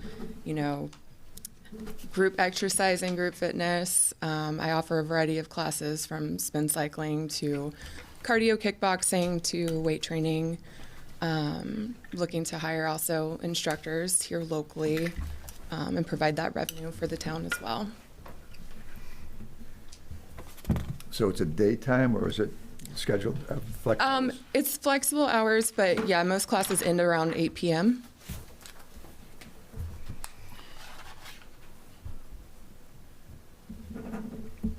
Wayne, would you object if we issued this permit, this license? Well, I'd have conditional on. Yeah. Yeah, with the conditions. Yeah, Like conditional. we always do, I was just asking. With his inspection. Conditional should be fine, Mr. Chairman. I don't anticipate anything big. So conditional should be fine. If we find a problem, we'll reach back out to the board. If it's okay, I'll make a motion. Yeah. I move to approve the business license of Sebago Cycle pending a fire inspection and resolution of any findings. Second. More discussion? All in favor? Welcome to town. Yeah, you. congratulations. Thank you.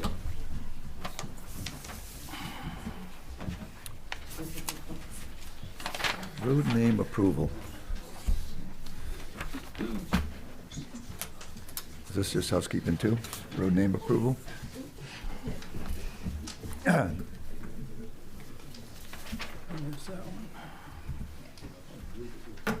sorry. So where the are we? next one is a road, the name of a road Name, yep. for approval for, is it a name or a name change? It's a new road. Okay. She split off a lot, so now she has 2 dwellings on that road, so we require her to name that road. And I think that Would Bruce? he's the addressing officer, so he can speak to it. Bruce Tupper, Fire Rescue Chief, Tenor Raymond. Yes, and a road application comes in, you folks just have to approve it after we vet that road does not conflict with any other roads in town. It has been vetted, it does not conflict with anything for 911, so it would be a good road and a good name. So I'd just like to add a comment. The reason it's named Gladstone is that building is quite old, has some historic value, and it used to be called Gladstone Manor, from what I understand. That's why she picked the name. Thank you. Any other comments? I'll take a motion. Make a motion that we accept the road name of Gladstone, is it Drive? I think so. Gladstone Drive? Yes. Sam seconded. All right, all those in favor? Okay. Is this just the chair or all of us? The next thing would be a, I'm not sure. We're supposed to all sign that? Mel, do we all sign that for the road? It says No, it just selectmen said selectmen. approval. But it doesn't have, it's not multiplied out. No, I don't think we I usually think he do. can just sign it.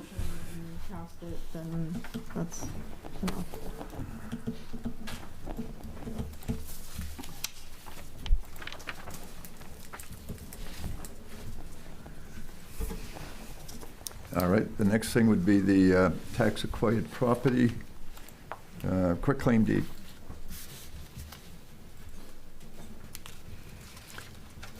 Donald here?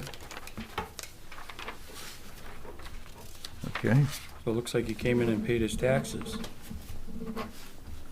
oh, even better. $17,782.70.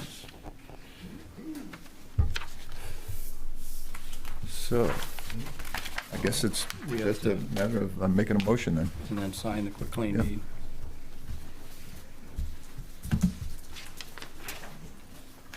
I make a motion that we sign the quitclaim deed to take, give back this gentleman, Donald Johnson, his property after we've successfully paid his taxes. Need the book and page. So it's, Map let's 1, see. Lot 7. Map 1, Lot 7, Book 40312, page 246. There's several deed references in here, As printed. as printed, yeah. I'll second. All those in favor? Unanimous?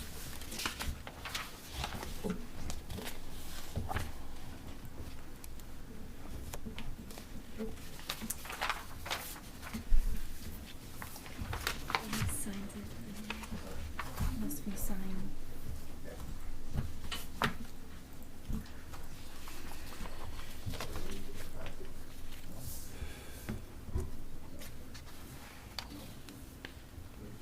Next matter is accepting the resignation of Brenda Tubbs from the Board of Appeals.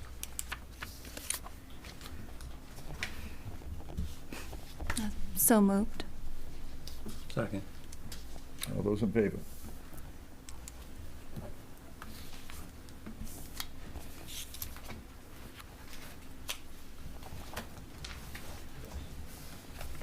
On the agenda next is the consideration of forming the JSMS Building Committee.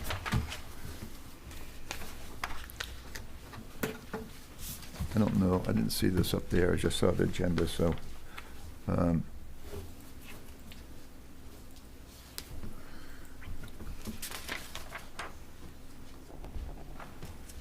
Basically, it establishes the purpose and charge of the committee, the membership structure, which should be aimed for 9 to 11 members with a balance of expertise and representation. The appointment process would go through the town clerk. Will be put in the newspaper, website. Applicants would provide a statement of interest, and then the select board basically would appoint them. And then there's operating guidelines with setting up the chair and vice chair, reporting, accountability, support and training. It's well laid out.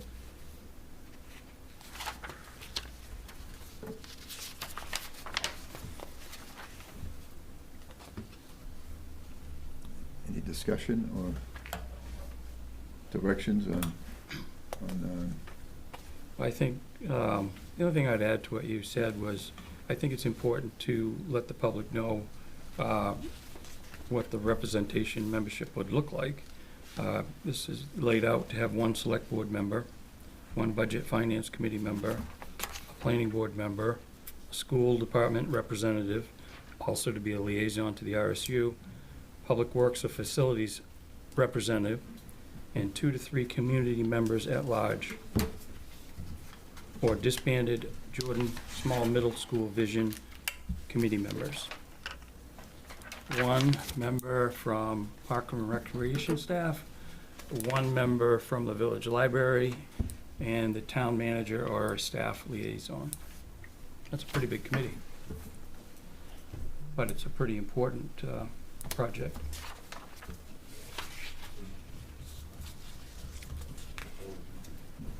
anything else?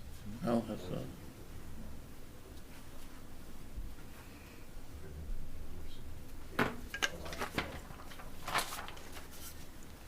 I'll make a motion that the, Let me just ask one question. Yeah. Do we want to try to get this established by the next meeting, as far as the timetable? Have it over the next 30 days?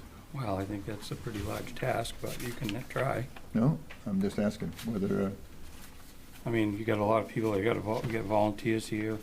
A lot of these people we could fill, but, you know, make it it by is the December important. meeting. We have to post it, too. Yes. Yeah, Yeah, I'm just looking for a closure date, that's all. If it's laid out well right now, we've got the framework. If you want to say applicants in by the end of this November or middle of December, or just leave it open. I don't, Just leave it open, and if we don't seem to be getting any attendance, we'll bring more attention to it Okay. at the next meeting or. The only thing you can do. All right. Well, it's going to get tougher as the holidays get too. The closer we get. I So, think there's a all lot right. of people. Then There's a we'll- lot of people that want to be on I that. think there's a lot of people that want to be on that. I think Derek's right. Yeah. There's 11 spots. I think you're going to get plenty of applicants. Is that enough? Yeah, I mean, the question, this is an outline that's well done. I think Yeah, John they did a great some job time with on it. this, and probably the clerk or whoever helped him. But what number gets too large? Do we want more public people, or how do you want to? I'm fine with just moving this forward. I'm just wondering if that's, once we start this is probably the numbers we'll go with. I think the numbers are good. Okay. Anyone else? Yeah, we're good. All right. How many people from the public are on it? 3. 2 to 3. That doesn't seem very, like, a lot. Could you go to the podium? There's a lot of guys here, I'm sure they can hear me. John Bisnat, 10 Merge Landing Road, Raymond, Maine. He needs to go to the podium. It's not for us. It's for Zoom. John Bisnat, 10 Merge Landing Road, Raymond, Maine. That doesn't sound like a lot of input from the public. 3 people versus what you have on the town. All appointed positions. Well, everybody is. That's just my opinion.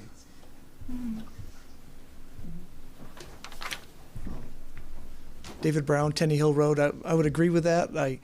I'm a mechanical engineer. I had a little something to do with that building actually when it was last renovated back in the mid-'80s, when it had a big renovation then. And I do mechanical HVAC and that sort of thing, and I would be able to help, but I know there's lots of other people in the town that could help, and I think it sounds right now like it's a little heavy on the people who have an interest in how it's laid out, but don't have an interest or knowledge perhaps about, and my understanding is we already had a needs committee that kind of laid out some of the desires for the space, and now we need to be moving on, I think, to some more serious planning, budgeting, that sort of thing. I'm not sure if I'm understanding the process right now, but so I agree. I think we need more to put out feelers, allow for more people. You don't have to accept them, but you might find more people that step forward. You might get architects, engineers, all kinds of different people, people who can do estimating for you and help estimate the process, the cost of the project. So, thank you, Peter. Peter Levitt, 2 Levitt Road, for the public record. And the right to know law in the state of Maine says that everyone in a public meeting needs to be identified, just as a point of order. As far as this committee is concerned, my sense is that there's a cost associated with this because there's going to be consultants. So as far as engineers, structural engineers, and surveyors and all that other stuff, that I believe at some point this committee is going to need to obtain information on. They're probably going to want to get paid. So I'm just curious, what budget is this going to come out of? And I'd love to see this happen as soon as possible. But at the same time, if the money isn't budgeted, that's going to be a concern. Thank you. My thought, and I'll just speak for myself, was there would be public meetings for people from the public to come in and speak at any time that they wanted to give input, and agenda posted. And again, I don't know how large the comp plan was. I watched those meetings, and it looked very well balanced with people, but the number-wise I'm talking about. I'm more concerned, 9, okay. The idea of having someone on from all these different committees is to help with the planning, the ordinance that might need to be changed, what will affect the actual process moving forward. If someone has a different view, if 2 or 3 isn't enough, or if we need to add someone in here, I'm flexible on everything. I would agree that there should be plenty of public meetings, so people that do have suggestions and people that do want to provide some assistance could voice their opinions at these meetings and offer their services. So I don't think we need to make this committee any bigger. I think we just allow them to participate. What is everyone's thoughts on the select board members and the budget finance committee member just being ex officio and non-voting? And non-what? Non-voting. With what, any role that there may be voting involved with this committee? I'm not opposed to it. For what purpose? I'm not sure how much voting will be going on here until you work down to the final meetings, correct? Or am I wrong? No. I guess the purpose is we get probably in a last say, right, to approve what happens, so. Oh, when it comes back to us. Yes. I guess that's my thought process. Yeah, I would agree with that part of it. But I mean, you're keeping the number the same? Mhm. Okay. Yeah. I thought you were saying non-voting members No, to they add two more community members to it. No, my thought is they're still a member, but they're a non-voting member. Or maybe just the select board, Like we did whatever with the one. comprehensive plan Yeah. committee. Well, it doesn't even, the flexibility was built in here, like town manager or staff person makes it easier for them to have a person that's flexible, so to speak. And I think having the public meetings would serve that purpose. I mean, this can be tweaked as we get down the line if we actually have to get into the budget process, which we're going to have to do eventually, and probably sooner than later, because we're trying to start the budget process earlier than normal, so that we don't have the same situation we had last March and April, or February, March. Unless someone on the board wants to make a change to it, I would entertain a motion to accept it as written, and if you don't want to put a time for. I mean, it's not set in stone. It says aim for 9 to 11 members, so. Right. There's 12. It's not like we have to throw the whole thing away and start over again, but I think we should at least maybe go on the larger end of the 2 to 3 scale for community members at large, that's for sure. I mean, the comp plan one is asking for 4 community members, so I think to have 2 would be slating the community a little bit on it, since this is probably going to be geared towards a community center. So I think the more community input would be great. I do think the fact that having community members show up for them, but if they're not on the board, then who knows? Are they not showing up because they're not there? They're not a part of the thing. They don't have a, they don't have a force to be there, an obligation to be there. I don't know, but it's just my concerns. How does everyone feel about, as written, except one select board member is ex officio, non-voting, and you do 4 community members? That does make a 12. And that keeps the voting. You said budget, finance, and select board member be non-voting? If you do that, then you'd have an. Oh, even number, yeah. Well, you'd have an odd number of votes if you did that. Because the town manager and staff liaison is non-voting. So you'd have 3 non-voting out of a 12-member board. With 4 community Yeah, but members? With 4 community members. That's what you would want. Yeah. Right. Oh, okay. Yeah. That works for me. I thought you were saying that in a negative. I'm like, No. well, you don't want even. I don't know how that's no. going to work out. No. Paper, No. rock, scissors in the parking lot. No. Kate? So amended? Motion is amended? Yes.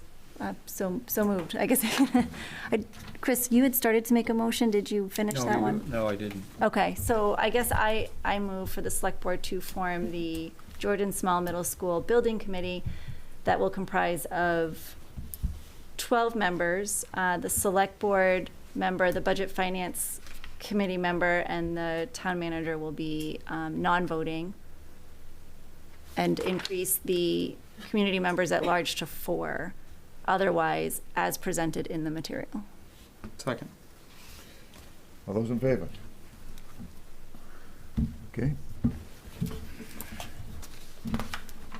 Next thing on the agenda is forming a comprehensive plan implementation committee.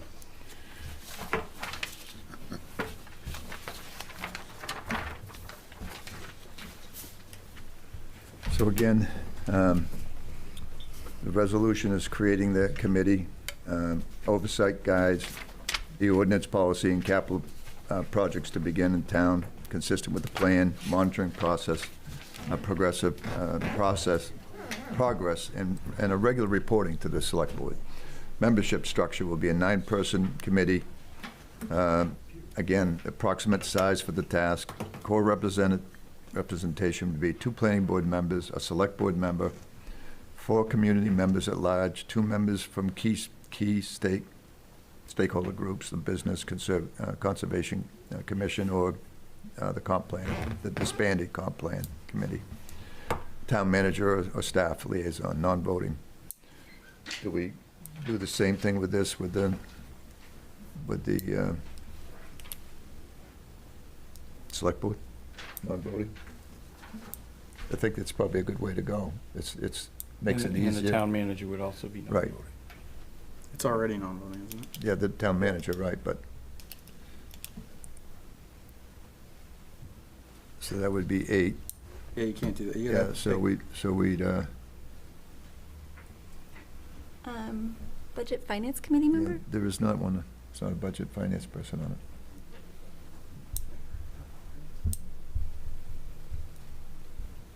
And there's going to be some cost to this, no doubt about that. And probably to again, to speak my mind, is this is going to overlap with the school anyway, because that was on the comp plan. And so I'm sure there'll be times where they'll be meeting or discussing similar things.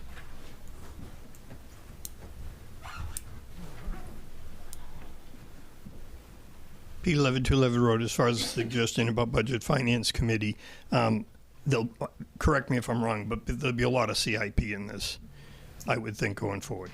Thank you. What's the thought? Add a budget finance? Add a budget finance committee member. And then it's an odd number. Then it gives you an odd number. So select boards are gonna not vote in budget finance well? Yeah, it'll all come back to us in the end. No, I'm just stating that so that. Yeah, and do we, I mean, at that stage, we'll probably have all the information will be coming in with progress reports, and we'll know whether it's straightforward or not. And then the budget process will decide a lot of what they're saying. Am I right on that? As they come forward with the cost associated, we won't be able to do everything, that's for sure. And so the question will come down to what the priority will be with those joint meetings anyway.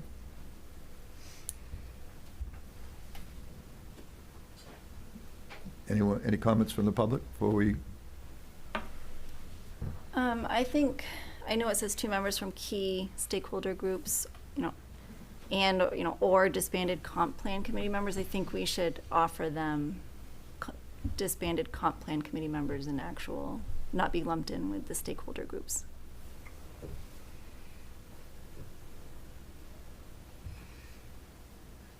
Oh. So are you thinking the business and other groups would be part of the community? Or just add another 2 positions? I'm agnostic to that. Doesn't matter to me.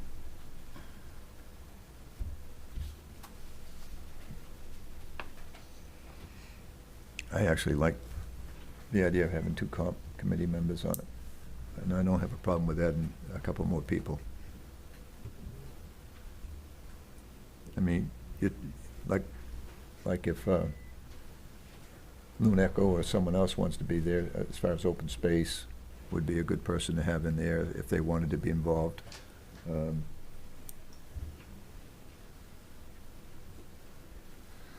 just add to 3 members. Can be each one of those.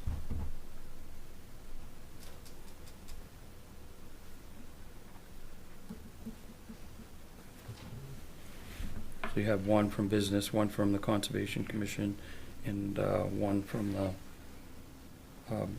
disbanded comp plan committee member. Was that what you were aiming for? She said 2. You'd have to anyway to make it odd. Yeah, I mean, I just think we should aim or try, if any of the previous comp plan committee members are willing to continue to serve in that capacity. I think we should try. I guess maybe, I just think for continuity, they were heavily involved with it. I agree with you as far as the continuity. Peter? Pete 11 Road. Is there going to be a select person Yes. Yes. Non-voting. And if I'm not mistaken, are there two select people sitting up there that are both disbanded comprehensive plan committee members? And I'm not trying to stick anybody with anything here, but I would just say you could kill two birds with one stone there.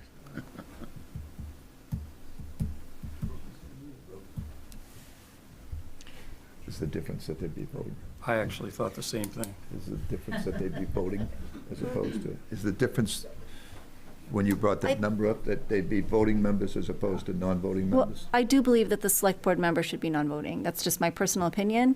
And yes, that would be a comp plan committee member, but I think we should seek other voices from that committee as well. Well, if you had another one from the comp plan committee, they could vote. Yes. That's what you're saying. Yes. And I guarantee you, they're part of the community. You know, so if you're looking at applicants, you'd certainly give them a priority, is what I'm saying, what I'm thinking. So Kayla, you ready to do a motion? No, because I haven't done the math yet. So we have one, It works if you add it up, if you add one to that. so one select board member, Right. non-voting, one budget finance committee member, non-voting to be consistent with the other committee? Yeah, the select board. Okay, non- yeah, and so town in manager. budget finance, non-voting. Two planning board members, that's four community members, we're now at 8. If you make the two members and stakeholders and comp plan all in one, if you make that 2 or 4 and budget and select board and town manager are non-voting, then it works. Okay. If that's how you want to do it. Yeah. So would you say that again, Derek, please? Planning board's 2, select It'd board be non-voting. 13 members and 2 non-voting members, so you'd have 11 voting members. Okay. If you up to your 2-member from key stakeholder groups to 4. All right. And the town manager's non-voting, so did you count them? So that's 3 non-voting positions. I got 2 because I got select board and town manager. Budget finance, Oh, you're not going to have them vote? no, because we did that with the other committee, Okay. just for consistency. Then maybe do 3 instead of 4 on your 2 members. You have to do one or the other. So 3 members for the stakeholder group? Yep. All right. Can I talk? Yeah, you gotta say your name. 33 Plumber. Quick question. Why, just out of necessity, you feel the need to take away the vote from the board members? Well, it comes back to us for the final vote, you know. But you guys are selecting the whole board to begin with, right? Correct. So I think it's more of the influence factor for selectmen sitting there saying they don't like that, and they'll voice in their concern or carrying it. They'll be representing this committee, actually. Yeah.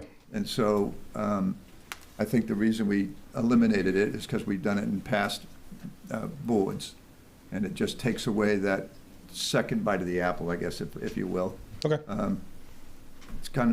It's more the people doing it rather than us doing it twice, so to speak. And speak for someone else, if someone else. and just out of curiosity, wouldn't that maybe a non-select board representative to select the applicants from the public? Wouldn't that be more transparent? And I don't want to complicate things. It's just that that's in the effort of being transparent. I don't know if that's a bad idea. I don't think we've ever considered it before, but it just adds to the layers, because generally speaking, when it comes before the board, we just say yes. You know, it's not like we had a huge group that came before us. Not necessarily. If you get 20 members, then you're going to have to wean them out. Yeah, oh, that's whittle true. it down. Good It's point. not- Yeah. You're not going to get an That's exact true. number of people that apply that you need. I mean, you might, but that's. I know when the first Probability committee of that came is together, the vision committee, there was such a small number, we just said everyone's on board. But I think at the same time, you're right, if you get 20 people, I'm not opposed to that kind of concept. I mean, but who would you take from the public? And then that becomes the. I would volunteer Deke to do it since he stood up there. Shouldn't open your mouth. Wise advice. And he's a voting member. Well, I'll tell you, it's interesting, but I wouldn't mind adding someone from Parks and Recreation in this committee. I mean, it's a comp committee, comprehensive, and it's open space. It's things that we'd be doing with them. Yeah, as far as even, I just think I think we may have missed a group that could have an influence on this. Maybe I'm wrong. Maybe I mean, I don't know. You can add everyone, but it gets to a point where you get too many people in there, and then you're not going to get anything done. Well, these 6-hour meetings. Then I guess what we could do is when this group comes forward, it's going to be going through the town manager. That's when the process starts. You can always invite the Parks and Rec people anytime for any meeting. That's a good point. Yeah, that's a very good point. They can invite staff. Yeah. Well, my thought is on what Deke said about a neutral person, it's going to be going through the town manager and the staff that will be weeding through the things, and there'll be some sort of application where you'll give your background, for example. And then if there's any kind of decision, most generally the town manager will come forward with the recommendation, and we'll either ask questions or the public can ask questions then, and then we're kind of the last step after the process is pretty well complete. I don't know if we've ever started crossing people off here. I haven't seen it anyway. So I think we'd stay with what's been written up by the town manager, and we'll move forward with the idea, and then if there becomes an issue, we'll deal with it at the public meeting.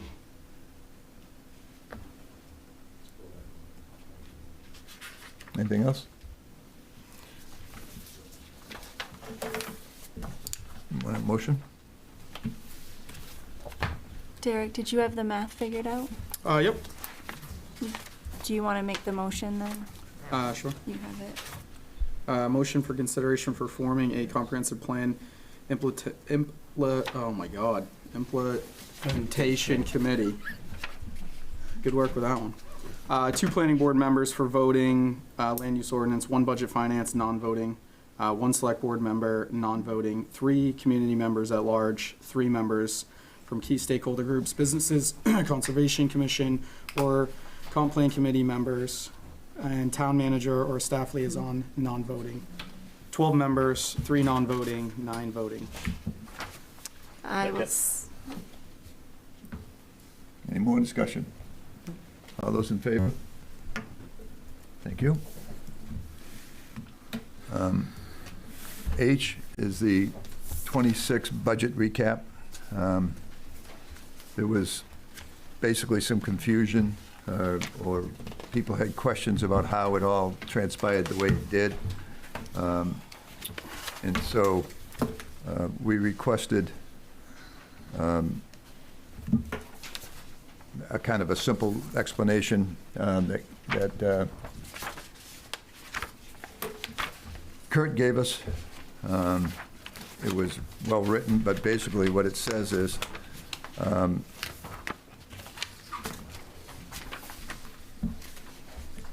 the gross municipal budget presented and approved by voters in 2025 town meeting represented an increase of 5% over the previous year.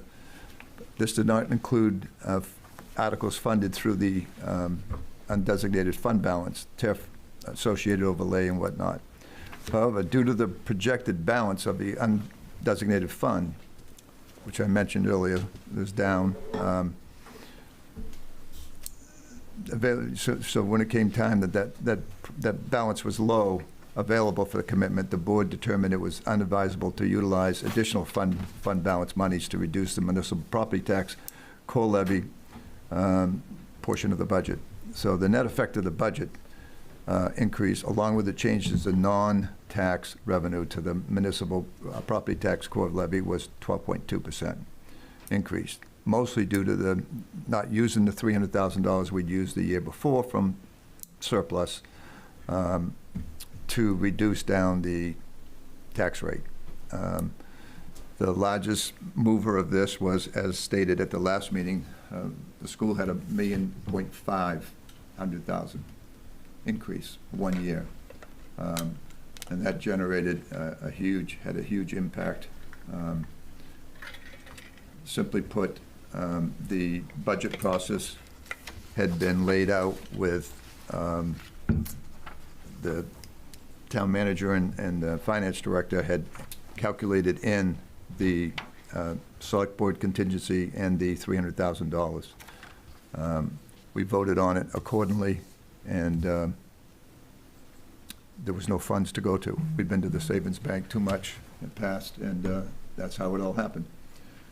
There was questions on whether it was, and I went through the notes, and I had everything from 4.6 to 10.93 or whatever, 10.3, and then that final budget number that was actually what was there was, with everything all added up and taken out, $375,000 that we couldn't use to lower it.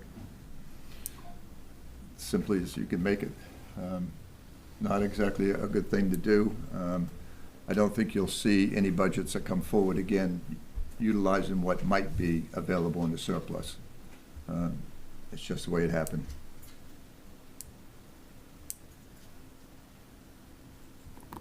Any input, any questions? Nope. Okay. I do have one input on one part on that. So the school, the 1.5 on the school was a $300 or $300,000 payment for our, like, the new middle school. So that wasn't just an increase on the entire school. It was one of our payments that was due. It's lumped into that. Filled into that 1.5? Yeah. Is that what Mr. Hall said when he sent you the email? Yep. I didn't get the email, so that makes it easier to explain, because there was a lot of talk about the $300,000, and there was a lot of us in the dark from that. So you're thinking it will be less next year? No, we have to continue to pay for it. I mean, that's just the first payment. There's more. I mean, that building is not $300,000. No, I understand that. That's probably the interest on the first installment, the way we do ours. Thanks for that. I didn't realize that's what it was. Any other questions or any statements? Oh, I just had a request. Melanie, I think this came in a little later, and I was wondering if it already hasn't been added to the packet, can it be? So that I don't know if that's... Thank you. Thank you. It wasn't in my packet, so I didn't even know what you guys were looking at. Oh. I looked at Derek's. Okay. All right. Peter? Yeah, Peter Levitt, 2 Levitt Road. So I'm not forming this as a target at anyone. I just want to have a simple, I was here for the meeting when the mill rate was set. At that time, I watched the select board back and forth about $300,000 unbudgeted that was going to hit us in the spring involving the school. It seems like the day after that, both a selectman and a citizen simply made one phone call to the superintendent of the RSU and got that information.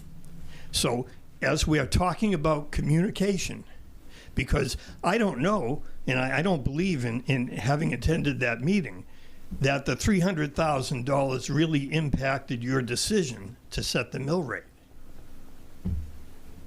But I don't know that. And so making decisions, budgetary decisions, without all the information, and like I say, one selectman and one private citizen picked up the phone and called the superintendent and got the answer in 30 seconds. So that's my comment. Thank you. What I just heard from Derek is it did have an impact because it was part of the 1.5 million. And that was part of the wage or the funds that we used, or I should say the expense that we used in the budget process. We may not have known it was part of it at the time, but it was. Anyone else? Okay. Under old business, did you have something? Under old business, when we went through the bylaws for the select board, trying to correct and move things forward, there was a line in there for old business. We asked for it to be ready for us to work on it, but there's a lot going on with the town, as you might imagine. And so I'm adding it in now, and it's going to be there from now on. And what we're going to end up doing, because it's in the policy anyway, so it's not being added in the sense that it's new to the policy, it's new to what we're doing. And the only reason I'm bringing it up is because of that policy. And I had talked about maybe making a motion to have some of the parts put in, or I'm willing to discuss even taking watching the meeting and typing up something and presenting it to the town and letting them tweak it if we want to. But I know that Mel's short-staffed. I mean, obviously, we're having a changeover in management. But if not, it's going to be another month before we get around, and maybe even longer before what we worked on to get it straightened out even happens. So that's what I'd like to talk about on that one thing, and see what you guys consider to be, I mean, it's subtle, the things that we changed, but it is something that we recommended and voted on. Do we just wait it out until they get a chance, or?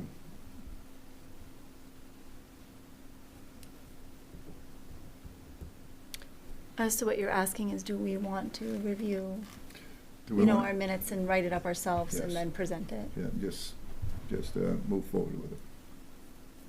And I don't mind spending the work and then email it to you guys and have you all look at it for proofreading.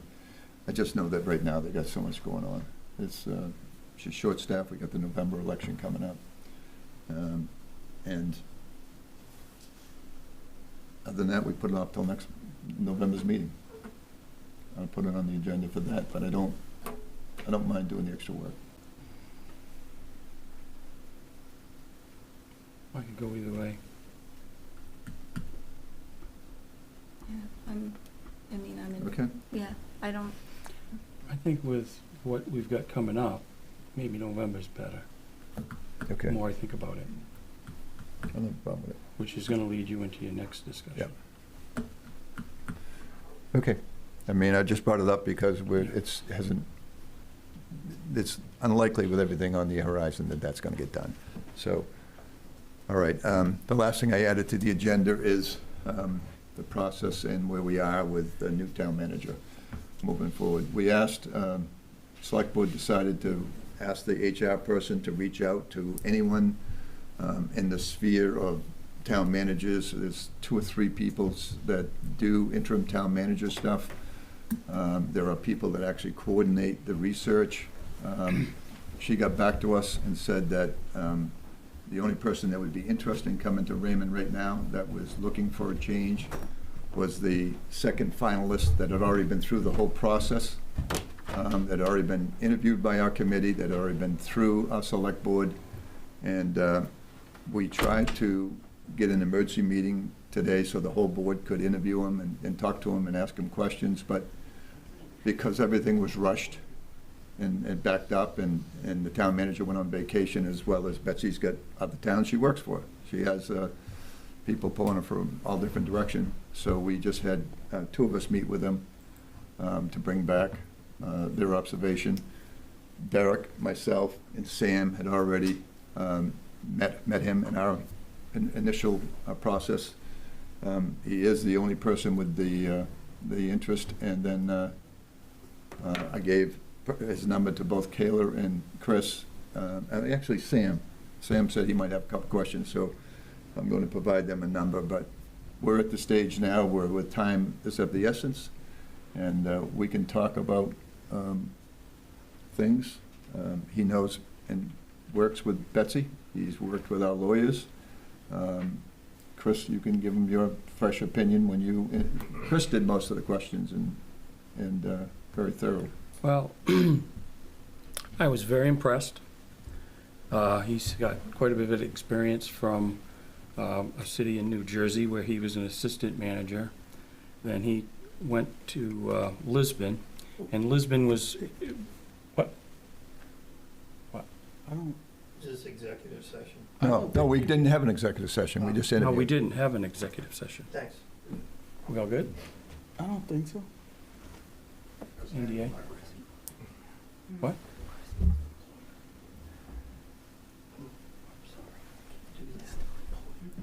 Yeah, I know.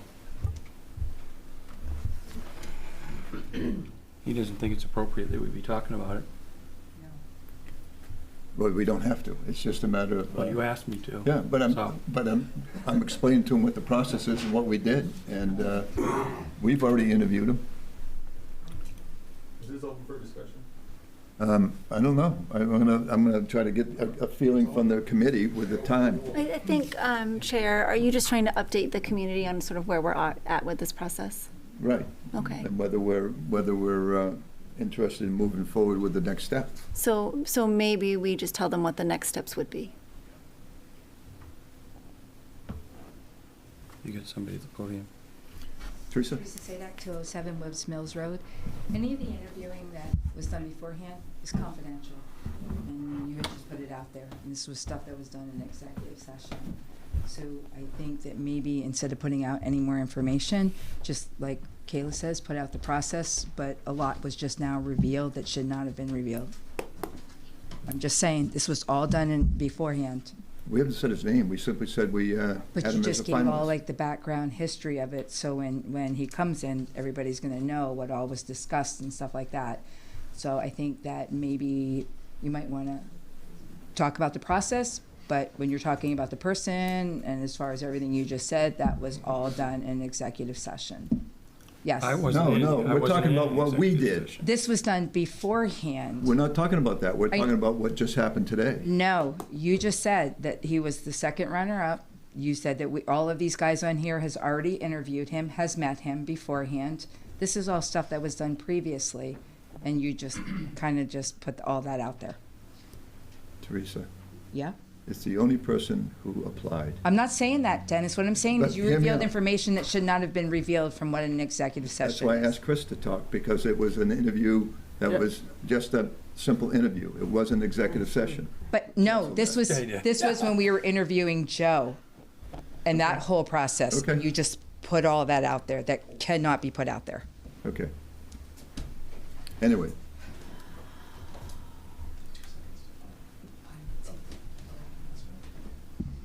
211 Road, sometimes it's not quite apparent, and believe me, I'm not a lawyer, but if you start giving details about someone and who they know, like a HR consultant, you don't have to actually say the person's name. If the person is identifiable and the discussion was in basically a protected area, then you really have to just stay away from that.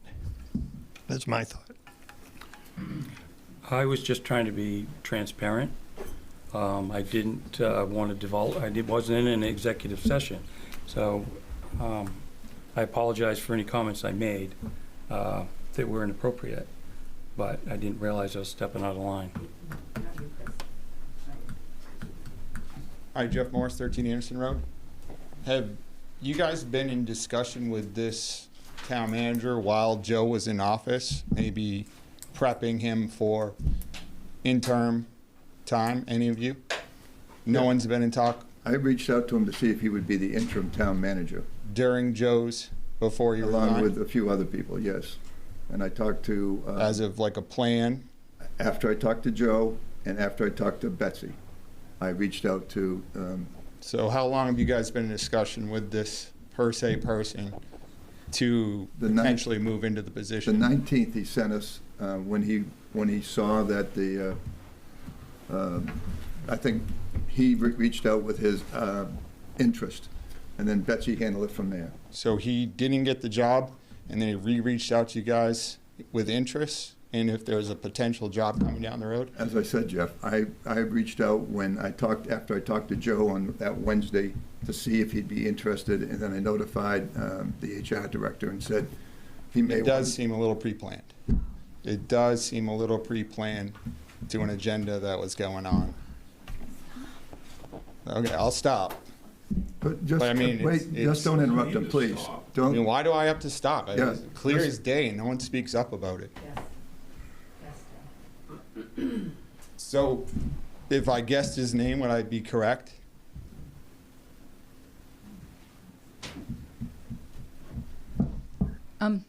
Teresa Sadak, 207 Webbs Mills Road. You sitting there giving him the death stare because he is asking actually what everybody else, not you, Chris, Dennis. I'm not giving my son the Yes, death you were. stare. You just were. Teresa, don't interpret my Excuse look. me. You're out of line. I got the floor right now. You're out Everybody of line. saw. No, I'm not out of line. Everybody in this room just saw that. But you've been snapping at me when I'm asking questions. So let's go back to Jeff's questions here. You reached out to this gentleman before, Kayla, just say what you're thinking. No, please finish what you have to say. Okay, so what happens? Don't say it. Peter, don't even say it. You don't have the Teresa, please. I know, exactly. Direct it to the chair. You don't address anyone else. Direct it to Thank the you. chair. Okay, Mr. Chair. So what you are saying is that you did reach out to this gentleman before you reached out to the HR person. Is that a yes or a no? Yes, as I stated. Okay, did you guys have a board meeting on any of all of this as far as discussing that would be the next move to do? Because I'm seeing shaking heads no. No, there wasn't a board meeting about it. So you technically then went rogue on this and reached out without discussing with the rest of your board members as to, wait a second, Yeah. I'm not done.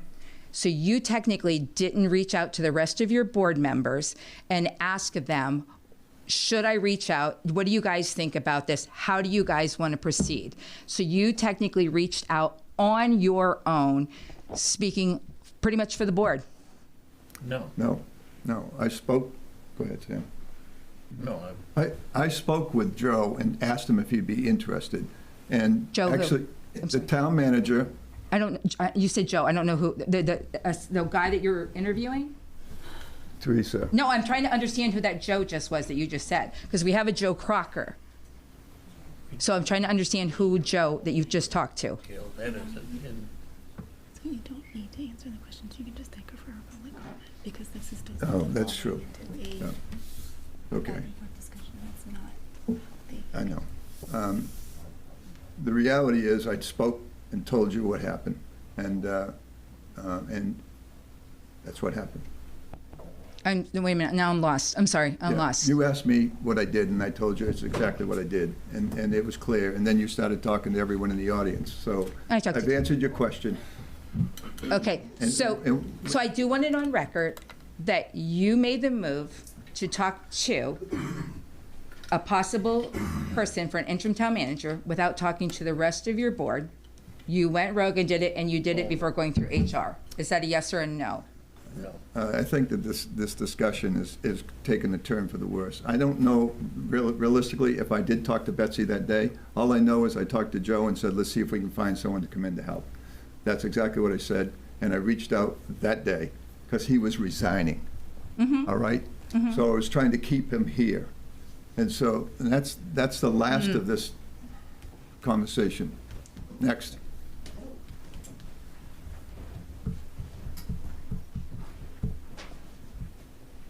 What I just heard, and I think Derek brought it up, is we're not supposed to be talking about the process, so it makes it very difficult to stop people once we start. But the reality is, it was done in good faith, and that's what I'm saying. And I'm trying to be transparent, and that's what's important more than anything else. Jennifer?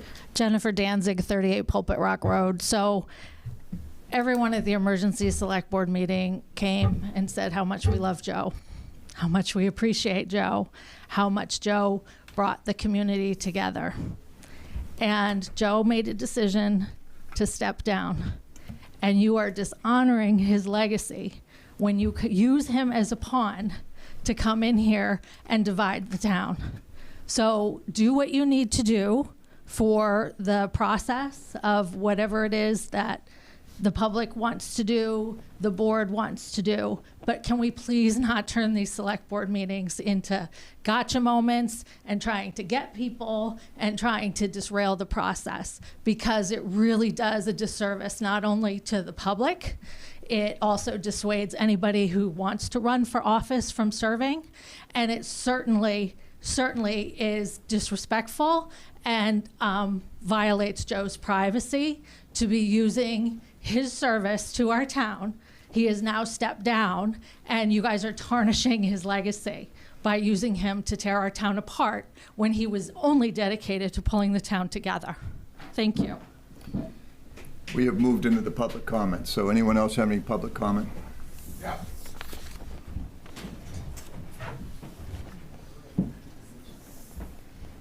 John Bisnet, 10 March Landing Road, Raymond, Maine.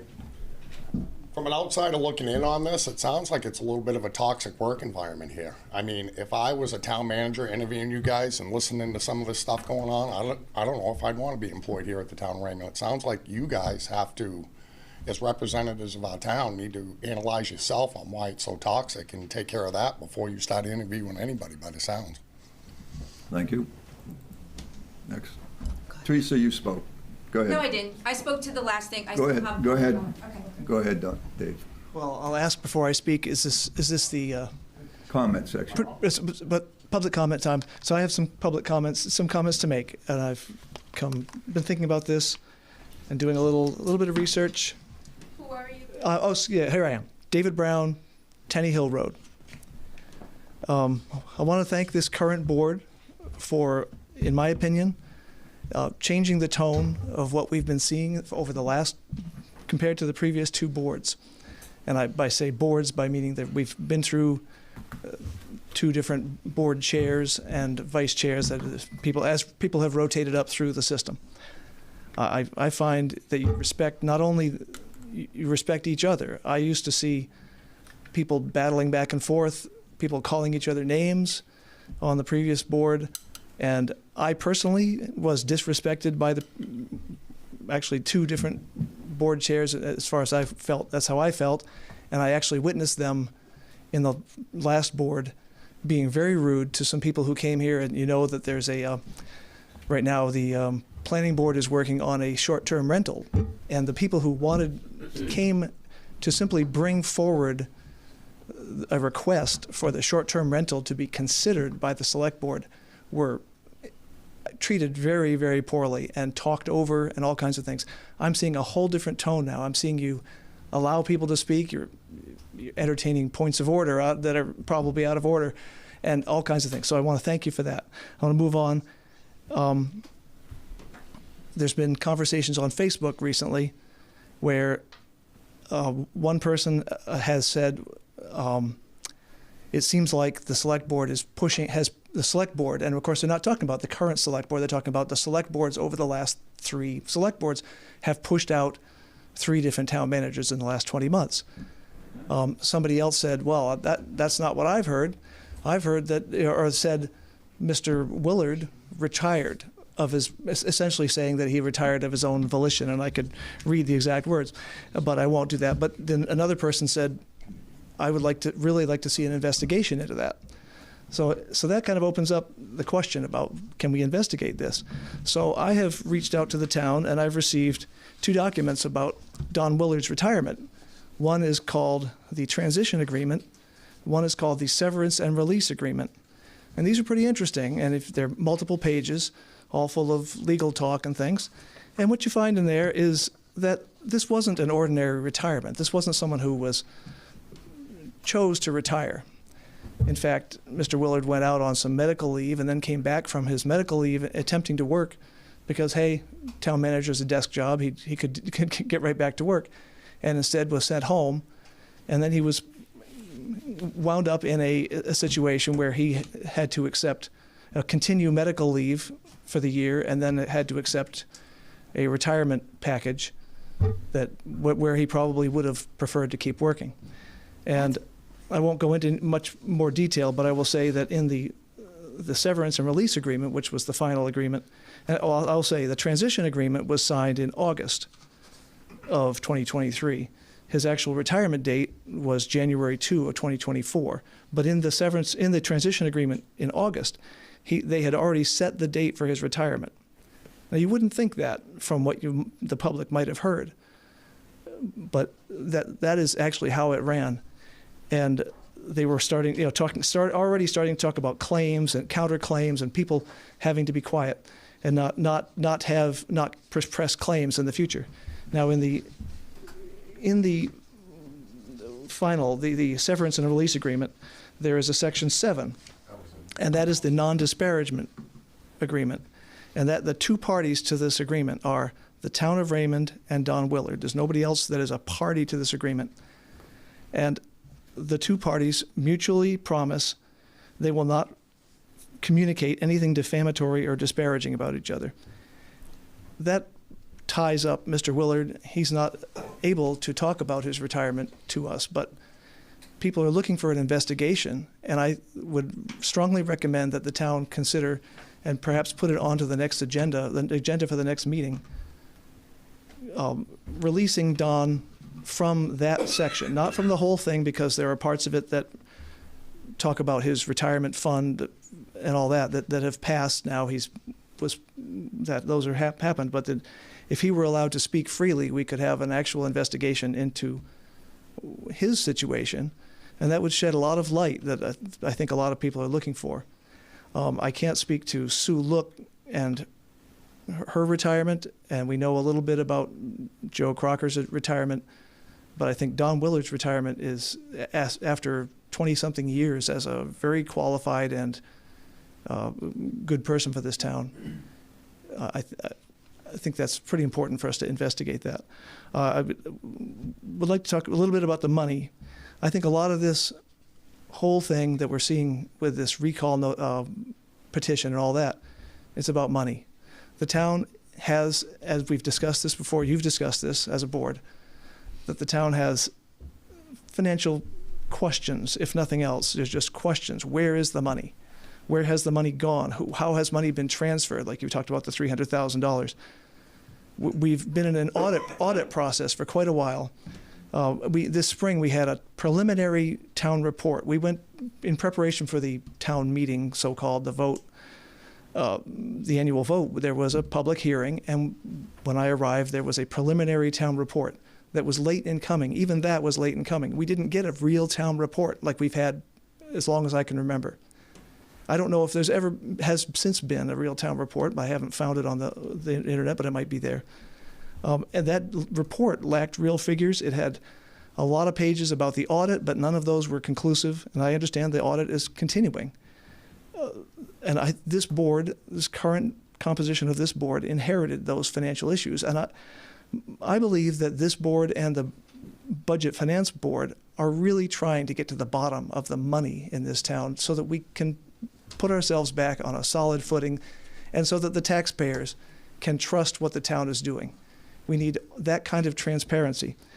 Now, I just watched the September 7 Budget and Finance meeting, and I've attended and watched some selectmen's meetings recently, and I've seen questions being asked of the finance director and of the town manager. And what I would say, as an engineer, as I've said, someone who's worked in the business world for 40 or more years, I would say those questions were pretty basic, and they were the kind of questions that those are those people's job. They're hired to manage our money and everything in our town.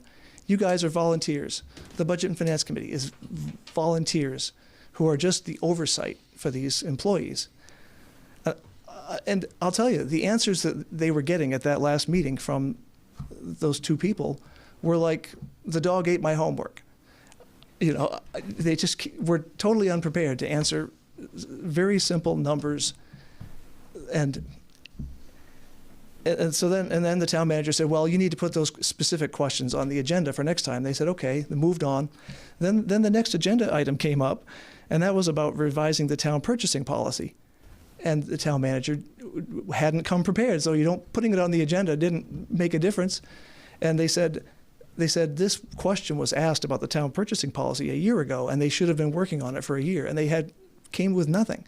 And the town purchasing policy, they said, the 2018 purchasing policy was a dumbed down version of what we used to have. It was dumbed down, according to one of the members of that committee, to meet what was actually the actual practice that the town town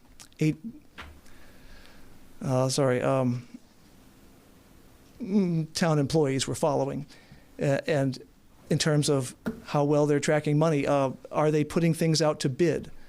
A lot of things aren't being put out to public bid. They're being sole sourced, and we need to come into line. Our purchasing in this town needs to come into line with other towns and when good practice, because we have a lot of projects coming up, and whatever kind of projects. It could be the school, it could be the roads, it could be all kinds of things. We need to have a policy where people don't just go out and spend money.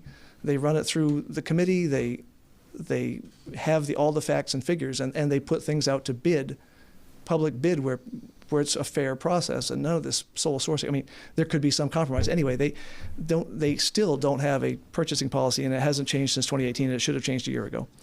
So this is the kind of thing that I saw. I'll just say that. That's the kind of things that I've seen going on, and I think the public should understand those things, and I think I encourage you to, as I said, see what you can do about the severance release agreement so that people can talk about things. Thank you. Thank you. Anyone else? Jeff Morse, 13 Anderson Road. Speaking on behalf of what he was talking about, the Budget Finance has asked for a certain amount of reports, and I believe they've been turned in now. What did we discover on these major urgent budget reports that we needed during our town manager's first 3 months in office? That, I mean, I guess he should have been ready when we were changing policies and procedures. Did we get anything back from these reports that we got back? I'm just interested because I'm aware that you guys have the reports now. Did we find out anything? Public comments are just that. You say public comments, then we move on to the select board comments. Oh, sorry. Okay.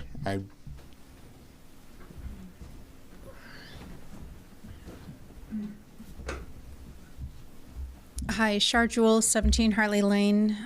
Just to make a comment about confidential agreements, legal agreements. I've been in human resources for over 30 years. I regularly deal with severance agreements and confidential agreements and things like that.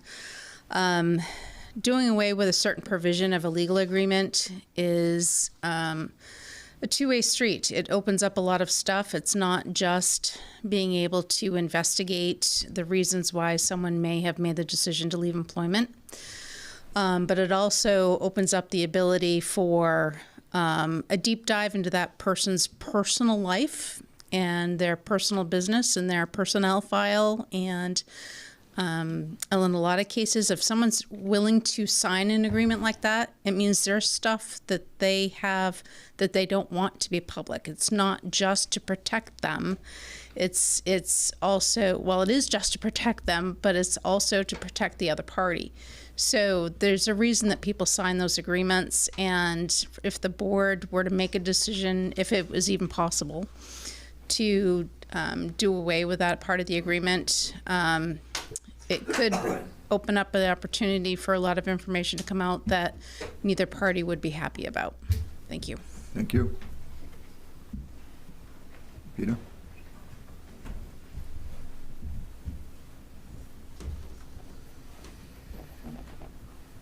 Peter Levitt, 2 Levitt Road. So a couple of things, and I understand I'm not expecting any answers back from this. They're just observations or comments. So number one would be this whole situation, which continues to divide the community, which although someone just spoke very impassioned about how, can't we all get together and be respectful and appropriate. While I definitely respect that attitude, I've been here 30 years, and I got to tell you, it hasn't existed at all. It's politics as usual, unfortunately, and that's the way it goes, and it's a reflection of where politics are in general in this society. That's unfortunate. But it did prompt me to kind of look at the ordinance for recall. And I know I sent all of you emails about my recommendations and research on it, and I know that basically there's probably no one in the community that knows more about what's on your plate right now than me. So I know that this may not seem a high priority, but the bottom line is there are several communities that in the last couple of years have relooked at the rather vague or broad definitions contained within our own ordinance that basically don't really comply with where the reality of politics are today. One of them being that no one can be recalled for a political reason or a personal reason. The fact that York County basically recently revised this to say, since there is such an opportunity for abuse, we're going to raise the bar. Not 10% of the gubernatorial vote, 25%. If it's an issue in the community, you shouldn't have any problem getting 25% of the gubernatorial vote from the last election. And it does raise the bar and make it a little bit more work. Anyway, I sent those emails to you. I hope that at some point in time you look at it, and I would say I would look at that revision sooner rather than later. I didn't include in my recommendations, however, a retro recall. Because what I'm hearing here and what I've experienced for 30 years is we could have been using this a lot sooner. And I believe that personally there's a lot of people here that should have been recalled that weren't. But I didn't put anything in there about having a retro recall. On another note, and it doesn't look like there's anybody here to really address it, but I'll just ask these questions anyway. I've been gratified to see the speed feedback signs on Raymond Hill Road and on North Raymond Road. I'm curious if at some point the Public Works person can update us on, are those our signs? Are they the sign that was loaned to us? Have we bought any more signs? What are the plans? And are they collecting data? Because it'd be interesting to know about that. So, once again, that's kind of getting back to the mundane business that primarily you should be dealing with, in my opinion. As far as getting back just a minute to the recall issue, if in fact that is going to be something that's reviewed and revised, certainly run it by the attorneys, and I'm sure you will now, because I'm curious as to whether it was run by the attorneys before it was adopted the last time in 2012, but it's certainly dated. Thanks. Thank you.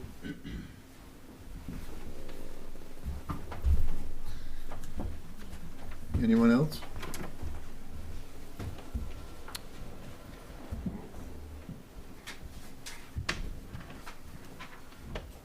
Hi, Letitia Devon, 240 Webbs Mills.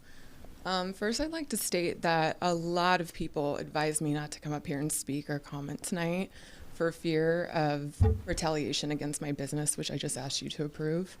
So I just want to come up here and give you guys a chance to prove them wrong, that you're willing to listen to the townspeople that voted you in, and protect the oath of having the town's best interests at heart. With that said, me and my husband moved here a couple of years ago. We chose Raymond specifically for its strong community values, and to sit back and watch people take it for granted how good we have it here is really disheartening. We have an opportunity to make this town not repeat past mistakes. And I think the only way for us to truly do that is if you have three resignations in such a short amount of time, I think it would be just in asking for an investigation into that. And then taking what's found with that investigation and providing that transparency and building that trust back with the people who voted for you. And if they find anything against that, then it served its purpose. And you've built that trust back up with the people who supported you in the first place. And guess what? They'll reelect you if there's a recall. But to hide behind attorneys and not open up the discussion for the people who pay these taxes for those attorneys' salaries, where do you want them to build trust with you again? It's not showing.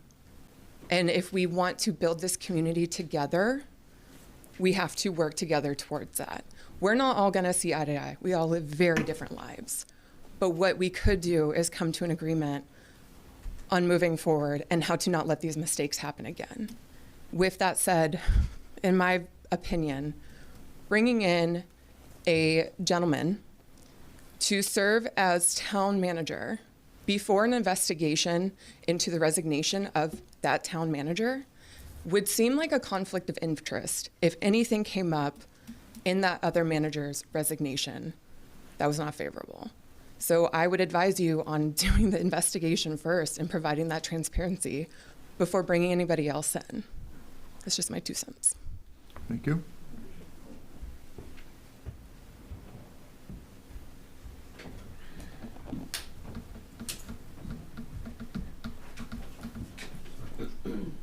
Riley Sylvia, Parks and Rec Director. I I know we talk about working as a community and bring people together. And I just want to let people know that that's what I'm here for and my staff is here for. I just like to shed light on some of our soccer teams are still undefeated this season.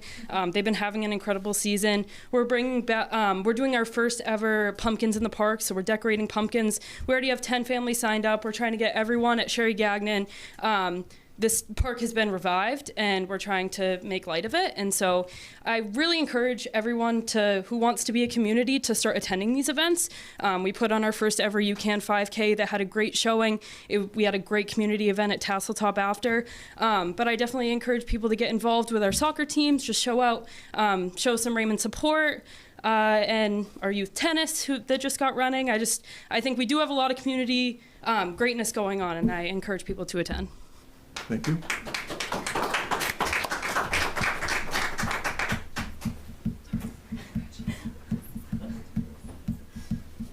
Anyone else? Select board comments? Yeah.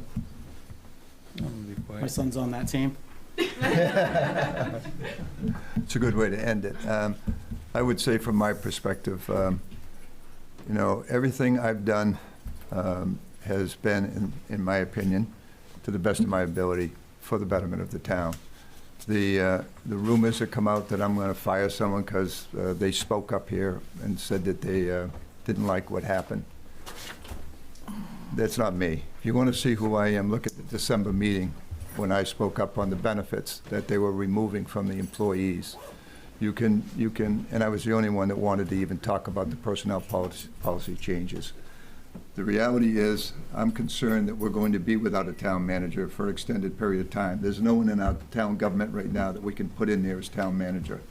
And to have a big void during this, and I'm not opposed to an investigation, I would love to have it all come out in the open, because people would be shocked about what happened over the last 2.5 years.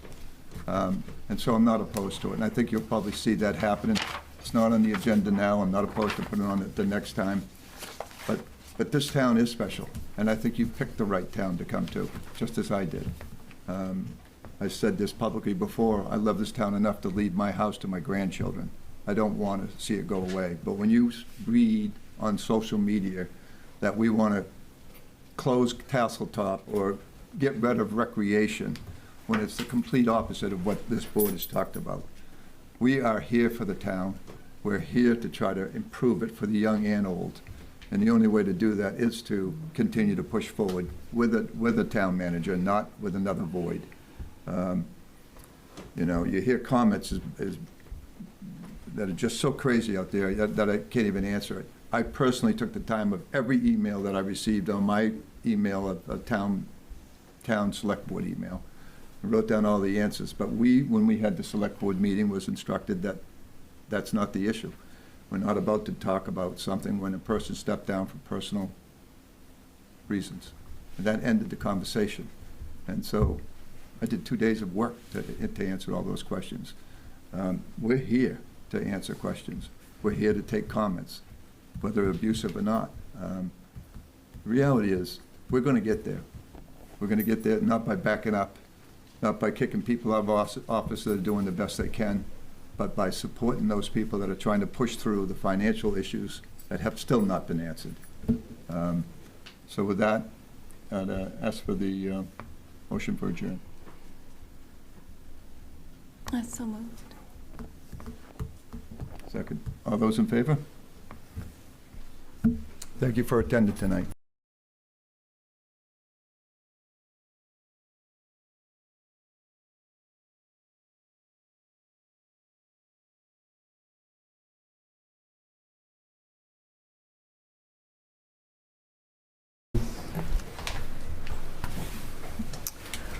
Welcome to the September 10th, 2025 Planning Board meeting for the Town of Raymond.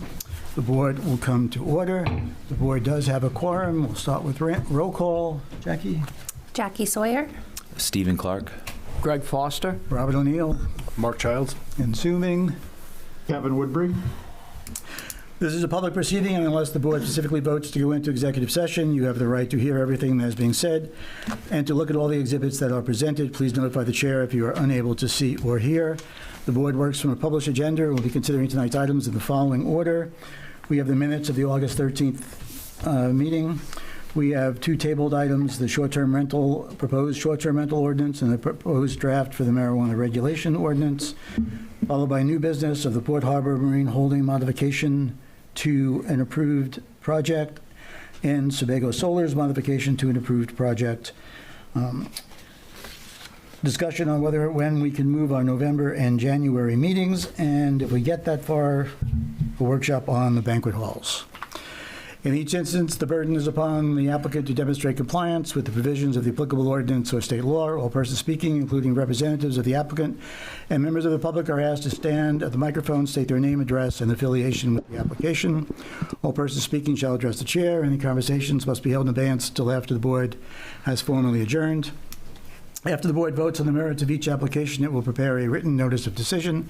Because the notice of decision may substantially affect any appeals rights, and also as a matter of courtesy, the board asks that those attending the meeting with regard to a specific application not leave until the board has completed its discussion. Appeals from adverse decisions must be filed with the Superior Court or as otherwise provided by law within 45 days of this board's decision. All right, first order of business is the August 13th minutes. Is there a motion and discussion?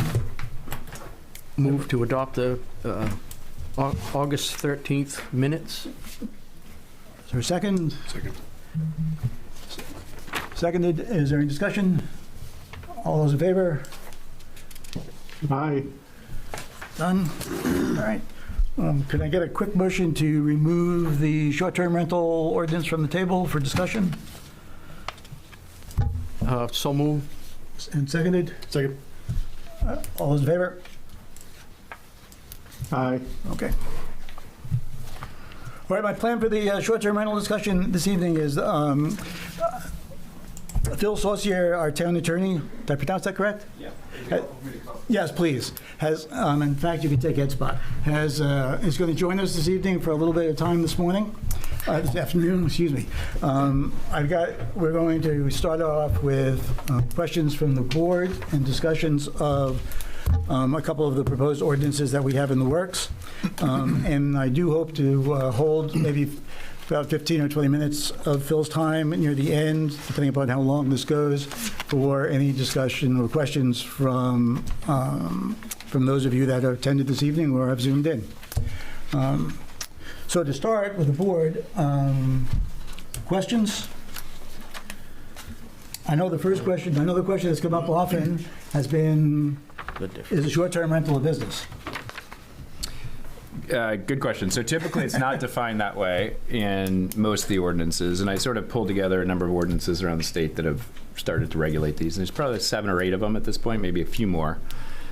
It's typically defined, the rental of residential units generally are defined as specifically not commercial. That's in a lot of different ordinances. Raymond's doesn't say that specifically, but you'll typically see that. And the reason for that, obviously, is because people rent their houses or they rent apartments in residential districts. And so a long time ago, before we even had short-term rentals, that was clarified that way in the zoning ordinances. So typically it's not seen that way. It is regulated now as a type of use, at least, maybe not commercial. I have not seen that terminology in a lot of other ordinances, but you certainly can regulate it through either a licensing ordinance and or your zoning ordinance. You can do both. Right, so you can decide, you can define it as a use, which I think you're starting to do. Mm-hmm. You can decide which districts it's allowed, if any. All right, so you can say it's all districts or certain districts. So that's the zoning side of it. You can have performance standards, meaning, okay, if we're going to do it, are there rules around it? Are there sort of, distance rules from each other? You see some towns have distance rules. Distance rules is how? Yeah, there's actually one community that says you can't have it closer, one STR can't be closer as, distance. That's one way to do it. That's I only know one town that does that. Okay. But all kinds of other kind of standards. Your ordinance, I know that Brett has been helping with you, does have performance standards, where you are currently. I know it's just in draft form.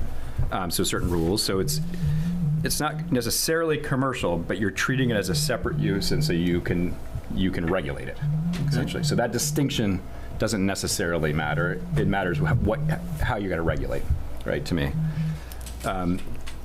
This is starting to get in a place I think is a pretty good place from my perspective. I did have a chance to talk with staff and others at some point. The one thing I did notice here is that and maybe it's an earlier version, it did delete the definition of short-term rental and kept it in a long-term rental. I still think you need that definition because it uses that term short-term rental throughout. I mean, that's really what you're doing here. You're potentially going to regulate short-term rental, so you should say what it is. And the typical definition is less than 30 days of rental. That's the typical. You could make it something different. But a lot of other, that's what you look around. I looked around South Portland, Cape Elizabeth, Falmouth, Kennebunkport, Freeport. Those are the towns that have them. They all have about 30 days or less. 30 days total for a year. Or less. Or less. Per rental is considered short-term rental. Right. Beyond 30 days, again, you could have your own local definition. Is typically just seen as a traditional rental, right? Someone needs a house for a period of time, or they're renting an apartment to live in. But you need to have that definition, define what an STR is.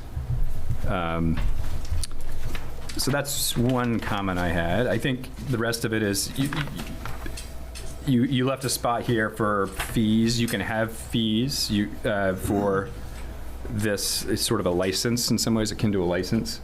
You're allowed to have fees.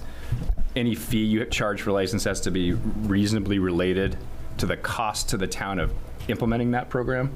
So in other words, what the Maine courts and legislature have said is you can't use fees to essentially raise revenues for the town. You can't use it as a way to tax. You can use it to essentially offset the cost of the program. So the code enforcement office work, the clerk's office work, you can kind of build that in, and you can look around and see what other communities are doing. Mm-hmm. I think you would ask me, could you have different tiers of fees? I think you could. Okay. You could. In other words, you could have sort of a STR 1 license versus an STR 2 license. One is someone who wants to rent a few times a year. You may want it, that's less onerous on the town. Mm-hmm. Or someone who wants to rent all the time. That could be a different fee. Okay. I think you could do that. You just define what that means. And can we have different restrictions or put in place for those different licenses? You could. Okay. Within reason. What I'd want to see is, as you think about it, is I'd review it for you and give you feedback on what those kinds of things are. Just to give you an example, I pulled a couple. Some communities, South Portland being one of them, I think Portland just added this, makes a distinction between owner-occupied houses with short-term rentals versus non-owner-occupied houses, and has different rules as it relates to that. The idea being, I suppose, from a policy perspective, it's owner-occupied, the owner's there, they may take care of the property, or they're going to oversee it a little bit more than someone who's not there. So some communities do that. They either prohibit it altogether if not owner-occupied, or they just have different rules around it. Maybe it's more, more restrictive. I knew this question would come up, so I just have to say, I think that's okay. But there is one court in the country that has said it's not okay to do that. It's out of Louisiana. It's a federal court, though.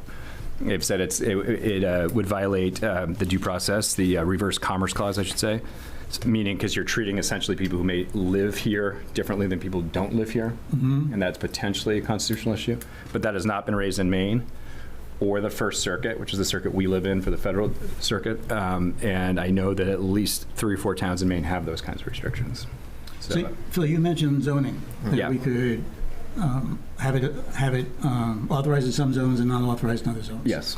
If we did licensing on maybe a tier basis of something 4 weeks or less of rental, and then another tier for 12 weeks or less, and then more than 13 weeks, could those be broken up into zones so that, let's say our shoreland zone, a 4-week per year rental license would be appropriate and would not be. You could. Yeah, but a full license of 13, 14 weeks more would not be acceptable. Would not be allowed in that particular zone. Right. Yes, I do believe you could do that.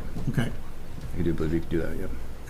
Because I know I mentioned this to you, we have those 3 kind of groups that we're trying to not minimally impact on some, but have it tiered up so that we have more of a control over those that are, I'm going to use the word business, but those that are running it as... They're running it more often at a minimum, yeah. Yeah, and that's acceptable.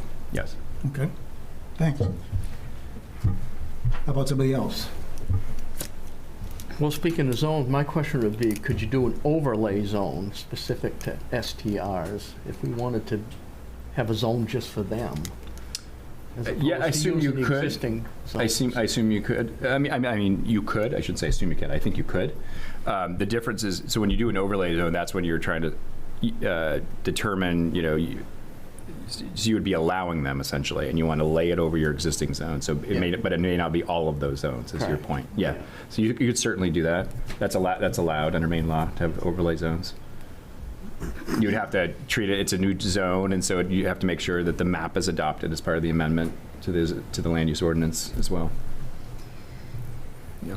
One of our questions that kind of comes up often is limiting or controlling the amount of individuals that are at the particular house for a rental at different times. Yep. So, as an example, if we were to have, let's say, the traditional main camp, let's call it Tier 1, whatever, Yep. and we would have a minimal restriction on how many individuals could be there during the day and that could stay overnight, and then have different sets of restrictions for a rental that's going to be Like a single bed rental or something. Well, no, versus more like a party.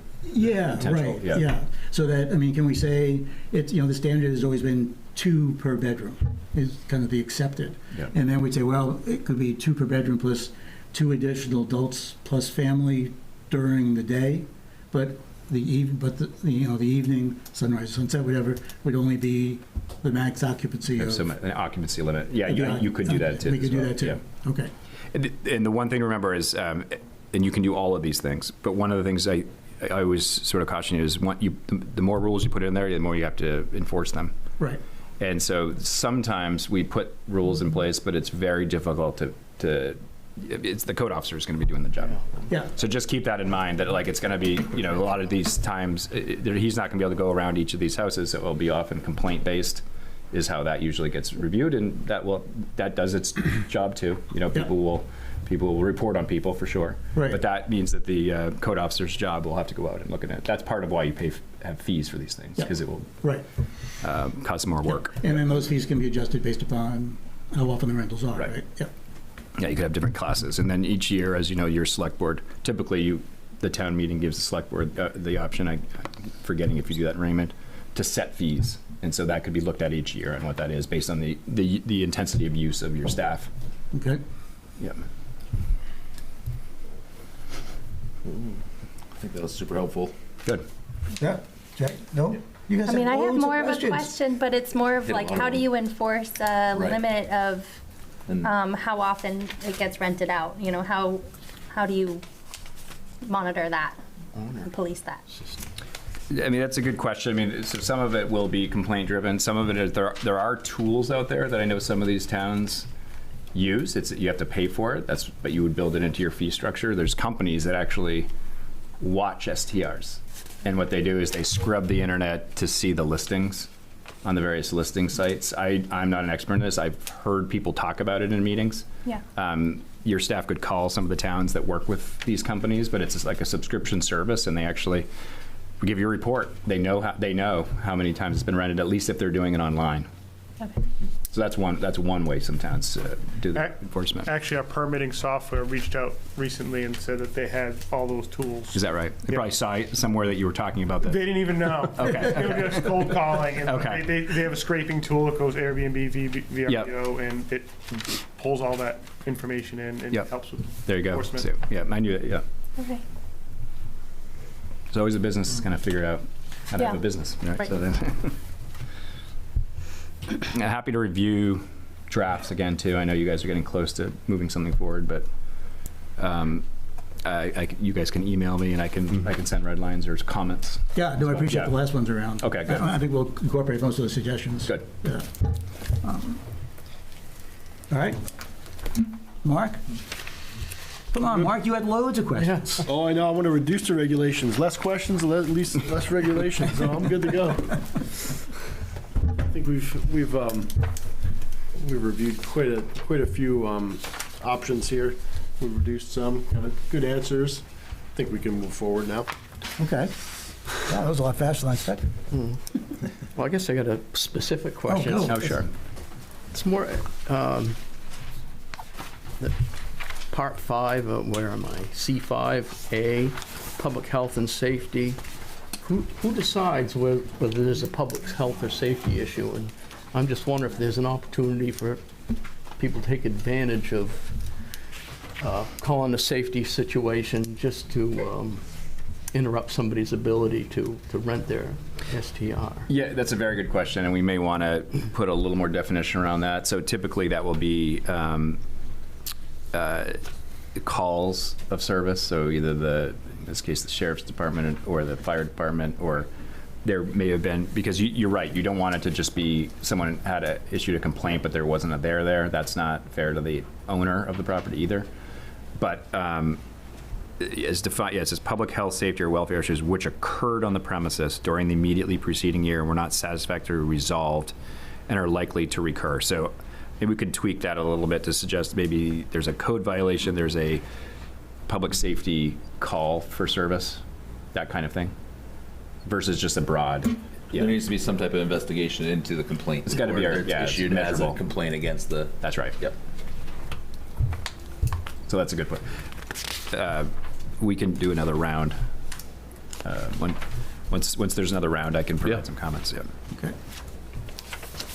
Brett, do you have a question, Hal?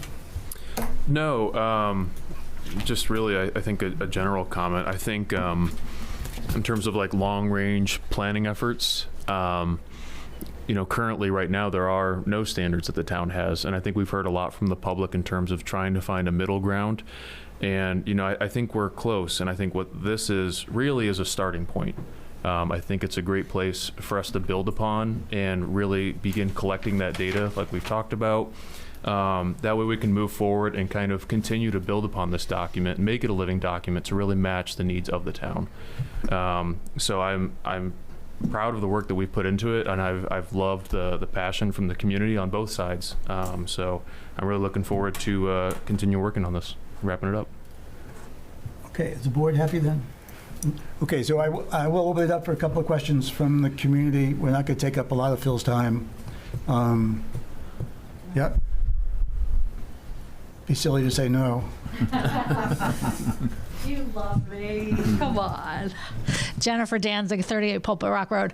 I just have a quick question. So a lot of our town is private roads that are maintained by the residents on the road, where we have private road associations.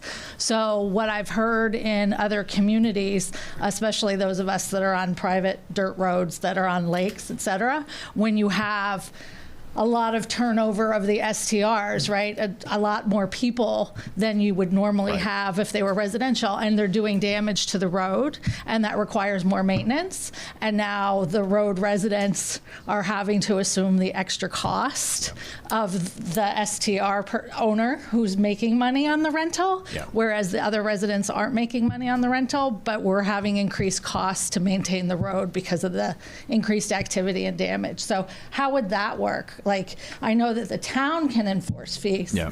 Like, what about, because if the town doesn't maintain your road and then the residents are picking that up, how does that work? How are the other residents on the private roads protected from excessive there may not be a good answer to that. I mean, so the town's not, as you know, involved in the road maintenance there, so they wouldn't be able to collect fees or anything like that. The town, there's two different ways of doing it, I would think.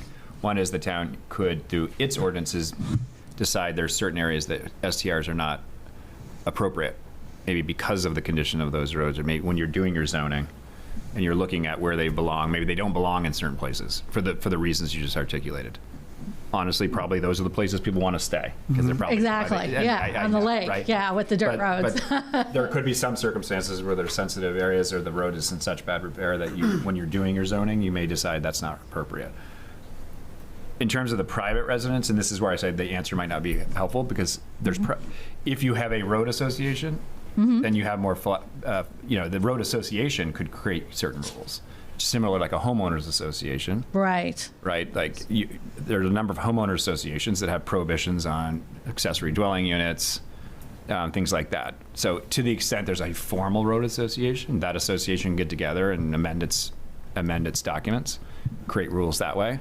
Okay. Some of these roads don't have formal road associations, so that's where there's less of a I think there's less of a mechanism to do that and create private restrictions. Again, the town's not involved in that. And I get that question a lot as a town attorney, where there's like, say there are prohibitions in your subdivision association, and they'll come to the town, and we always say that is not our deal. There's two different sets of regulations. There's the public regulations and there's private regulations, and that's the private regulations are enforced by the people who are subject to that contract, which in your case would be a road association or a homeowners association. I guess I would be afraid of the fact that we don't want to violate state law, right? So there's a lot with ADUs now because of affordable housing and stuff like that. So I guess that's where I am sort of looking to the town, because, if we have a road association and there's 20 houses on our road, we're not going to go out and hire an attorney to, right. Are we in compliance? I know, well, that's why it's difficult, but that's so, the answer. But what you're saying is if we have a formal road association that's like, with Jennifer, I don't want to cut you off, but there are other people that need with the documents, then we can impose something you could look on into the at owner least within your own of the association. rental. But again, that's a private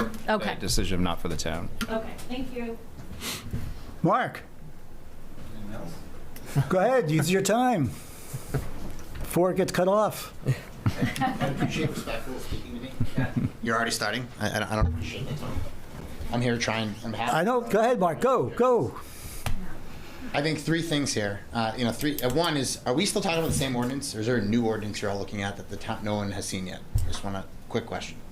I'm looking at the one that says draft for 9/10/25 planning board meeting. So does anyone have that? Was that published to the community?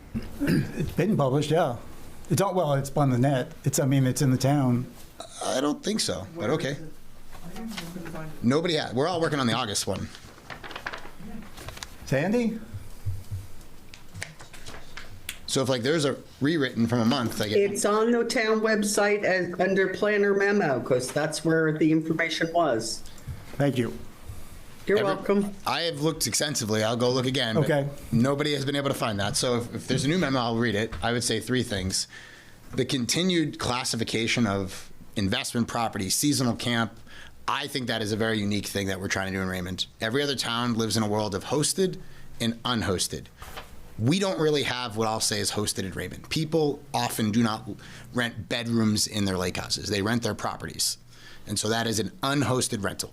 Whether that unhosted rental is somebody who lives here, Mark, I just want to stop you for a second, and I will come back to you to these questions, but really what I was looking for is whether or not you had a question for Phil. So then Phil, again, that's where, are you seeing a lot of ordinances where they're getting into investment property versus seasonal camp? I'm used to seeing hosted versus unhosted is the most common delineation across the board. So I will say it's a good question, and the new draft does not have that distinction. So the new draft does not. So I did see the older draft, and this is updated. So to the extent you can find that draft, I would look at that. It's that's been deleted out, right? From my Mark, do you want this one? Yeah, I think like we had talked about too. Like we can't discriminate based on ownership type. Right. So that's the struggle, really. So instead, this draft from the most recent draft from Brett really just makes the distinction between. It's really a short-term rental registration and renewal ordinance. Perfect. I'll read this and come back. Certificate of 2 would be occupancy. I think we've great work in occupancy. I think overall making good progress. I would question 2 things. One is I understand the septic element and I understand the building element, and I'd be interested in thoughts on occupancy per square foot, and different boards or different associations have different recommendations. Some say 1 per 200 square feet, some say 2 per bedroom, some say this. What are you typically seeing on occupancy across these different models? Because this one is written in a septic seems to be the anchoring principle from the again, it's not. There isn't any. The updated draft doesn't really get into that level of detail. I don't see that. I'll be honest with you. That's not something I'm an expert in. That's something I usually work with the code officers I work with on that, or the plumbing inspectors in terms of what's appropriate for a certain number of units, for example, a number of occupants per building. And then I'll read the last one. I think violation-wise, have you seen a lot of towns struggle with this? What will become a community violation nightmare. Everyone's filing complaints against each other, and it becomes like, how are you seeing that? Like, I haven't. handled? I'll be honest with you. I don't get a lot of those questions. I don't know if that's not because they're not happening though. It hasn't risen to my office. Where we'll get involved. Obviously, we help with interpretation of questions that come in on violations. If there's ever a actual violation that needs to go to court, we're asked to file those. I have not seen one filed as for an STR. Perfect. Personally.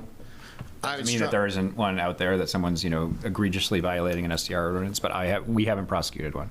Okay, I'd strongly say as we continue this process, that has got to be a really big consideration of how do we, and I think we just mentioned it, not have unsubstantiated mass complaints, because that will become a thing. But I'm going to read this. I would, broader topic. I think we've got to do better on document management. Nobody in the town can find documents on the website. It's a nightmare. It should just be posted in the agenda, in my opinion. So the agenda doesn't have it. So I looked all around the website. I did not see an update. You should just give Sandy a call. I will. I mean, Yeah, she'll tell you right where it is. I don't think a lot of people know where it is. Go ahead, Peter. Peter Levitt, 2 Levitt Road. Phil, just a quick question. In the current draft, does it address ADUs with respect to parking?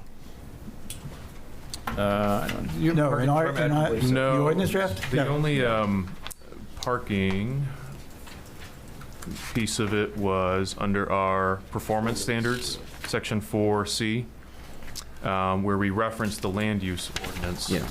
For, I think essentially that one was like the multifamily living standard for off-street parking required.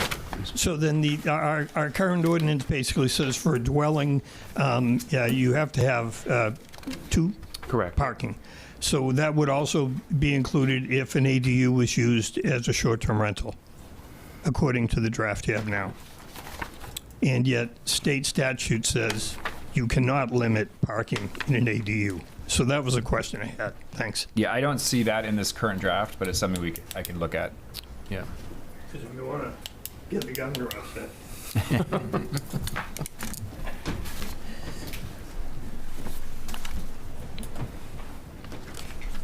I'm Todd Roma, 141 Raymond Hill Road. In your experience, can you quantify the impact of an STR on versus a standard family house? Is that anything, I mean, we've been talking about the STR initiative coming in, and they've done over 3 years of work. I really don't have a good grasp of the impact that an STR is having.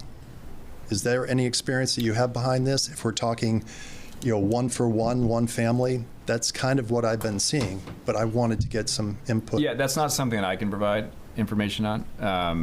There are people who study this, housing experts and things like that I would defer to. My job is to help write these things and then enforce them. So I'm not a policymaker, right? So the town is deciding the policy. Do you want this kind of regulation or not? What I hear, I can tell you what I hear. The rationale for it is some of the same rationale I'm seeing in yours, that there's at least a perceived impact. Whether that's measurable or not, I can't tell you that. There are a couple housing reports that the legislative committees have done through LD 2003 and 1829. They're on the website. I've read them myself. I wasn't part of those committees. But one of the things they've looked at is the potential impact on STRs and if they take away housing stock or not. That's one of the things that I know people have been studying, but I don't off the top of my head know the answers to those questions. Okay, thank you. It feels to me as though that's one of the questions that has gone unanswered since we've started this process. And I think it's an important piece to say, if we're talking about the impact on the community, what is the impact? How much does it offset a traditional family? And that hasn't been brought to light in the years that this has been in the works. Thank you. All right, from the board, anything last minute questions? Kevin, you okay? Anybody online, Oh. Mike? I'm good. All right, go ahead, ma'am.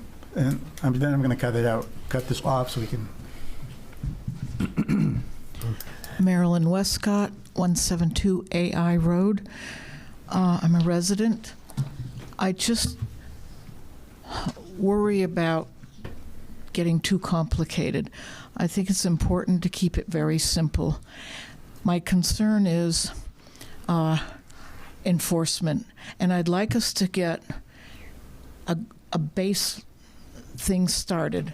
And I'm afraid if it's too complex and too insidious that way, it will be voted down.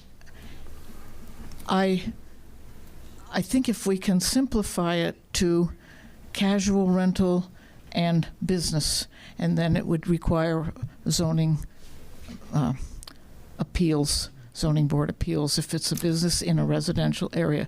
If we can get that straightened out, I'm concerned that if we start to regulate everybody with how many exits, how many fire things, how many septic systems, I think the town can be really dragged into a lot of lawsuits if there is a problem. Say somebody does suffer injury and they sue the owner.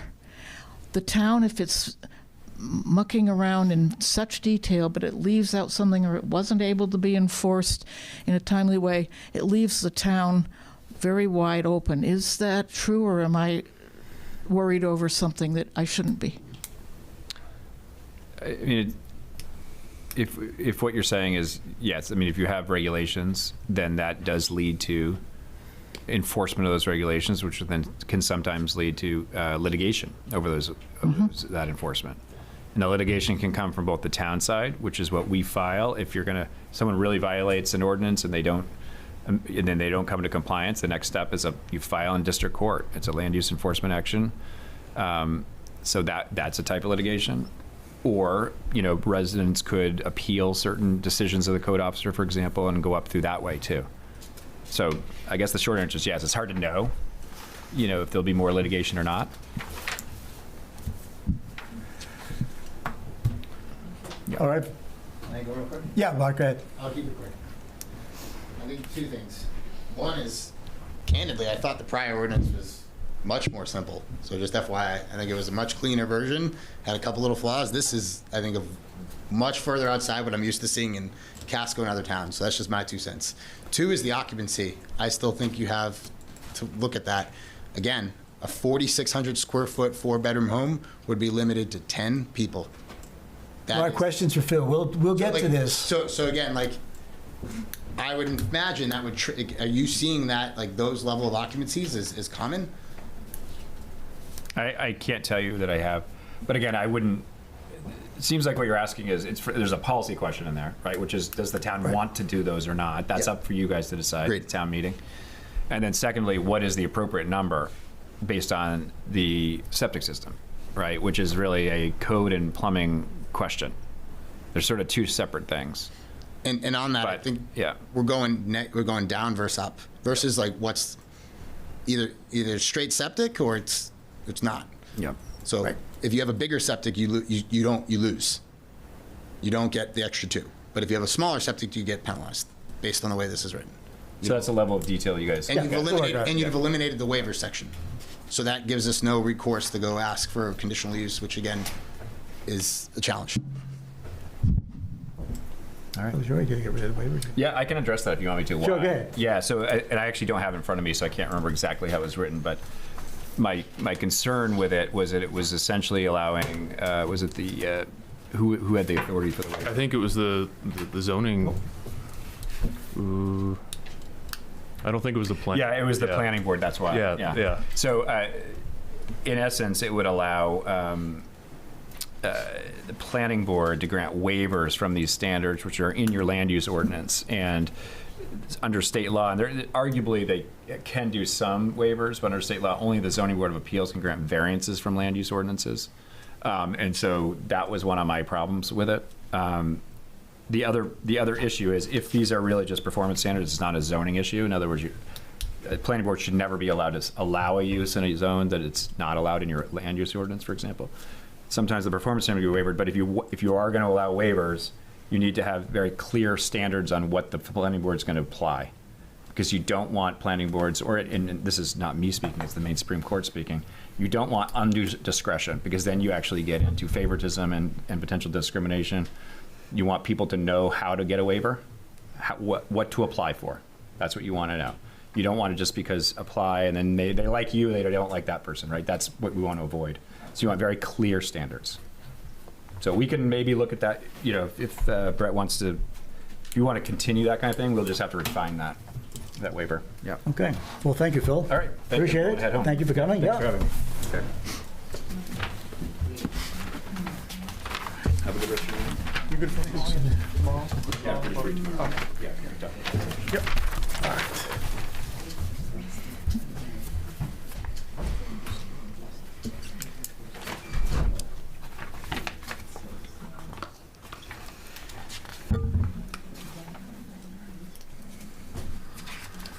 What do we think about this licensing thing? Take a little notes here. Maybe 3-tiered licenses, one for like, I think, for 5 or 6 weeks. Registrations or License. For the business license, is that what? No, what Phil said was that we could, so in order to do a short-term rental, you get a license to do that short-term rental. That's the term that he wanted to use? Yeah. License? Okay. And we can establish the parameters for that license however we want, and we can have more than one. So we would have the license that basically would encompass the traditional main camp that rents 4 or 5 weeks, during the summer.